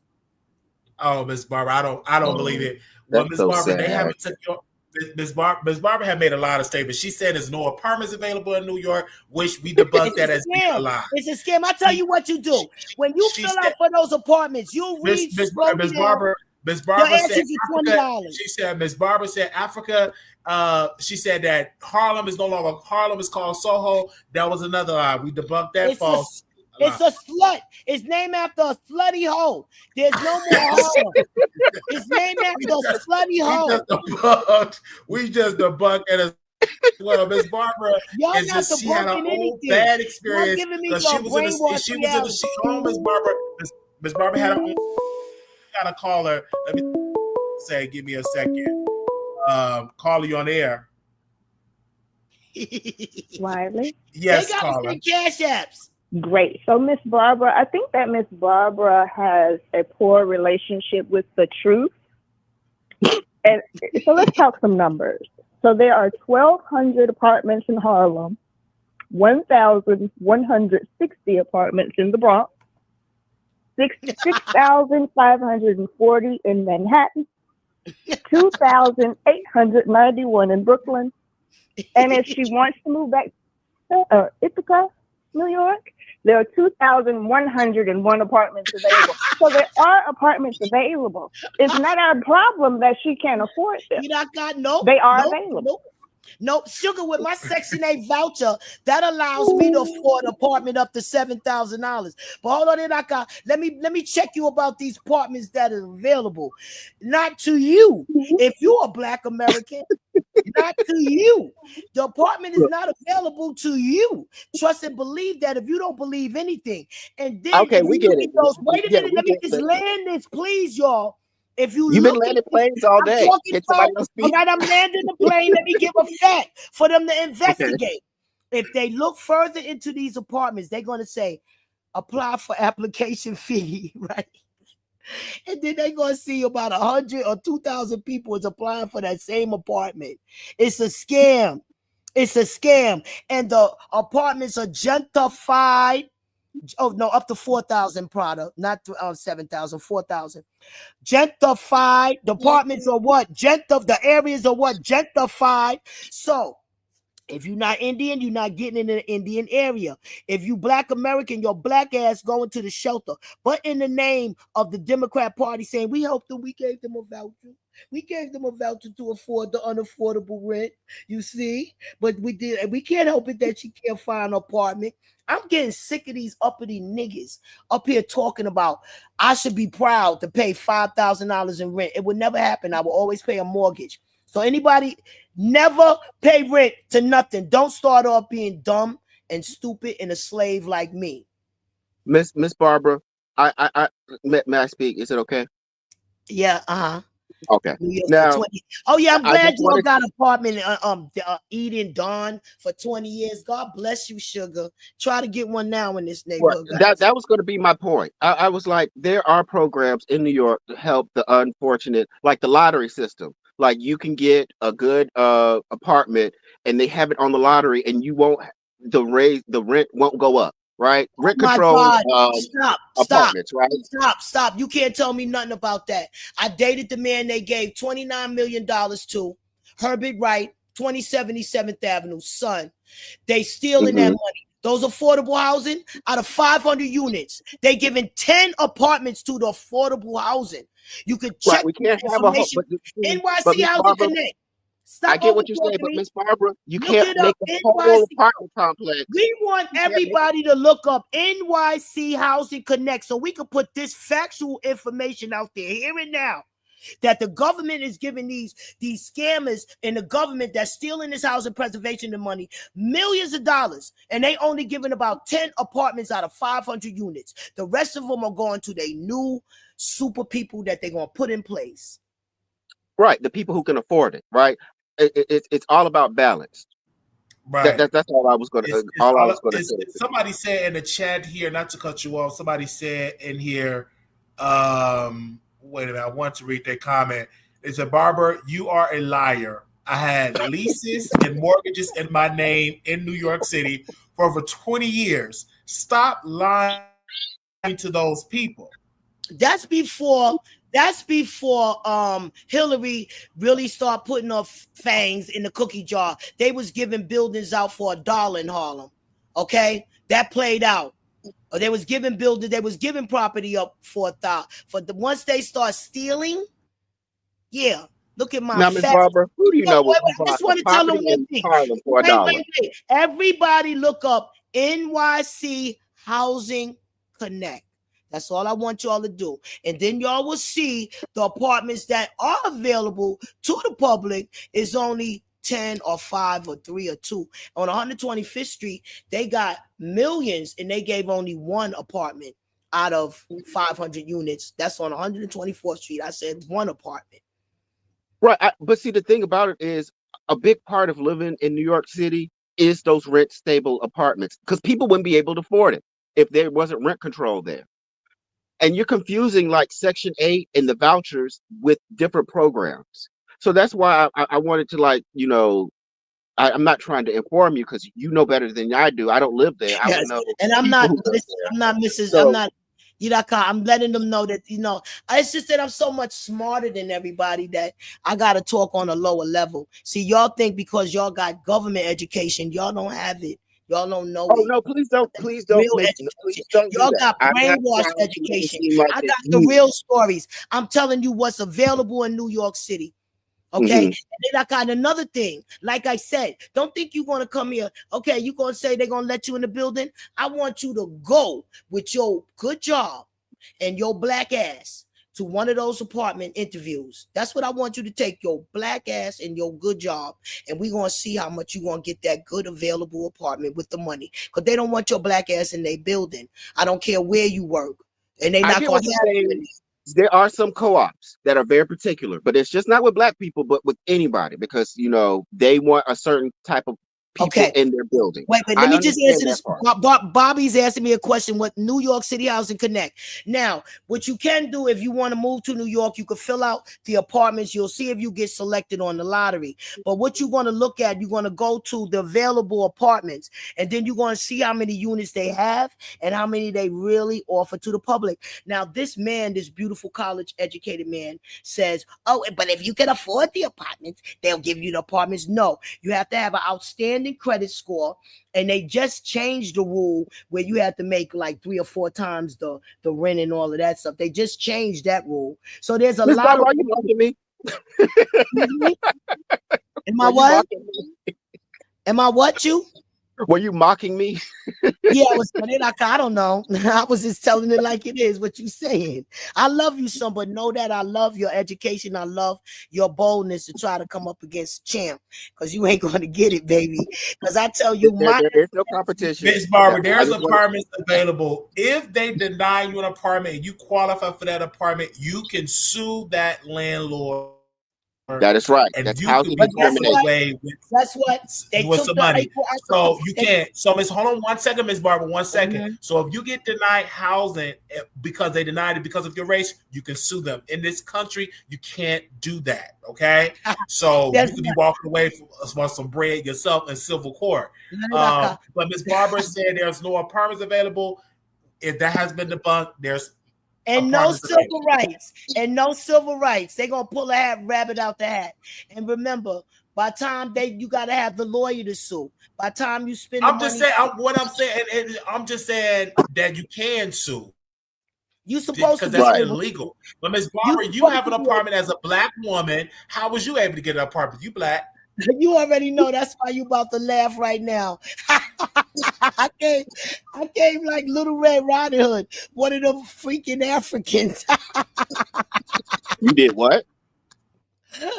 I dress like an African, son. I don't dress like a black American. So they thought I was African. They even asked, they said, what are you? And Prada, you said it correctly. You don't need a lawyer to sue. You can do your research and go to the courthouse and prove your case and walk away for some money. You know what I'm saying? So yes, I just think Ms. Barber have a thing here. And I'm saying here, I love Africa. I love the continent of Africa. I have some people over here. Shout out to my people in Jamaica, for Trinidad. You know, we have a lot of people that watch our show that's from all over the country. And I would love to go to Ghana. I would love for you, Ms. Barber, to go to Ghana with me one of these days, you know, in the future. I would love for us to do a meet and greet. Africa, because I told you I was affiliated with all of these demons, right? These African demons. I don't want to go to Africa. Not going no damn. Okay, that's your personal. Prada. Jamaica, Trinidad. No, I know Jamaica and Trinidad is an African country, but I was just saying, shout out to Jamaica, shout out to Trinidad, because I do have some viewers in here that view us from those for those islands. And then also, I want to say for us as black people, let's be clear, they had slavery everywhere. We just got dropped over, or my ancestors in America. You had some that was dropped over in Jamaica. You had some that dropped over in Trinidad. So regardless of what it is, that we are from there, it's a waste to respond to the it's a waste responding to this lady and her lies. Jump out. Come on now, jump out. Mouth. What is it saying? Mouth open story. Come on and jump out. That's for your mouth. So it's good. You know, even I believe, if I'm not mistaken, did Haiti was the first one to get their independence, I believe. Yeah. They were the first. But they were the first ones. No Section 8. Miss Barbara is bringing out mods that we have never seen before. Where is this open mouth?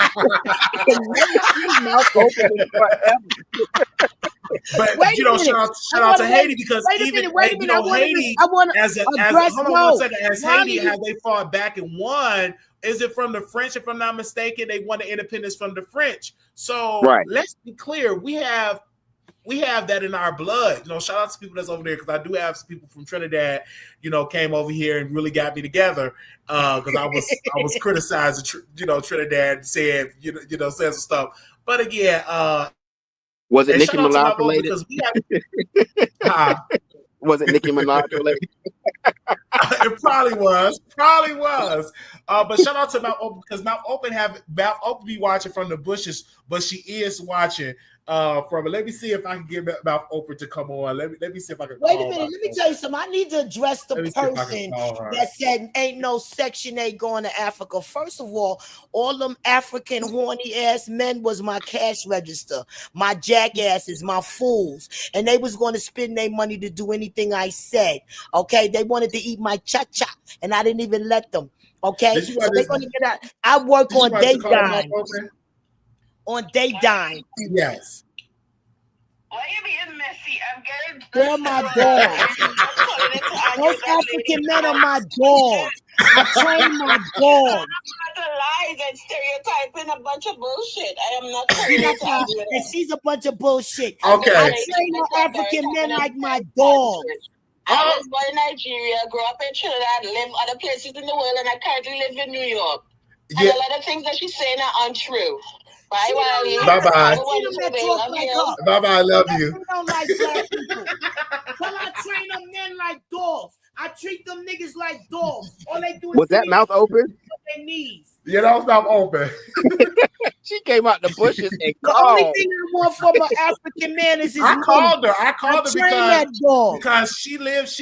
1 second, Miss Barbara. She lives in New York, and mouth open saying, hey, you're saying lies about New York, you're not telling the truth, and that you're saying lies about African people and stuff. I just think Miss Barbara needs to travel more. I think once you travel more and get around more people outside of New York, your whole idea will change. Stop being brainwashed. That lady that just Miss Barbara, you being brainwashed because you're allowing your that lady that just spoke to you. Let me tell you something about that lady that just spoke to you. She hate Black American people, and she wouldn't help a Black. That's not true. I'm Black, and she loved me. That's Miss Barbara. You can't be putting that out. Because you on the internet, she wants something out of your ass. That's she love it. And Miss Barbara, you can't. They always want something from us, Wiley. She don't want something. She's a contributor of the show. She's a member, and she's a great supporter of the Wiley Show. Miss Barbara, she needs to stay one. There are available apartments in New York. I think Miss Barbara is putting out. Does Miss Barbara have a passport? Wait, Miss Barbara. Miss Barbara, do you have a passport? Wait, did I got? No, I don't have a passport. I can't find a birth certificate. What? So I think Miss Barbara and we. No, the only place I went was to the. We have people in the chat here that's viewing. And I understand, Miss Barbara. 1 second, Miss Barbara. I personally believe, because even myself, I was like, oh, these African nurses, they're so bad, they're so terrible. Oh my gosh. And there are a lot of terrible nurses and I've worked with some Black nurses that was terrible, but I can't say all of them are terrible.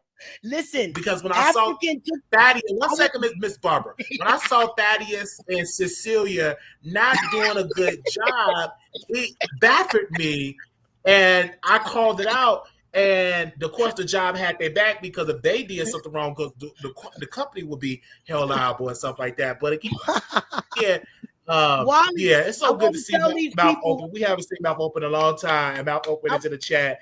Yes, Mouth Open there. Wiley, I want to tell these people how far I traveled. I traveled to Africa, Iran, and Cuba, but they just traveled around my body. Miss Barbara. Miss Barbara, she is Miss Barbara have a whole lot of stuff to say, but she lived a life. Miss Barbara was a crackhead. And she let's not go down that road. First put Bayshead when you started off. Bayshead, because okay, Miss Barbara was a Bayshead. And she dealt with drugs, and she's drug free. Miss Barbara also was in the witness protection program for whatever reason, and then Miss Barbara left the witness protection program. And speaking freely, Miss Barbara also marched and protested, and one of the people hit her in the mouth. They told her because she was out there hackling you was hackling one of the politicians and stuff like that. Miss Barbara can have a takeover spirit and stuff like that. And so I asked Miss Barbara, is she going to vote in this upcoming election in New York? And she said, pretty much no, she's not going to vote in this upcoming election for it all. And you said you forgot how she made the food for Al Sharpton. Because Wally, I can't take the treason. I can't take the treason. I'm telling you, I seen people illegally voting for Kamala Harris. All of these immigrants. Okay, I can't take the treason. Kamala. KLA. Okay, I can spell it better. And I also, and I also want to thank the producers. Y'all, 1 second, Miss Barbara, 1 second, I also want to thank the producers on the pre-order. I believe y'all have already purchased me that book for Miss Kamala Harris, 107 Days, in which we will be doing a review on that on this particular show. We'll be talking about Kamala Harris' book, which will be coming out.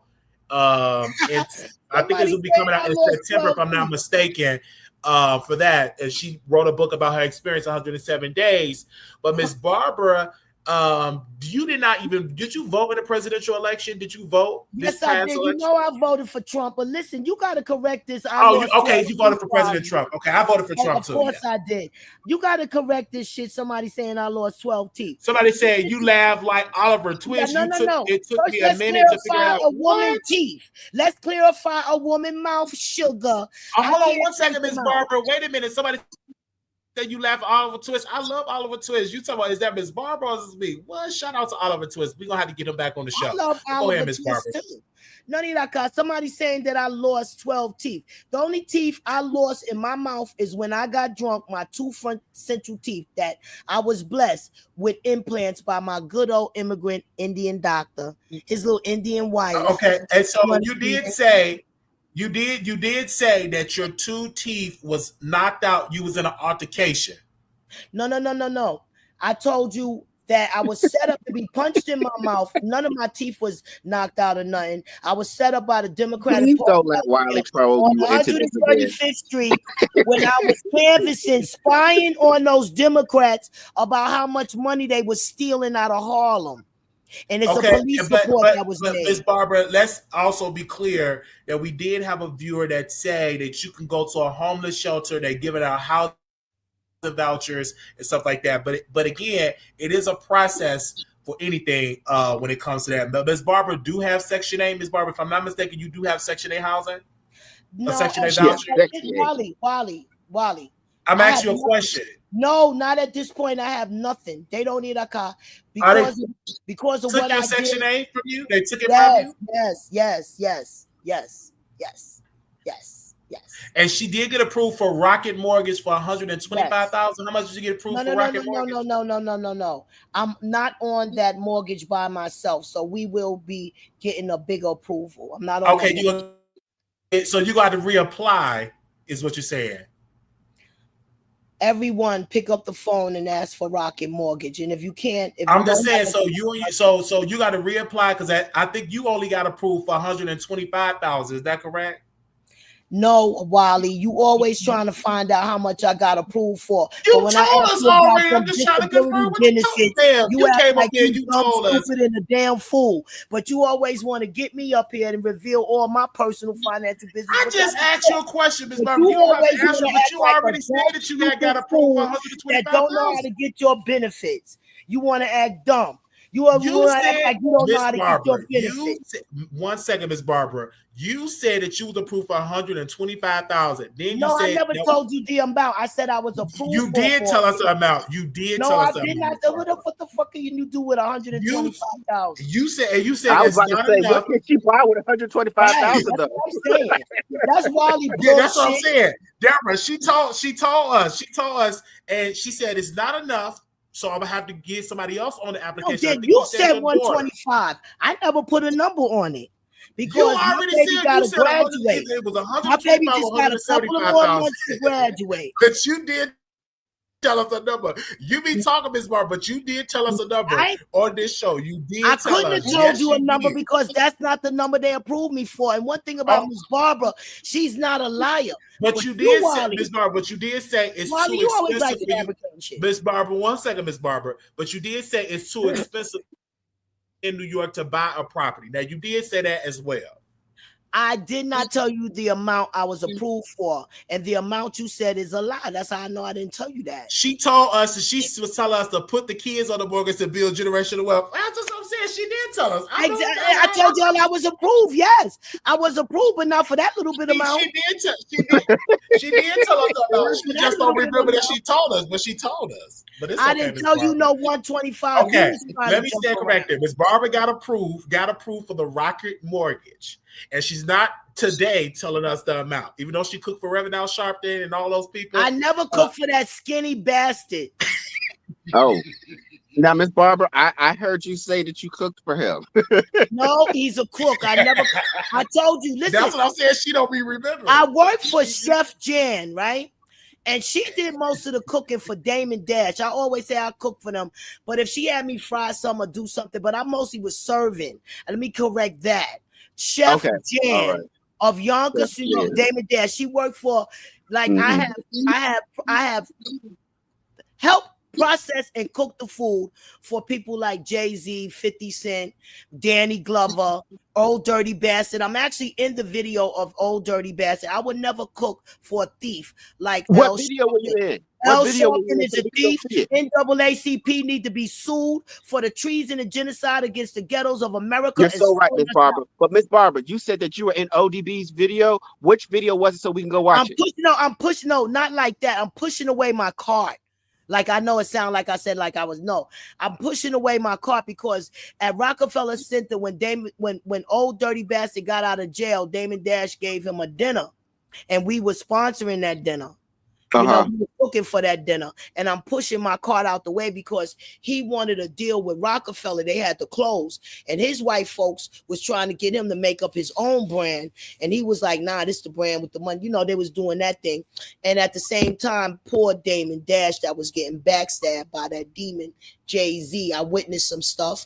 I witnessed, in fact, the worker that I was working with, name was Dave. He took a picture of Jay-Z. Jay-Z caught a nasty attitude right then and there in front of us. And that's when I just rolled my eyes. So you wasn't in the video, Miss Barbara, but you said no, I'm pushing my cart out the way. You can see me in the video pushing my cart out the way. That's what I'm. What's the song called? Like the food cart. For me to say I was in a video like they hired me, no, I didn't mean it like that. I was saying it. Oh, wrong. you don't mean like a music video. You mean like a recording somewhere? Yeah, they would. Yeah, they was like doing a documentary. Okay. So what did you serve They them? was doing a documentary of him coming. Away? Wait a minute, son. Let me tell you. They was doing a documentary of him coming out of jail. This was his first meeting with Damon Dash when Old Dirty Bastard was coming out of jail. So you pushed the cart in front of him full of food, and they said, "No, we don't want." When I looked at the video, I could see me where I got my hairnet on and I'm pushing the cart, like what I'm doing out the way. What was in the cart? Because I was trying to steal. What was that champagne? Like Jan told me I was stupid because we had got sponsored by, I think it was Hypnotic. Hypnotic was out, and everybody wanted me to sell them the bottles, but being that we were sponsored and I worked professionally, I didn't want to sell them the bottles. I had to give them away for free. And Jan said, "You stupid, you could have sold them." So so the bottles were in the cart that you were pushing away. Hypnotic. It was that blue stuff. I think it was called Hypnotic. Yeah, Hypnotic was in the cart that you were pushing away. No, I think I was pushing away the food. Like the what kind of food was in the cart? Like hot dogs? I don't know. Whatever. No. We didn't serve. They didn't eat no hot dogs. They ate good. No, what cart were you pushing away? I'm thinking like of a shopping cart. Whatever I would get in that cart, whatever I was doing, it was a food. I was pushing something. I was getting out of their way. I was pushing. I guess I had to set up. I was setting up the food or whatever. But whatever it was, they was following him with the camera, and I was getting out of their way. You can Google Chef Jan. She's on Instagram. Google Chef Jan. You will see she's one that I tried to get her and her sister, right? Because her sister used to date Mike Tyson, was actually at Mike Tyson's house when Donald Trump was here. I'm gonna see if we can bring her on the show. How about that? Yeah, like I was going to bring her on AT2 show and everything, but there was a lot going on, You can check out his videos, you'll see what happened. See, can you bring on the wireless show, Miss Barbara? Okay. Which one? Barbara, somebody said that you were pushing a homeless cart. Google Chef Jan and request Chef Jan yourself. She's on Instagram. Some T1000 says she was pushing. T1000 says she was pushing a homeless cart and show. Hey, whatever. Mayor Koch got me my first apartment, darling. When I left my mother house, Mayor Koch got me my first apartment, darling. Trust and believe that, darling. A brand new, hold on, a brand new Miss Barbara, that wasn't a true. It was a food cart in Harlem. And guess what I did? I bagged the lawyer they gave that $29 million to, and they never paid one stitch of rent in Harlem. So, Ms. Barbara, was you pushing a homeless cart or was you pushing a food cart? No, we had it going on. Jan was making a lot of money. I was pushing the food cart. Okay. So did you serve the people? Who did you serve? Like, did you serve ODB or Dame Dash? I had And to. what were you serving? Okay. My husband took the plates to 50 Cent and Danny Glover. This particular day, I remember, to 50 Cent and Danny Glover, and then we was cooking. I remember Jay-Z being there, and I don't want to quote the beautiful great Aaliyah. I don't want to quote her beautiful name to see, but I know for a fact Jay-Z was there because I got an attitude, because he got an attitude with Dave snapping a picture of him. Oh, somebody asked a really good question. What year was this? Shit. Okay. It was the late 90s, right? Hold on. Yeah, it had to be because I had I bought a Ford car. Trying to see the year of that car. Hold on, I don't believe that my daughters was even born when Damon Dash. It was the year when Damon Dash was still in Rockefeller Center. Like I said, Chef Jan is on Instagram. Wait, they were in Rockefeller Center? Damon Dash had his own office in Rockefeller Center. Yes. Oh, that's when he was going to work about when Damon Dash was working. That was the year when Damon Dash had Rockefeller. Somebody wanted to know, was Tupac there too? I never met that beautiful man, but I believe that my daughter, my friends was light skinned, so they were screwing everybody. Eric Von Zip. I was mostly roping, doping the drug dealers, but they was getting the stars. They was Tavia's in the building. They land Mike Tyson. They land a lot of basketball stars. They was driving Mercedes when they was young. Them niggas was buying them Mercedes, one of a kind cars, all that shit. Yeah, Miss Barbara's bringing out all the mods, all the beautiful monitors. Yeah, let's go. We getting ready to rumble. We going up to 200,000. So Miss Barbara is she did get approved for Rocket Mortgage for $125,000. Stop saying that shit, Wally. Stop saying that shit. Hey yo, caller. Guess what? Wally started popping some shit right about my Section 8. I didn't pop this stuff about the Section 8 on a Sunday. These creatures, these niggas, these animals. Oh no, let's not use that language. Everybody was on. Everybody. Miss Barbara, watch the language, Miss Barbara. Okay, I'm sorry. I didn't. He's gonna get demonetized if you keep talking like this. Oh yeah, we need this to be monetized. I'm sorry, y'all. I messed up. Y'all gotta send $2, $3. You got to send it. You don't want that shit. I'm broke, busted, and disgusted. Come on, y'all. Y'all got the money. So Miss Barbara says she got approved for the Rocket Mortgage for $125,000. Y'all saying so much. It was too low, so then she's doing a joint application. Miss Barbara also bought people gold chains, watches, and medallions, and she got a good credit. You know what, y'all? They so mad that I saved up sacrificed my little pennies to make my little down payments on my gift. Wally, you need they to said ain't no apartments in New York City for $125,000. No wonder she can't find nothing. You got that shit right. Letting you know. Miss Barbara, you just told us that you didn't get the $125,000. Don't support this man trolling you.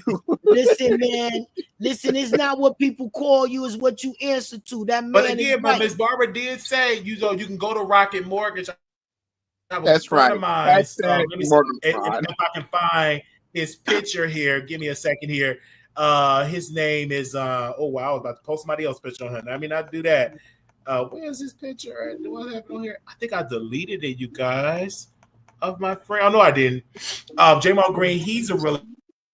He's getting people in houses. You have a credit score over 600. If you have 2 years work history in Chicago, they have grants to help you first-time home buyers. You can walk away from the table with a check. And so it's a lot of people that's been getting properties in Chicago because of this man. So shout out to Jamal Green. He just turned 30. Happy birthday to him. So Ms. Barbara, you're definitely telling the truth that you should definitely do the Rocket Mortgage, stuff like that. That's but right. What kind of house would you try to get? Are you getting a multi-family unit? Are you going to set a single family home? What kind of house that you would like to move into? We are going to move into a multiple family. A multi-family, okay. That's good. In New York Are City? you going to stay in Soho or Harlem, Brooklyn? Hold on, let me see something. Why is Miss Barbara not going through NACA? There's too many gatekeepers in NACA. See, these things are available, and we get them in the name of a Black American, but they give them to people without color and don't let us be eligible. That's to gentrify our areas. Like, y'all will never know, the Black Americans will never know what a community is for children to go outside and play in the community. That's not true, Miss Barbara. They have places where children can go. They have neighborhoods with African American. Shame Miss on Barbara, you, Wally. you put it out. Shame on you, Wally. Wally, I'm talking about They do have neighborhoods that are nice neighborhoods with kids. My mom lived in a neighborhood where kids could ride their bike. It's safe. Wally, it don't exist in New York City. Now you're making these blanket statements like Black folks don't have nowhere to go. Like, no. In New York City, in Bronx, New York, the communities are gentrified and gone.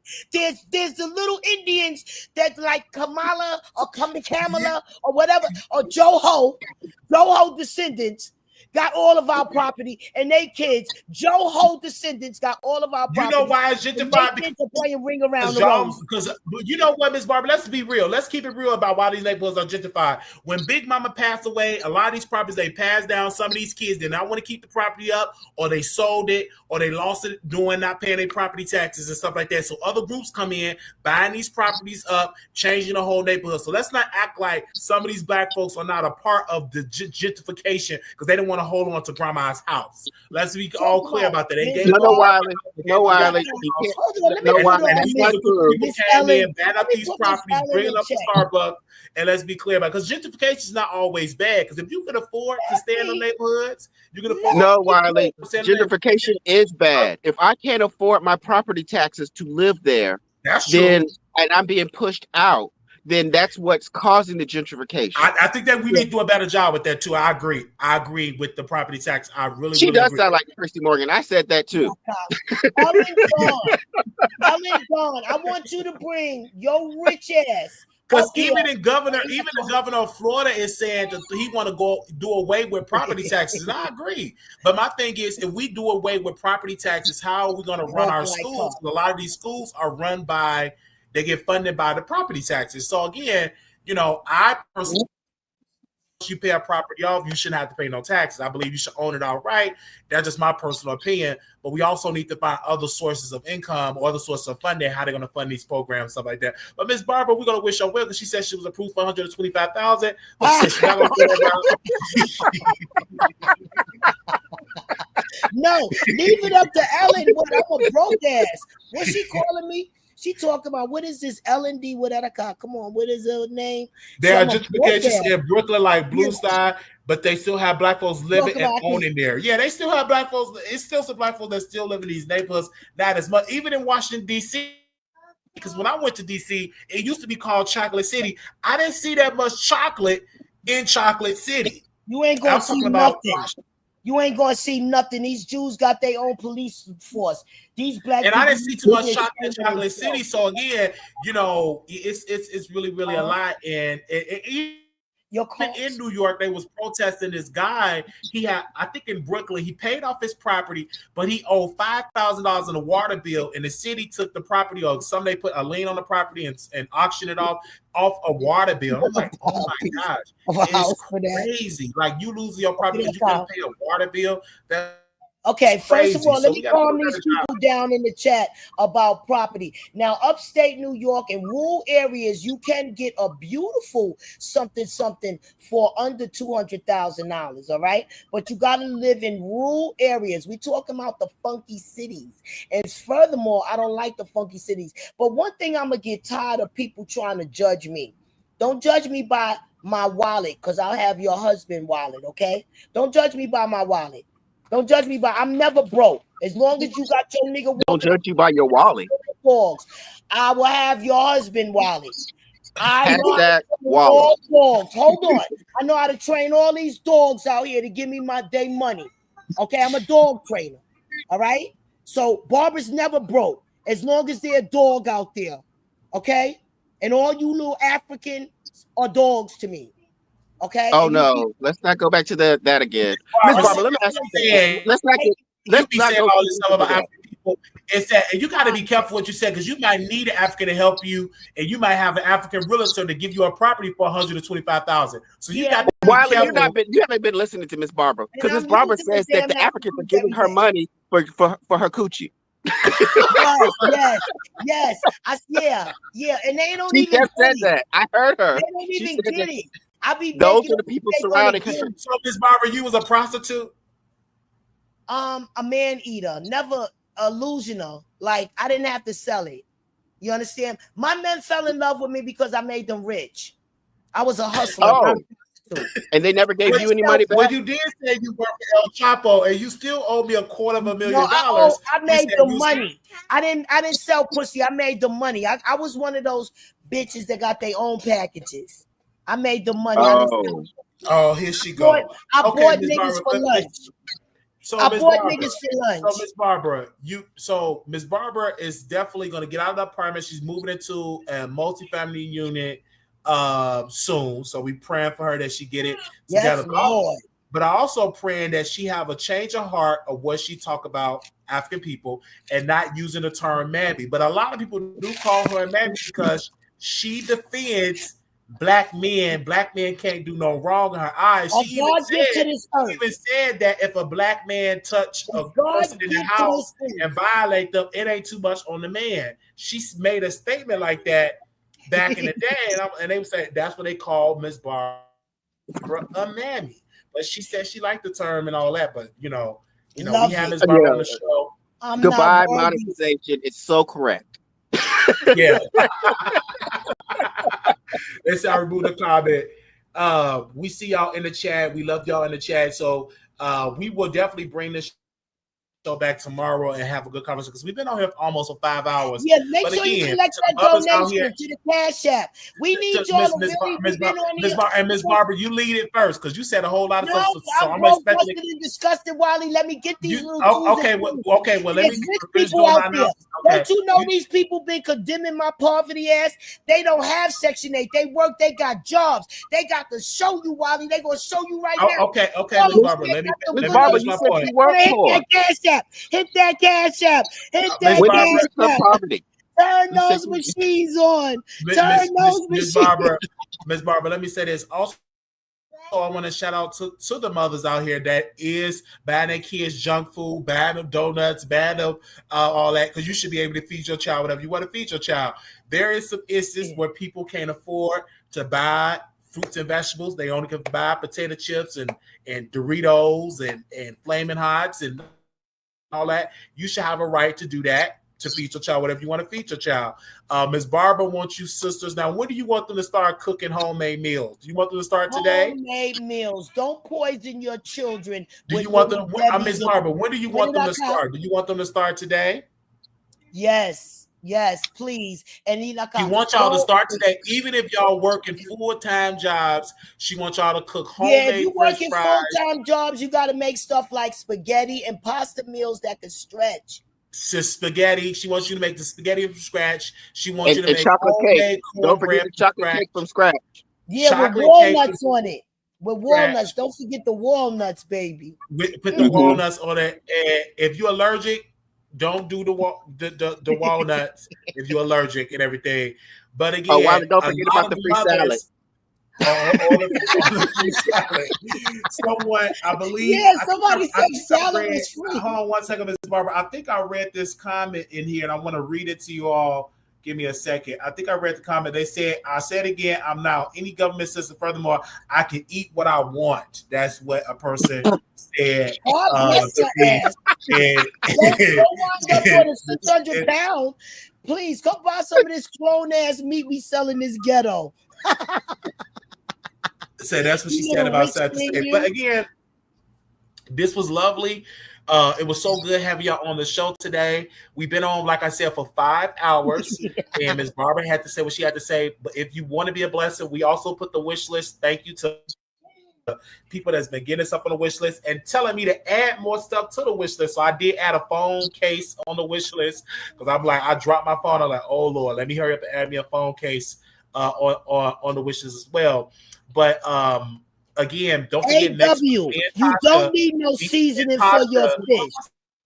second, Miss Barbara. Me and Tasha is going to do a show where we do a book review of the escort that was sleeping with Diddy and was sleeping with Cassie. And let me tell you, the book is juicy. At first, I didn't want to read it because I'm like, oh, okay. But then now I'm enjoying it. I'm like, oh my gosh, I'm already on chapter 6, and I just got the book, I believe, yesterday. I'm literally on chapter 6. And it's not a long read, so it's he really talk about some things in there. They said when I left for church while it was on, when I drove to church while it was still on. 1000, you a producer. You a producer. So, you gotta come up here and produce. One second, Carla, 1 second. And so they said, don't eat Miss Barbara fish, no seasoning. Yeah, Miss Barbara don't like seasoning. Just because y'all can't cook. Now I'm gonna tell y'all, black and proud, those people that's putting seasoning on fish like whiting and porgy, you don't know how to cook nothing. All you need is okay. 1 second, Miss Barbara. The book itself. Let me show y'all the book. Give me 1 second. I'm gonna show y'all the book. But the book itself is really good. Let me show y'all the book. The producers definitely made sure that I got the book. Oh, that's the fire truck, boo-boo. Oh, Lord. And shout out to Kai with the $100 super chat. Yeah, shout out to Kai for the $100 super chat. The book, it's a big book. It's really big. And AW, why are you so jealous of me? Who is this AW? And hold on, Miss Barbara. And then I'm literally on. AW is a member. Yeah, a man or a woman? I'm on Miss Barbara. No, she's a member. I'm on chapter 6, you guys, and this chapter is when she talk about Cassie having a baby. So me and Tasha on next week are going to review the book, and so I want y'all can get the book. We couldn't see that book. Huh? We didn't see the book. You didn't see it? Okay. Right? There's go. And so it's like, well, I think it was, how much was it? $9 or $10. It's not that expensive. So again, I'm reading it. I'm on chapter 6, and it's about, he's gonna be talking about when Cassie was allegedly pregnant with his baby. So we are gonna talk about it, dive into it. So yes. Also, too, don't forget that's not been Wiley, can I ask a question about that book? In the front of the book, does it say conspirator? Yeah. Co-conspirator as one word. I already went for hospital. Yeah, that's the thing in the past. Victim or co-conspirator. Oh. Because he pretty, I'm not going to get into all the detail. He pretty much wrote that himself. Blaming Cassie. Oh, yeah. Baby, AW, Wiley been here way before years, sugar. You got to keep up. He been here for years with an S. But no, but we thank AW for that. They said, but you, Miss Barbara, you've been a terrible cook for years, and that's why anyone get in a piss with you. She's a hater. She's a hater. She's jealous of beautiful black women. This thing is a hater. Is this thing black or white? Before I could even address this alien. Look, this person is a member who pays monthly. So we're not going to attack Miss Barbara. Hey, Miss Barbara. They said, Miss Barbara, what's the tea? Hold on. Oh, wait a minute. We got what's the tea in the chat. What's the tea said? I totally agree with Miss Barbara. Salt and pepper only needed for fried fish. Thank you, baby. But again, I put all type of seasoning on my fish. And cornmeal. With flour and don't forget the flour mixed with cornmeal, sugar. Thank you. Now, if you got all them crabs and stuff, that's when you put the seasoning. But that seasoning on fish like Lowry's and all of that Tony's is for people that don't know how to cook. You know, Miss Barbara, my grandmother put all type of seasoning. It is delicious and good, right? And be good and hot. But also, listen, you guys, whatever you put on that, that's what I don't eat everybody cook, because I need more than salt and pepper. No, but I need to know if it's black or white. I need more than salt and pepper on my fish. I'm just saying. They said no read, Miss Barbara. They said no read, Miss Barbara. I said I've been a subscriber of the Wiley Show since he started his YouTube. Hold on 1 second. I want to put that on. Are you black or white? He started his YouTube show, and now we know Miss Barbara can't read and can't cook with no black. I want to know if this entity is white or black. What is it? So somebody said, I'm not reading that owl trash and lies about AI. Cassie. I'm sorry. AI trash and lies about Cassie. Give it my coin to who is that? La boo boo looking bad hoe. Love you though, Wiley. Okay. You think Please, it's y'all AI? get $19. Really? Can y'all please give it to Cash App so he can have every penny? I mean, please, y'all. But you know, Please. but Miss Barbara, listen, if you donate, whatever how you donate, that's fine. And then it to me. But again, Look, the 22nd is coming up soon, so it's not like he's not gonna get the money. No, but they gonna take most of it. Come on, big dogs with the job, especially that one that make 80,000 a year. I know you out there, sugar. so somebody said, somebody said in here, hold on one second, like Miss the Barbara. welfare Said, the great, shit I hold on a got. second, Miss Barbara. They said great topics, Wiley. You were really on before I went to church at 9:45, and when I get out, you're still going on, and I enjoy it. Thank you. But you know, it could be AI. It could be AI, and AI is the future. You know, AI is here. Yeah. I mean, AI is here. And many people is using AI for, but again, I'm reading it and it's some juicy stuff in here, and I'm like, oh my gosh. Who says But, I like Indian men? I like my niggas fried. Who says I like don't Indian have to men? say the N word, Miss Barbara. Okay, I'm sorry. Miss, you know, Miss Barbara's only welcome over here at the Wiley Show. Over in other channels, they have blocked her. They don't welcome her They back. hang up on her. They hang up on her, and she been talking for almost 5 hours straight. That's a lie. They love me on all the shows, y'all. Don't listen to them. AT2 did not like you that day when he hung up on you after you paid him. AT2 always hanging up on me because AT2 got different strong values. He got different values. So again, we will be reviewing the book, whether it's AI or not. We will be reviewing the book. And also, shout out to what's her name? Chelsea. Yeah. She wrote a book. It was straight up AI. She didn't even proofread the AI stuff because the story wasn't making sense. But she made 2 AI books. She made a story about Storm. She made a story about Tasha K, and it was all AI. And she made coin off of it because Tasha K promoted the book, and people was up there buying the book and stuff like that, and it was straight up AI. Lord have mercy. Hey, Wiley, did you ever read it? Because I thought you didn't read it. I didn't read it, but somebody else read it, and they I think Danny Girl read it. She said, "Oh, this." I think it was Danny Girl. It was one of these other bloggers. They was reading on the YouTube. They said this is straight up AI.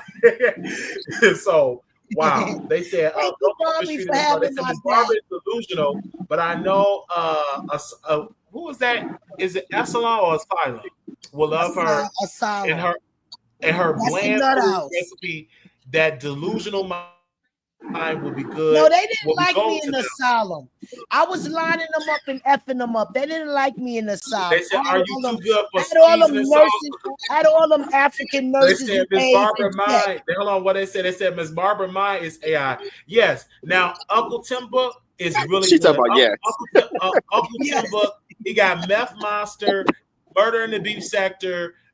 Timothy Bland. He definitely makes a good book. I personally read his Meth Monster book. I read it and we reviewed it on the Wiley Show. It's really good. So if y'all want to go get his book, it's really, really, really good. And one of my former mods actually is the voice on his audio book because I think he put it on Audible, and she's reading, I believe, the Meth Monster. And he did thank us because the book sales went up and people was buying it. And he wrote that book years ago. That was a man that was addicted to meth, and he's no longer addicted to meth. I'm going to answer you when Wally finished.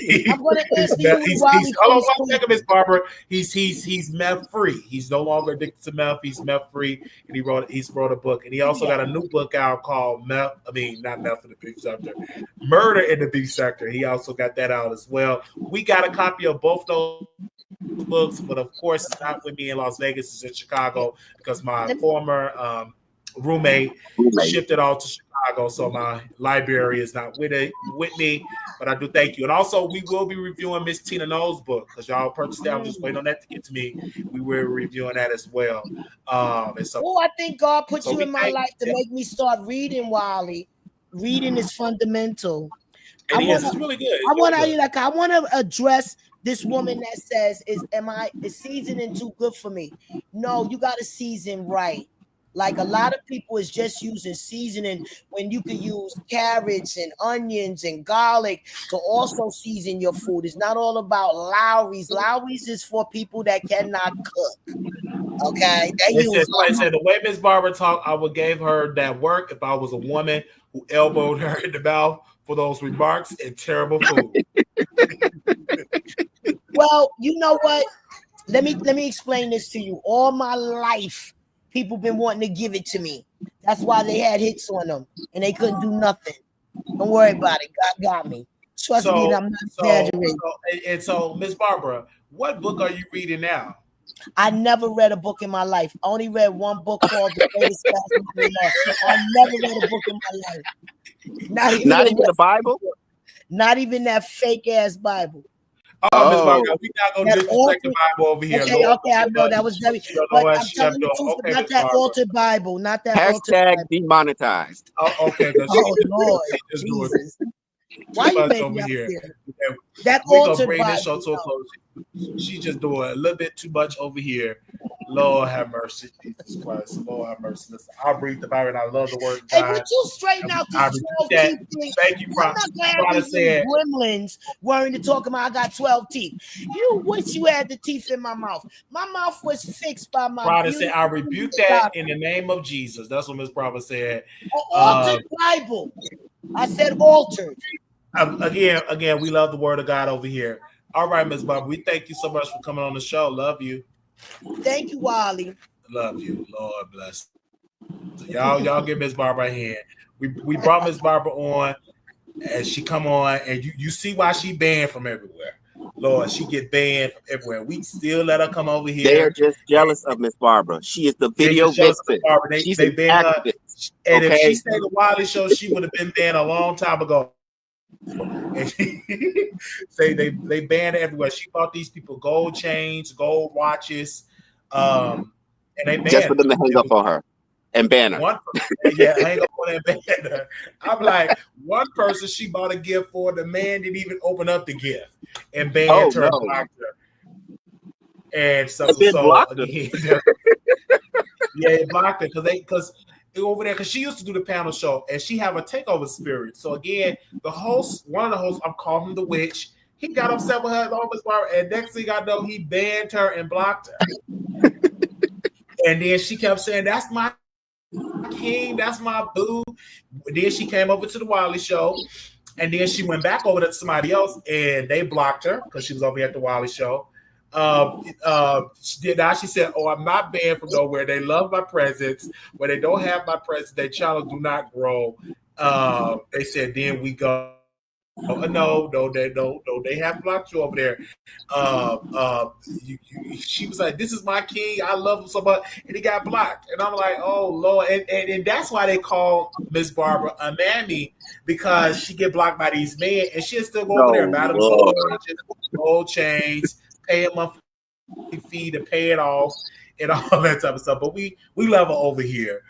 We want to put on Two Man and a Lady when we bring it back, because she even started coming on camera. We was the first blogger that got her to come on the camera on YouTube, because she wasn't usually coming on camera. She would just show her thumbnail. And so I got banned because I was talking about his man he was in love with. I was telling the truth about the oh Lord, here you go.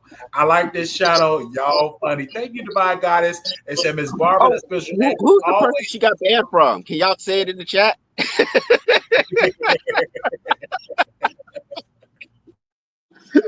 They said she's talking about the pastor, and she was talking about Larry Reid again. I believe Larry Reid want to move to Africa, if I'm not mistaken. It seemed to me that he said he want to move to Africa. So y'all, I don't really talk about him as much because I did unsubscribe from his Patreon. We disassociated from him. He's a good giver, but I didn't like what he did to Levante in my humble opinion. Okay. Yeah, she was disowning Wiley for that man. She was trying to say my name over there. They got her together so much because they only use nicknames and all that type of stuff. Yeah. But it's still apartments available in Harlem. It's still apartments available in the Bronx. It's still apartments available in Brooklyn. If you got the money and the good qualify for that or get the credit, go and get you an apartment if you can. And then also, according to Miss Barbara, you can go to Rocket Mortgage. So we love y'all. So I'm gonna finish reading this book. Y'all calling it an AI book because definitely he did not spend time to get this book. You know how you're supposed to have it small. This is a huge book. It's huge. Well, we're gonna read it. They said consciously blocked me from entering the StreamYard. Yeah, you blocked. He blocked you on the StreamYard. If he blocked you to the StreamYard, you block. I'm not jealous of that. Why would I be jealous of that? I got my own StreamYard to come on here and chit chat and talk to y'all. But she definitely have a takeover spirit. Let me check and see that I get any new stories sent to my phone, y'all. And thank y'all for y'all donations and for y'all giving. Oh my gosh. No. Let me find out that Don Richard files new lawsuits against Diddy. I'm so sick of that lady. I am so sick of that lady. No, that the book didn't have an editor, of course. I am so sick of this lady. She is what lady is this? Against Diddy. She had a partial win. No, Diddy had a partial win this week because people were suing him. So we have to talk about that in the next live. And then also I want y'all to pray for Diddy family. Pray for his sons. Pray for that family. Just pray for him, because that had to be so embarrassing to see your dad do all this crazy addiction to drugs, addiction to sex, addiction to beating up women, addiction to all that. Just pray for his children. You may not like Diddy, but just pray for his children, because his children is innocent. Pray for his little baby. He got I think it's a boy or a girl. Pray they got to grow up to hear all that nasty stuff about they fathers. Just definitely pray. His scene, Isn't your shirt Sean John? You said what? Isn't your shirt Sean John? Is it Sean John? I believe so. Yeah, that's right. Represent for P. Diddy. Yeah, so definitely pray for Diddy, pray for his family. And again, I love his sons. Well, I love his sons. I don't really get into their music and stuff like that, but I love his sons that we pray. They said, Natasha said, quit asking us to pray for demons. No, we're just praying that the spirit leaves him forever and he becomes a law-abiding citizen. We should not judge him on his past. This man has done a lot for our community. I looked up the Sean Puffy Combs. That's the reason why I went to business school, why I went to HBCU. I used to wear Sean John all the time until they took him out of Macy's. So yeah, we shouldn't be mad at. I didn't know that. It's good. Which HBCU you went to? I went to Florida Agriculture and Mechanical University. Oh, that's good. That is FAMU, the Marching 100. Yeah, you went to and we used to call it Scam You, because you got brought that scammer up there, took a picture with that scammer. So wait a minute, is that new lady? She's the new president. Did she get elected? Did she get installed yet? Yes, she is, and a lot of people are upset about it, but it is what it is. Yeah, a lot of people are upset about it. And I'm hearing that they remodeled some part of the student housing. If I'm not mistaken, I seen that on my timeline. So yeah. So do you like her? As a president? I don't know her. So no, fuck him doesn't even went to FSU. And that's the reason why he's not good with money. I went to the business school at FAMU, and that's why I'm good with money. I heard that. FAMU has a very good SBI.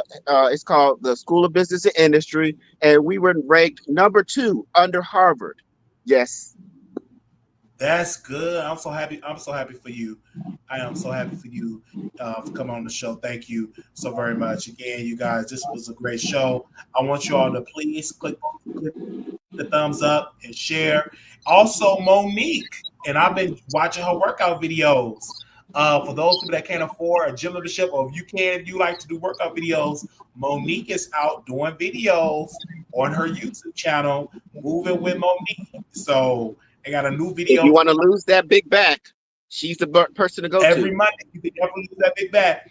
And she lost a lot of weight. Monique was real big. She lost a lot of weight. But yeah, this was a wild show. We'll be prepared for tomorrow.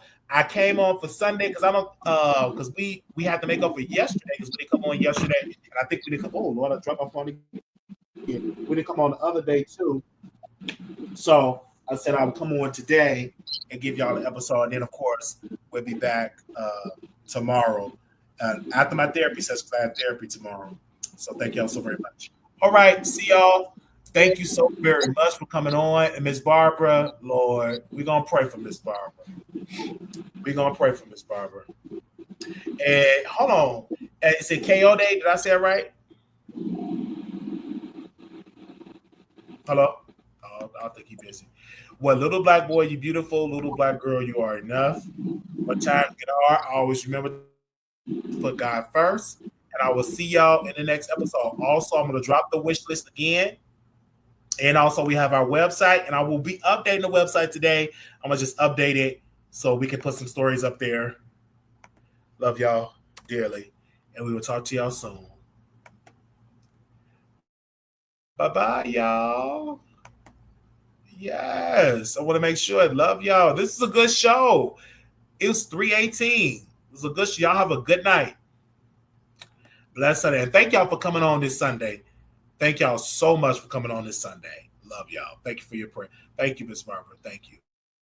Thank you. This was fun. This was real fun.